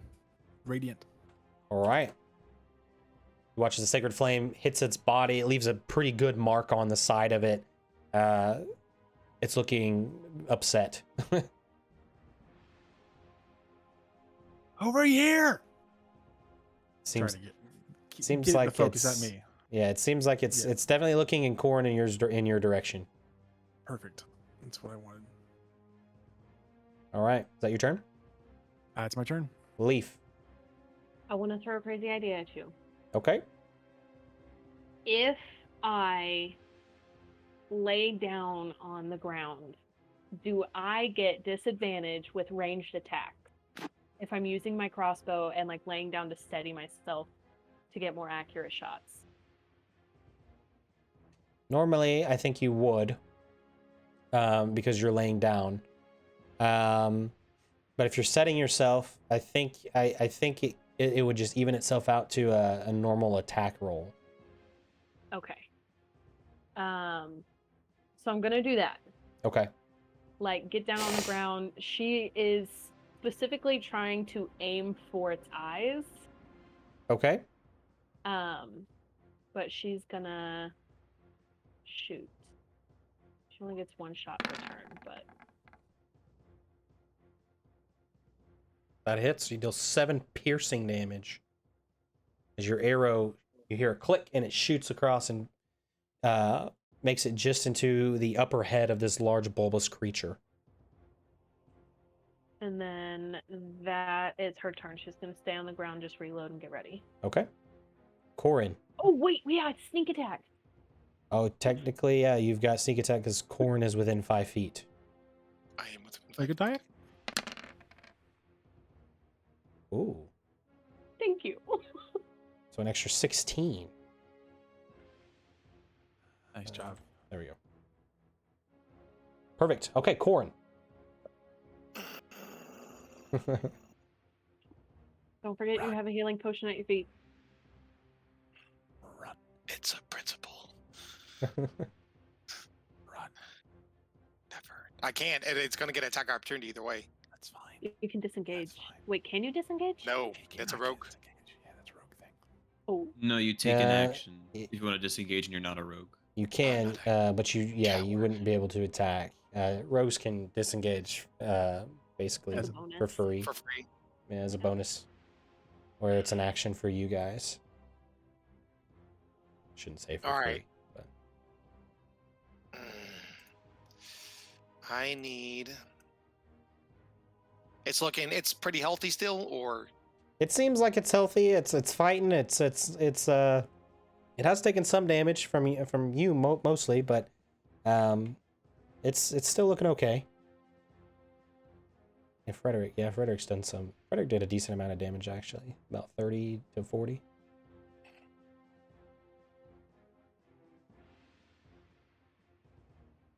all right, just God, son of a gun. Mm-hmm. I know what I want to do. I know. I need to learn how to draw.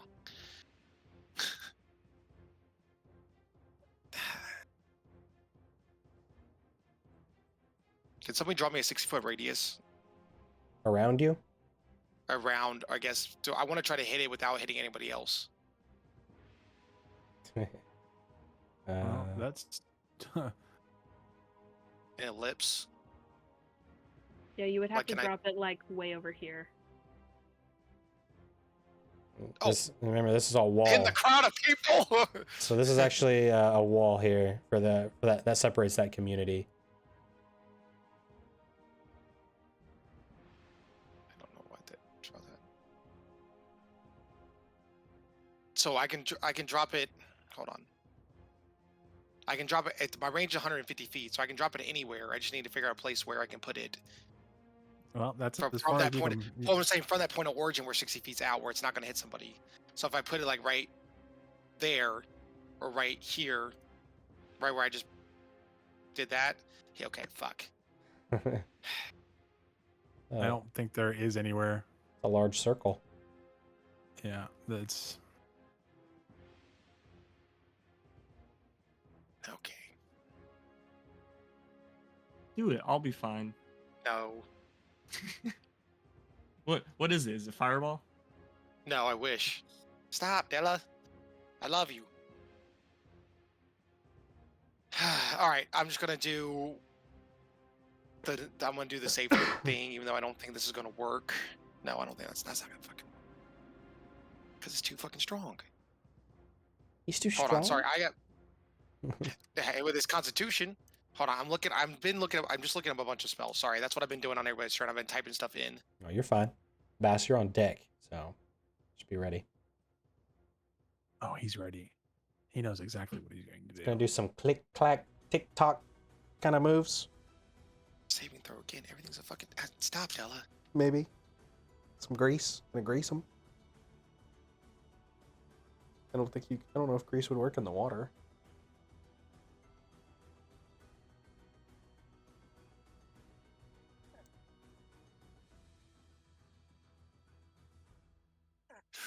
One last spell. Sorry, I'm looking, and I got my dog on me trying to fucking hit me right now. It's all right.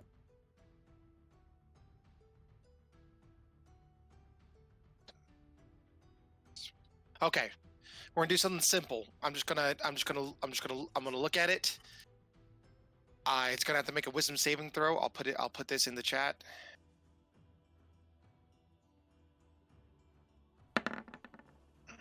Rolls a 17. So, I think that beats me. So never mind. It was gonna cast cause fear. I'll use my reaction for silvery barbs. Not the barbs.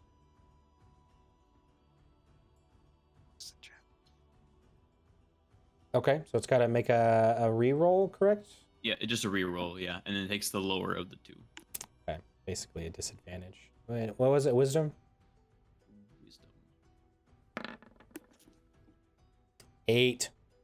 Okay, so now I cast. What level was that? It was that's a first level. Wow. So one of my skulls of my ring disappears as I use the first level spell to cast cause fear on it, and so now I awaken the sense of mortality in one of the creature I see within range. Target must see blah blah. Frightened target can repeat the saving throw. So it basically becomes frightened. All right, it's frightened of you. So I can't attack me, and it has to, I think, move as far away from me, right? Is that what frighten does? Yeah, so it cannot get any closer to you, and it's got to spend its turns getting away from you. Sorry, guys. I'm sorry that took so long. There's a lot I had to go through with that ring. There's so many spells there, and I just don't know. I don't ever look at the ring unless I'm running out of magic. You're all good. Yeah, man. Don't worry about it. It happens. I give Rand the advantage for one roll. Thank you. All right. Made it a bit And easier. I'll be right back. So he's I let my got dogs out. disadvantage on ability checks and attack rolls while the source of its fear is within line of sight. It cannot willingly move closer to Corin. So it could stay where it's at, technically. It just can't I get think any the closer. disadvantage is only on the target that it's feared of.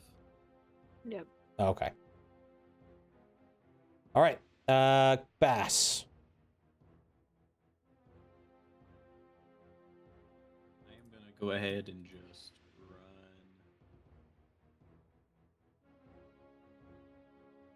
right next to Leaf.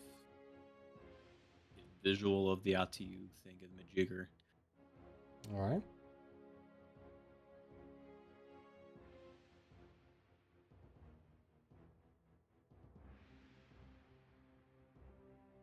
Go ahead and cast a level 3 guiding bolt. Ooh, okay.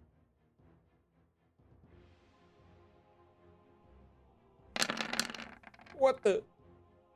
Look at all that dice. Look at the description, but that'd be a 14. I don't know if that hits. A 14 hits. Okay. So just a flash of golden light shoots out of Bass's weapon and just hits the Atu, doing Ah, you guessed 19 radiant damage. it. All right. What is this? How do you kill this large creature, Bass? I imagine Bass just sees the two brothers in front of the Atu, see it, feared at the moment, but it was in front of Corin's. So Bash just kind of remembers his promise and kind of panics, like, oh no, it's gonna eat him, and just like hurriedly just shoots the bolt at it, and it's just like, go to sleep, go to sleep. Awesome. You guys watch as this happens, and as it's struck, it kind of releases a weak roar, and then it slowly begins to sink into the sewer water right there at the edge. And all falls quiet in the sewers. And then another monster rises from the. Yeah, I'm surprised that snake didn't try to come get any of us. Yeah. No, the snake comes up and bites me in the ankle. Shit. Yeah, you do 1 I point. know what wicked snakes do. Actually, the most poisonous snake in the entire world. Yeah, that would suck. Okay, you guys successfully killed this coven of hags and a large beast hiding within the sewers. All falls quiet. Nice job. Sorry. You imagine... No, you're good. You imagine that maybe some of the... What they were looking for, the screaming woman, was probably coming from this coven of hags. You'll take a moment to gather your breaths, to just take a moment and rest just for a moment, knowing that this was probably one of your another just very dangerous encounter that you've survived. We're all alive. Everyone's good. I died. Don't say that. Because I can bring you back. I just like to ask. You guys mentioned a room. I'm just gonna sit down for a second. Yeah, back there. We got what was needed out of there, I think. Leaf would point to Corin, drink the potion, and then point at Rand. I'll show you. I'm fine. I'll pocket the potion though for later. It's cracked, my guy. That's all right. I fucking wrap it in some cloth. Let me see here. I'll take the potion. I don't know what I need to roll. 1d4 plus 4. Right? It's a plus Or is it 1d4 plus 1? I think it's +2. I'll double check. Potion. I think the spell is +4, and then the potion is +2. Potion is 2d4 plus 2. A normal potion of healing. So what I would do /R 1d4 plus 2 or 2d4 plus 2. 2. But that's how I would type it in. Yes. Yeah. No, Sure. with a space or no spaces. I think maybe a space after the R. It's like /R space 2d4 plus Yep. 2. There you go. You regain 7 7. HP. Perfect. Thank you. Somebody I just walk doesn't- up to him and I kind of pat him down. Are you all right? Don't. And while I do this, I'm gonna cast Cure Wounds at level 2. I'm Okay. fine. You get another 11 points of healing. 12 points of healing. Is that right? 12. Yeah. 11 plus 1. You're higher level. You only got a 1. 12. Okay. So I'm feeling a lot better now. Thank you. I'm gonna cast Cure Wounds on myself. Yes, I think please. there's another. I think there's another 4 points that you're supposed to get there, Drew. Oh, that's right. You have a little Because I have Blessed Healer. So special. 16. So 16. No, it would be 15 because it'd be another +4. 11 plus 1, 12 plus 4. Oh yeah. 4 is 16. Okay, Yeah, yeah. that's what I was So it is wondering. now Okay. 16. I can't do math. Okay. Yeah. you're good. I'm basically. Thank you. I'm basically at full now. How are you, Frederick? Hey, I got 8 points of health. Whoop, Do, whoop. are you do you need more? Actually no, I'm fine at 69 points of health. Oh my god. Jeez. I want to mean, go I up could here go and inspect the I will- room I up will- here with detect magic on, please. Thank you all. I'm gonna take 10 minutes to ritual cast. As we're Yeah. going through here, while if he's doing a ritual cast on a detect magic, I'm gonna go do a ritual cast on identify on the potion I found inside on the table. Okay, That dark red liquid you said. sure. We will, okay, we'll start with Rand. So you're casting Detect Magic in the room. Yes. Um, What's that, Leaf? Leaf is also like digging through everything. Okay. Like I know she looked real deep in this room. I'm real gonna. deep, but I also intend to investigate the room as well, All right. along with this. Yeah, so immediately Detect Magic, you get a mixture of just different things. There appears to be some stuff in this pile of trash, it seems like. Stuff that's probably kind of up underneath the trash. And then there's just other things that seem to have some kind of magic imbued into them. The cauldron, as you walk in, looks like it's been tipped over and has been spilled all over the floor. But the liquid itself seems like there's some type of magic that has been imbued, maybe, or something into the liquid itself that just kind of sits on the floor. There's a few things that you find, like there is a doll that seems to have magic in it, and when you look at it, it's almost like the eyes, like the buttons, kind of follow you. When you look at it, you find a bunch of just like random objects like that seem to be imbued with some type of magic. The crates over here, you find what seems like some candy that's in the crates, and there's some type of magic coming off of the candy that you're unsure of, like what could happen if you ate the candy. Besides that, Okay. of value, you're not sure. The only area you really haven't went through is this pile of trash. I would like to, following the magical cues that are pinging off there, I'd investigate the pile of trash. Okay. You end up finding what looks like a dagger that has this magical imbuement kind of around it that you're gathering. Okay. Rand's always needed a dagger. Dagger. Okay.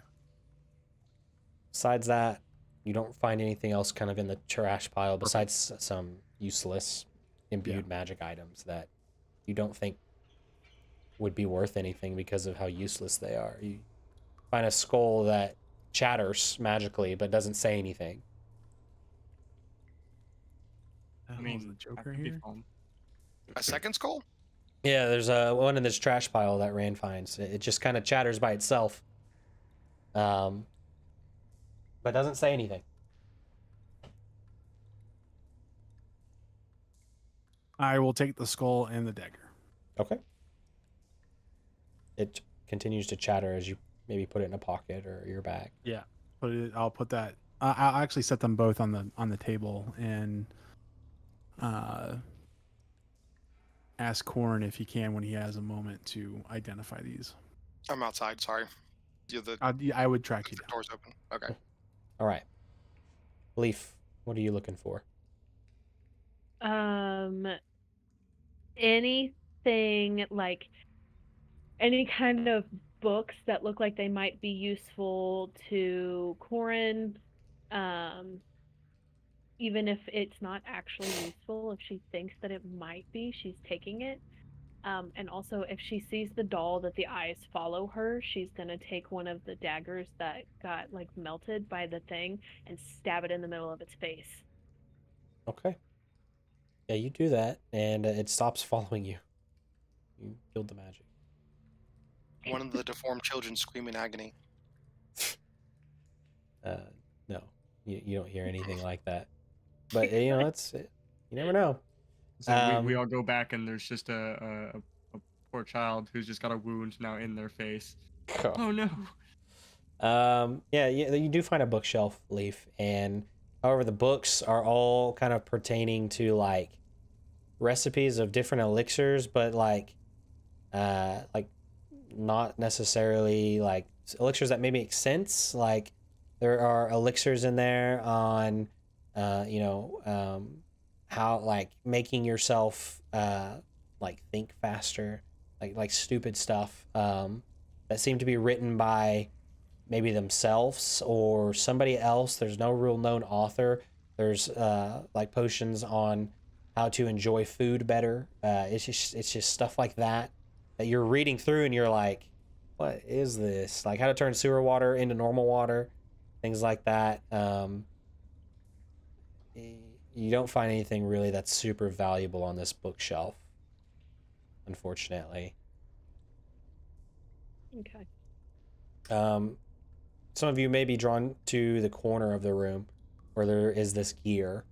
And you may walk by and you just see kind of in the basin, there's just a bunch of dust, like white dust that is kind of filling maybe a quarter of this basin.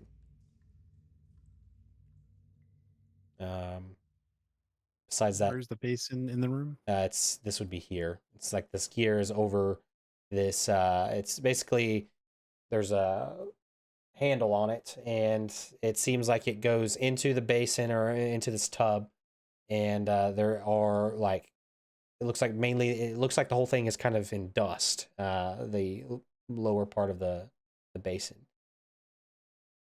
Okay. or the tub, anyway. After this, because I already started with that vial, you just give me order of importance. Because I have the ritual cast each time for each of these items. Because Okay. I did not expect me to use identify today. I didn't think I was going to need it. No, you're fine. I think it'd be whatever you're doing now. This basin over here, the dagger, then the skull. Okay. Also, I would like that crate that had the keys on it, I would like to try to break that open and see what's in it. Okay. All right, Corn, we'll start with you. So you're checking out the potion first? Yes, because I already started that before Rand called me in the room. All right, so you don't know what this potion is called. It seems like it was self-made. But you know that if you drink this, it will cause you to, according to just kind of looking at the magic of it, it would cause you to bleed from the inside, like in your internal organs, for a short period of time. So do not drink this. Gotcha. Right on there. Really handy though. Basically, kind of like a little bit of a poison in It's a way. poison, yeah. I'm just going to write on it internal bleeding and then put it back in my satchel. Then I'll go over to the basin and I'll start ritual casting over there. I'll grab the base because I have to touch it the whole time. So I'll grab the basin and start ritual casting to see if I identify anything. Okay. You go over to the basin. You see that there's just this like white fine dust that kind of seems to be kind of sitting in the basin. You can see that the gear is supposed to go one way. So on one side of the actual basin, the dust is more piled up than the other side. If these are bones grounded into dust, I swear. That's what I'm assuming it is. You ritual cast, and you don't find that there's really any magic or anything associated with it. If I feel the dust, does it feel like what I'm used to feeling when I'm handling corpses or like bones or anything like that over my years? Make an insight check.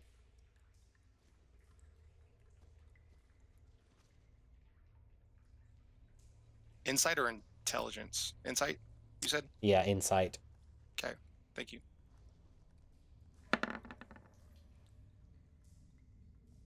Yeah. Natural 20. Yeah, these are this is a machine to grind bones into dust. And then they use it for whatever they find handy. If I have a pouch or two, I'll actually just take some of the bone dust in case because I had some of my spells actually require, I think, a pinch of bone dust here and there. So Okay. I'll fill up a couple little satchels of it. Okay, you start to fill up you could probably fill up a few pouches full. We'll just say one because I don't even know if I have much. Okay. And then feel free to go to anybody else during this time. Then the skull, then the dagger, then the skull. Okay. The dagger that Rand found? Yes. Because that was the one. That was the order he asked me to do it in. Okay. Again, this seems, as you use it, this does seem like some sort of like tampered magic in some way. It doesn't seem like this was made by anybody professional. Essentially, you find that the dagger, when you deal damage with the dagger to another object, person, being, the user of the dagger takes the same amount of damage. Okay, so It seems like another, to you, maybe another useless magic item, potentially.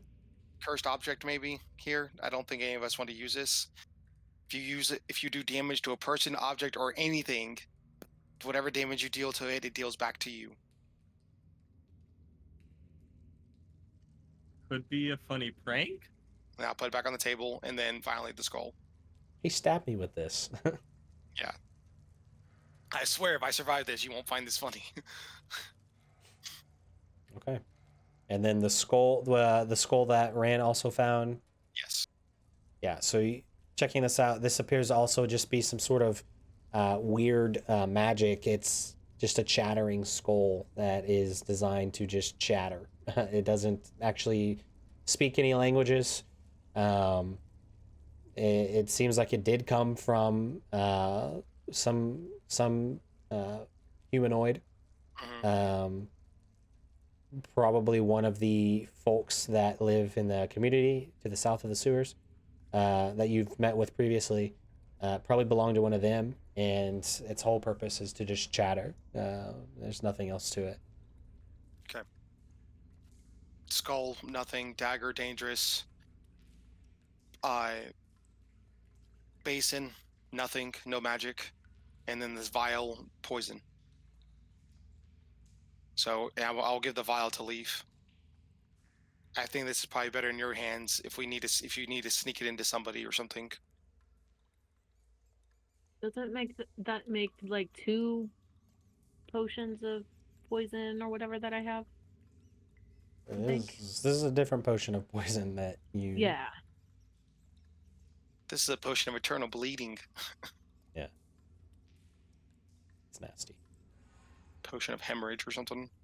If everyone doesn't mind, I'll make my way down back to our mutated friends. Yep. I think Rachel was checking out what was in that box first, and then Yeah. Oh yeah, that's right. Yeah, you go to check it out, and it seems like it's just some stored vegetables that they seemingly have found. There's nowhere that you've noticed that you could grow them.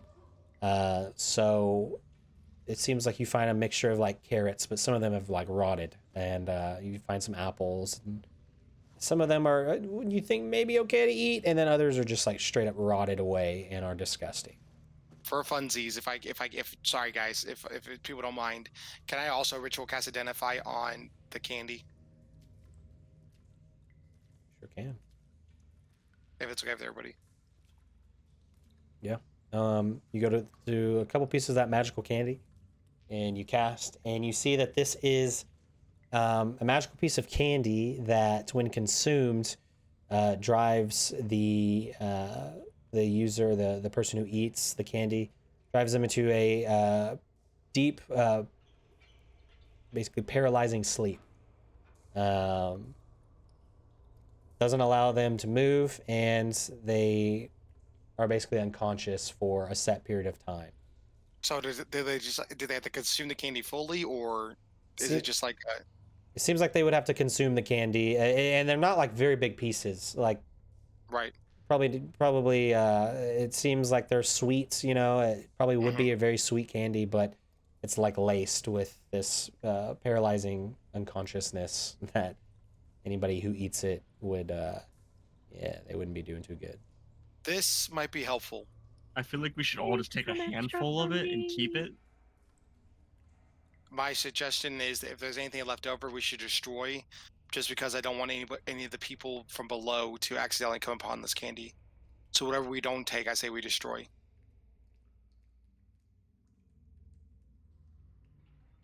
I agree. Let's do I that. agree. I would say dump in the water, but I don't know what it would do if the water would dilute it or Yeah, whatever. let's not Yeah. do that. Let's not poison the city. Everybody I mean, just it is sewer water. passes out. That's one way to deal with the black hand. I mean, come on. Okay. Wait, that's Um, actually not a bad idea though. So you tell us how much candy you want us each to have, and I'll write that in my inventory. Nat. Oh, how much are you wanting to grab? I was if we're just grabbing it, we each, because again, I don't want to be like OP with this or anything. Yeah, I We're mean, gonna grab a handful. So if we want to say 5, if you want to say, it doesn't matter to me. yeah, you're not entirely sure how long it would take. You see that like almost every piece of candy has a little bit of a different like the magic is like less powerful in some pieces. It may be stronger in others. In some of them, while the effect may happen, it may be it may only last for 10 seconds. Some of them may last for up to an hour. It's hard to know for sure until they're just used, and you just hope for the best. So you know that there's a whole chest full of this type of candy, probably 50 pieces available, on top of the probably 5 that you found inside that crate. So I'll take 10. Okay. Yeah, I think if we all take 10. I think Frederick would kind of look at everybody like,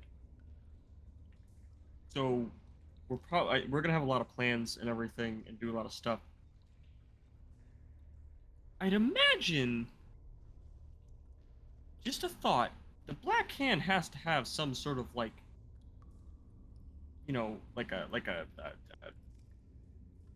their own tavern, their own like cafeteria, like in the castle. I wouldn't be surprised if they like to drink a little bit. What if, whenever we do end up getting in there, maybe during their dinner time, lunch, whatever, we poison their drinks with like one of their kegs, their barrels, with this candy. That might get rid of at least a few of them. It's definitely something worth thinking about. Just a thought. So I feel like we could hold on to this at least till then. Use it for something like that.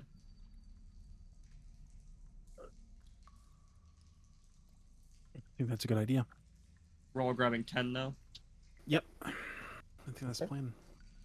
So just throw, probably label them as just 10. 10 knockout candy. I called it Sure. paralyzing candy. Yeah. I did too. Night Paralyzing candy. And you will roll on a table to discern how long the effect will last per consumption. Also, Frederick and Rand, I don't know if you guys weren't here earlier, and I'll pull out the skull.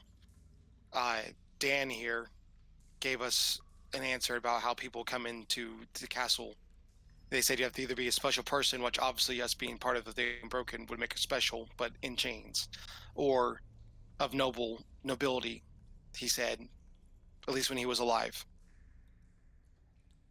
Oh, are So- any of us secretly princes or kings? Or Well, I mean, I'm saying we can pose. You know, I have disguise self. We have other things. something? So I'm what just you're saying- saying is, instead of writing I was a spy, I should have put I was a noble. Got it. I see where I The plan needs to be tweaked, yes. But I'm just letting you know there seems to be a way into it, but I still think sneaking in is probably our best bet. Oh god, every time that thing moves. All right. Alright, I'm following Rand back down to Elzadar. All right. I'm imagining the whole party goes. Bass, don't forget your candy. Don't eat it. None of us Sorry, eat this, Jim. please. Ooh, All piece right. of candy. Oh, Ooh, piece of candy. Ooh, piece of candy. All right. You make your way back to the group, and the door is locked. And as you knock to open, the door does open slightly to see who you are, and you see that Elzadar is actually the one there to greet you as the door opens wide, and you are allowed back into the complex. As And the you populace is randomly cured as we took care of the source of their curses. no, Okay. unfortunately. no, we have to sleep first. So It's like 9 a.m. We just got up. It's been like an Yeah. hour, yeah. It takes a day. It takes a day. Then we gotta wait a day, and they're all cured. you enter. You see Elzadar, who looks at you curiously, and just asks, "Done? It is done. Safe? Safe. Safer. No scream woman?" We No don't think scream so. woman. You see a smile. Look, Kind if of. there's more than what we took care of out there, that's the Scream Woman. Oh, you're still a lot safer off than you were. We had before it. got here. There were 3 of them. A smile kind of creeps up on his face, and he just like pulls his arms out and goes and hugs Rand, who I assume is probably one of the closest people to him. Rand, you feel him as he just kind of leans into you and just gives you a big hug. I hug him back. And Give him a then big hug. he releases the hug and then goes to Corin next, who's standing next to Rand, and he just drives himself into you to give you a big hug. He squeezes you pretty tight. Stand there and just just awkwardly take the hug because I don't like social. I'm not good with social interaction. So I'm like, he's just like patting him on the head. He goes to Yes. each of you. yes, no Um, problem. He goes to each of you and gives you a big hug. And he doesn't like hold back the strength of the hug. Hey, Frederick fully accepts it, and he picks him up. Like, what the hell? Why not? Jigglypuff. You can see he's smiling. He's you've made him very happy, and he kind of comes back in, and he says, "You stay. You rest." He seems to kind of notice some of your maybe some of the action that's taken place. You rest to show you the way. Elzadar, do you have any idea how to get into the castle? No. No, we don't go there. It's too dangerous. I understand. That's where we have to go. I think You that's know where they keep the prisoners? Yeah, castle. Castle. Yeah, we have to go to the castle. But some in city, Where? everywhere. Slave. Where? And I point to Leaf. Have you seen those like her in the city? Slaves? Kind of tilts his head. Like, sure. Little people? Ah. Halfling? Yes. The fair folk? The little folk? Kind of nods Underdog, his head. sees no race.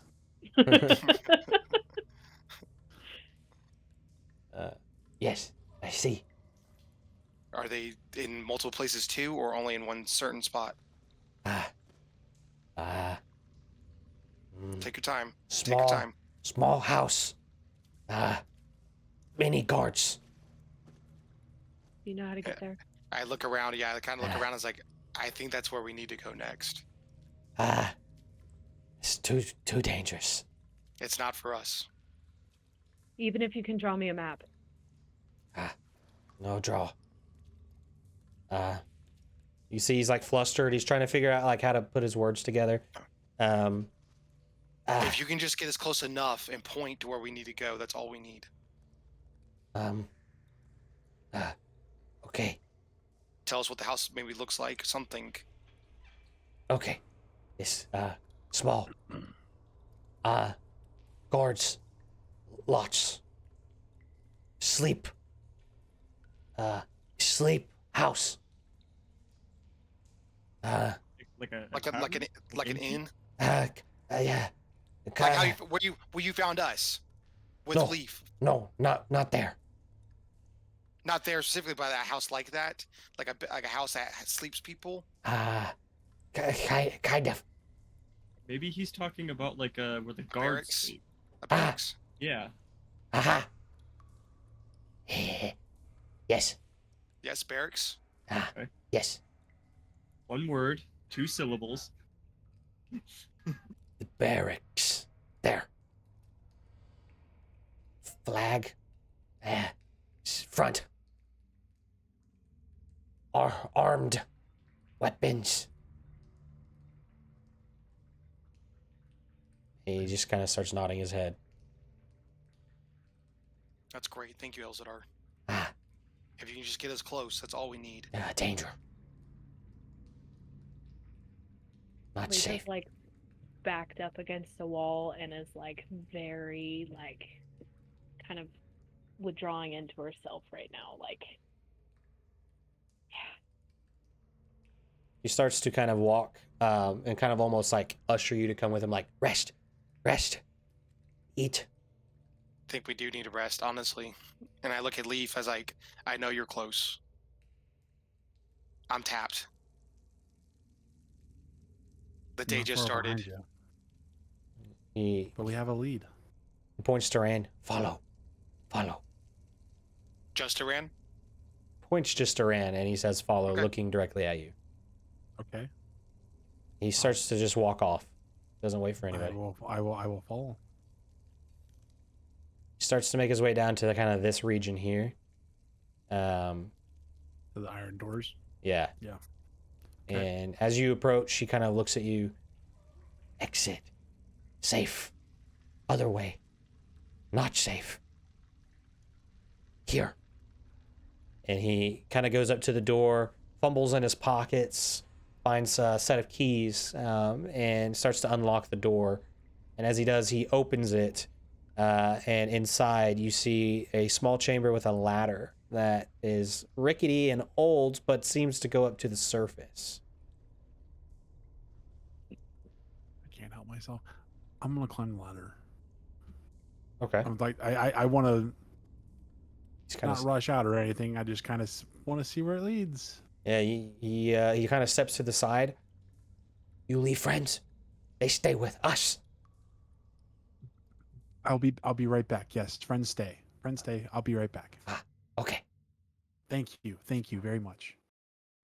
And you start to climb up the ladder. The ladder is old and rickety. You kind of question its integrity with each step, but you get to the top. That is probably 40 or 50-foot climb. You get to the top and you find this manhole that is covering. It is dark at this point, but there is this manhole that is kind of where you've reached the top of the ladder.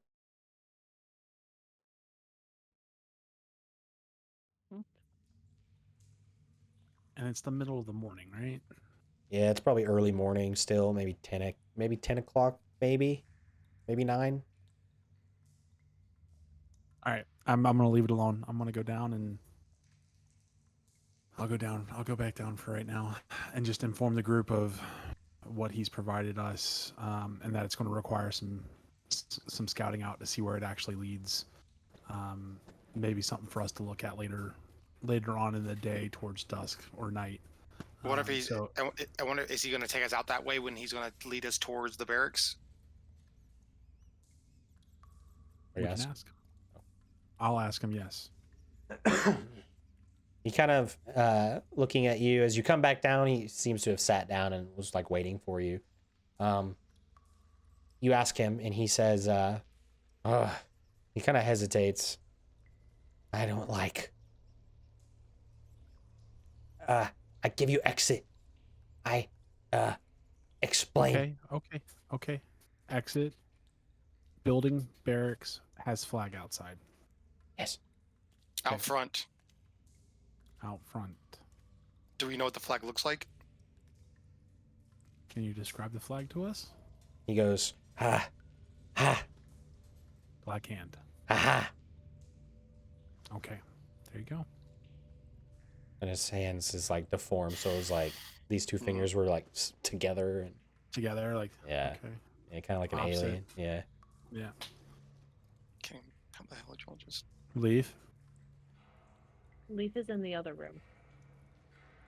She's like sitting in the corner in like the little bedroom area. Okay. I'm gonna go check on Leaf. Hey. Hi. How's it going? What if he's in their barracks? We'll start there. We can't kill all of them. I would kill all of them.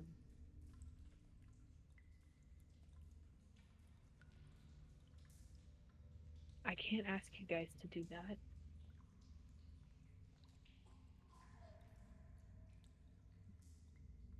The task in front of us may seem monumental, but we are not yet at the foot of that mountain. We'll figure out how high we have to climb. Did that sound wise? I think that I tried to sound wise there. Does that sound wise, Leaf? Are we good? Are we good?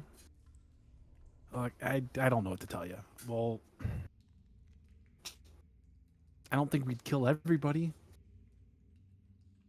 To get Sunny, I would.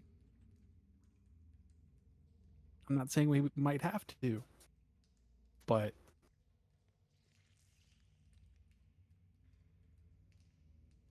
we rest, we recover, we see what we can learn, and we go from there. That's all we can do. I got a feeling though. I don't think he's there. It doesn't line up. But I think we can test for it.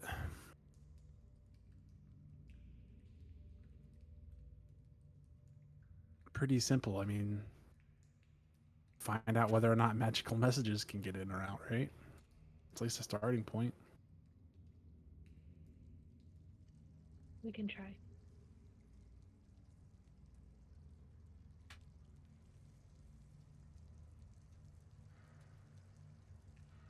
Hey. Also, I'm going to switch out the daggers on my belt while we're talking. So I can go ahead and get those attuned. We took that dagger with us too because I don't want to make sure none of the deformed people grab that one and hurt themselves. Last thing he'll say is just, hey, we do this together, okay? That goes for you too. We do this together, okay? Okay. Rand's gonna find somewhere to lay down Okay. because he needs 8 hours of sleep. Okay. Because his class doesn't get to have spells come back on a short rest. I would still need a long rest even after the short rest. I think we could all use with a good long sleep. Food. Meet the people. Try to talk to some of these people. I don't Figure know. out what One of them sniffing me right now. I don't know how I feel about it. Yeah. If everybody is like going to sleep, Leaf is gonna sit in the corner and basically watch. Okay. Like keep watch, not watch them sleep. Right. Yes. You, Yes. you pull out the concept doll. from your You wake. pull out the doll with the eyeball. I You still have that, by the way. do still have that. I forgot. Yep. All right. So you guys all take a long rest. Yes. If we can, if we Okay. allow us. All right. So you guys find some time, whether that's sleeping, resting to recover your wounds. You all take a long rest. Some of you may talk to some of the locals, but you would find that none of them have a whole lot to say. It seems like Elzadar is probably one of the very few here that can actually speak. And it's about maybe late into your long rest that you kind of, all of you are able to kind of hear like rumbling,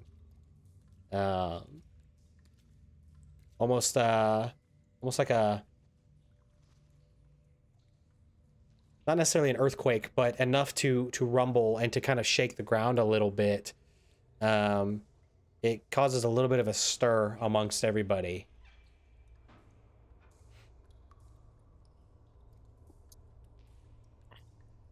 What was that? You all do benefit from a long rest, Oh, thank God. by the way. But probably in the last 20 minutes or so, there is this rumbling, and I burst out. you can hear into- almost some like loud noises. Not necessarily like they seem far away, but you almost hear loud, just like booming noise. Oh, that's beautiful. There That is long rest some. button works. There's some earth, like the earth. There's not earthquakes, but the ground almost seems to rumble a little bit at each boom that you kind of hear. It's almost Does it like sound like when Cannon fire. not necessarily. It sounds almost like if it was a thunderstorm and then lightning strikes and there's like a thunderous boom. It's kind of what you're hearing almost. It sounds like. Okay.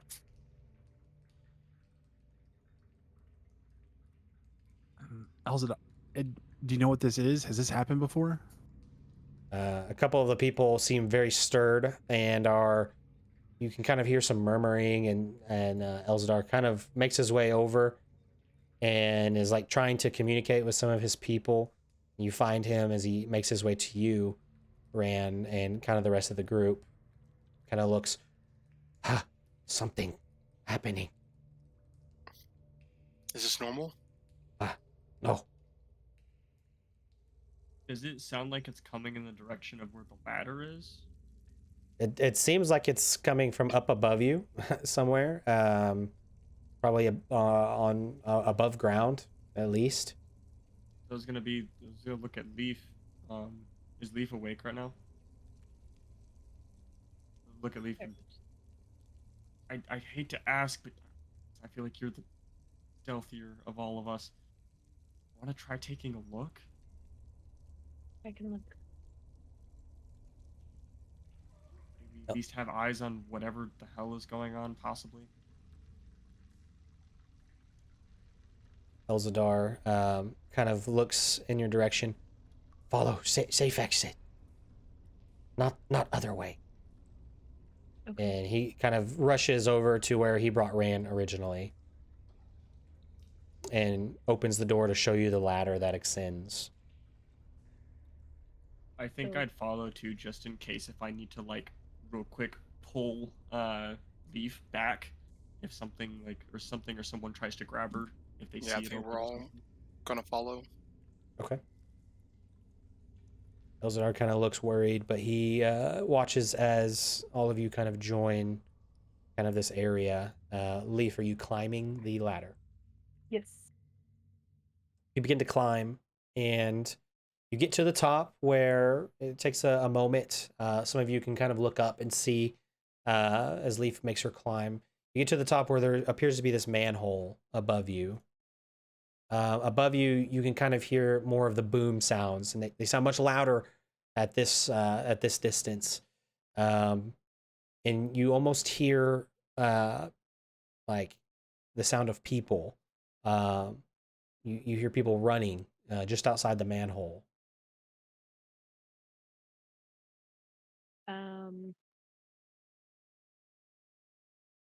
She's gonna open it and climb out. Leave it open though. Okay. As soon as you open it, you're immediately met with the smell of some kind of like sulfur and fire that kind of catches your nose.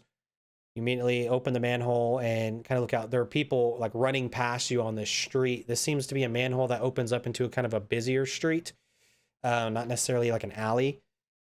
And there are people running past you, and you see women gathering children, and they're rushing into what looks like some local buildings. And you actually see a group of about 6 guards kind of coming in your direction, all Warforged looking, coming in your direction, close to the manhole. You see other people nearby are kind of scared. It seems like people are running. They're not just walking. It seems like there's something going on. Do you stay? Are you getting out of the manhole, or are you? Yeah, she's gonna climb out of the manhole, and once she notices that the guards are coming towards her, she's gonna run where she saw the women taking the children, and try to like blend in with the kids. Sure. And just like once the guards are past her, kind of look at one of the women. What's happening? Yeah, the guards run right past you, and they seem to be kind of on a mission to get somewhere. And the lady kind of looks at you, kind of distressed, and she's confused. You haven't heard? There's something happening. The city's under attack. We have to get to safety right now. And she's like gathering a couple kids, and she just like runs off without telling you anymore. It's at this point you hear a large booming noise. Sounds like there was some sort of like artillery or something that had just struck the city. And you can actually hear the crumbling of sounds like stone towards the city walls. You see more guards are approaching, and they're passing by everybody, yelling, "Get out of our way! Get out of our way! We've got to get to the front gates!" And you see that they're armed. Are there any ships in the sky that she can see? Looking up, you don't see anything in the sky at this moment. No ships or no dragons or anything like that. She's gonna run back over to the manhole and like scream down, "The city's under attack.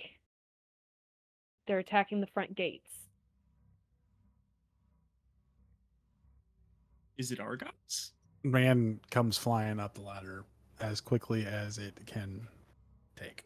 I think Okay. Frederick, same thing, is gonna go up the ladder. Yeah, we're all going. It looks like. Okay. You all quickly, as fast as you can, climb up this ladder and get out into the city streets, where now you can see people scurrying everywhere, going different directions, people crying, people screaming. You hear what sounds like just like a large amount of footsteps of almost like an army of such. Things are shaking and rumbling, and people are evacuating buildings. And other people nearby you are yelling at you to get out of their way because they're trying to get past you to get somewhere safe.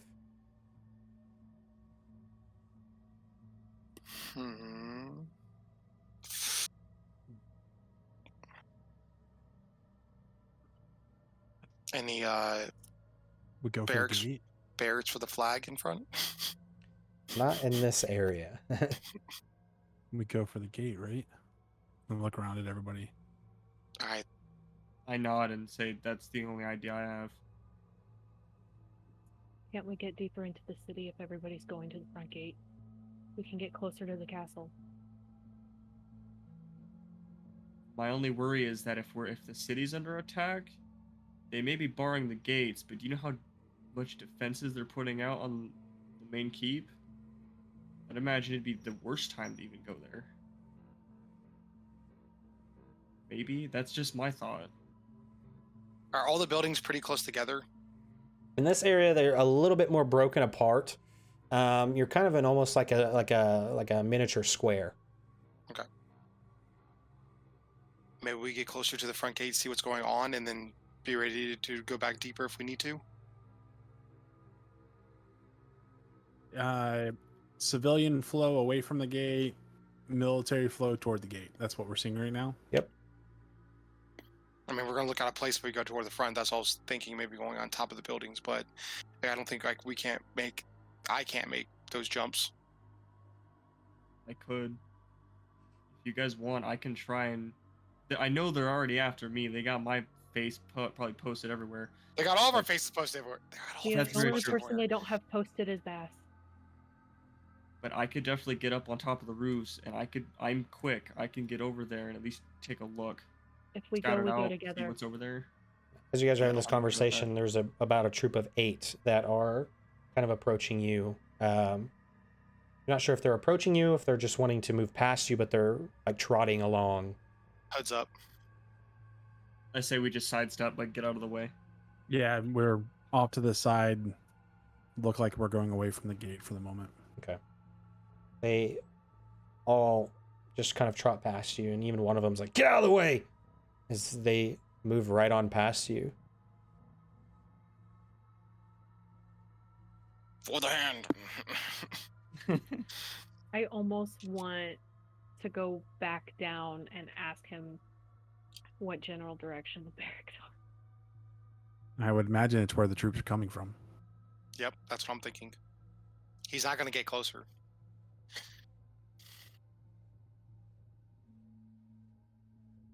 I don't think we have much time, so we got to figure out: are we going to go look towards the front gate, see what's attacking the city? Are we going towards the barracks? Leaf starts walking in the direction that all of the guards are coming from. Rand's about 2.5 steps behind her. Following Leaf. Okay. As you guys start making your way in the direction Bye, of Bass. Have a of good life. as you guys start think- to I'm gonna go towards the gate. okay.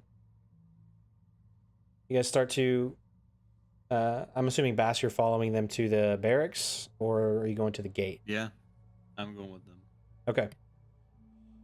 You all start making your way to the barracks, except for Frederick, who begins to head towards the front gate away from you all. Do you just try to stop him? Leaf doesn't even know that he's going that way. I'll cast a message. I'll Is check he- in with. I'll cast a message to Frederick. I'll check in with you later. Please be careful. I'll respond. Sounds good. I'll try and meet up with you guys soon. If I don't see you guys at the barracks, I'll meet you guys back here. I just put my mask on, and I'm gonna get up on top of the roof, and I'm just gonna start booking it towards the front gate. Okay. Frederick, you start to book it to the front gate as fast as you can. You see mostly civilians and stuff are going the opposite direction that you are, and you see that there are guards and such who are making their way through all the streets. It's swarming with I guards am who trying are to stay at least kind of out of the sight of some guards. okay. Just that way, like, they're not thinking that, oh, I'm one of the guys attacking. Like, I just want to get there quick, swiftly, but just kind of out of sight. Okay. It takes you probably around 10 minutes to just get to, at least to see kind of the front gate and kind of what's going on. And what you see from standing on top of one of the buildings is that there is some destruction. You see that one of the pillars at the front gate is completely destroyed. It seems like the front gate is wide open, almost as if it's been forced open. And what you see are people continuing to run as fast as they can, but behind them, you see these guards who are armed, weapons out, fighting. And what you see is that there are creatures coming through this gate, and you examine them, and some of them are slow walking, and some of them are on all fours running, tackling into people, ripping them apart. You look and you see a couple of what looks like large creatures, maybe giants, but there's something about them that looks off to you. They hulk slowly, and arms kind of just almost loosely limbed as they're just moving into the city. You see what looks like a horde of these creatures invading the city, and the Warforged and the guards are trying to fight them off as best as they can. You notice that these creatures are not of the living. You see that there are ghouls, and there are zombies. There are large zombified ogres and giants that have infiltrated the city. And you can see kind of in the back of the troop, there is a large amount of creatures, these zombies and such, that are just pouring in through the gates. Some of them are actually climbing over the walls. And you see the guards are losing. And they're slowly inching their way further and further into the city. And it's not much longer before you see what looks like an individual that looks different from all of them. And you notice right away that this individual is tall, but he almost appears completely, almost featureless in a way. He's completely blackened. And there's this greenish hue that kind of follows in his footsteps as his arm itself is lengthened into what looks like a blade, and he's just slashing through people left and right. 4 guards at a time, and he just slashes through them like they're no big deal. He's slowly marching his way through the city. You see more and more people are trying to get away as many of these people are being slaughtered. Your instinct is to maybe run, to report back to your friends. You know, if you spent too much time up here, that even then these creatures will slowly make their way even towards you. I'd say on it, yeah, Frederick is in that moment. He is, for the first time in a while, is absolutely terrified. Like, yeah, he's seen, like, Corrin's undead. Yeah, he's been in combat with some... I mean, we just fought a weird monster in the sewers and 3 hags. But this... Seeing people being torn to shreds and slaughtered like this by this horde... Frederick kind of hesitates and, like, stumbles back slightly, as just wide-eyed, even through the mask, just wide-eyed. And he's gonna, like, instinctually grab his amulet and just whisper, "What's going on, Thorthan?" You almost detect there's a fear that enters within you. And you don't hear a response right away. You just see the impending horde of undead that make their approach through the city. And an individual that seems to be leading them, shrouded in this green mist that is just cutting through every individual that he sees. I just nod after feeling Thorthan's own fear enter, and I'm like, nod, and at that moment I let go of the amulet, and I was running here before. At this point I am dashing like as fast as I can, trying to head back in the direction of where they're going, because at this point I'm like, fuck the barracks, we need to get out. So I'm booking it towards them. That's where we end our session for tonight. Holy shit. World War Z just happened right in front of me. We don't have to wait for reinforcements. That's what I was hoping. I was hoping it was like, they came, a week early. No, this is the wrong army. Enemy of my enemy. we are not. I don't think.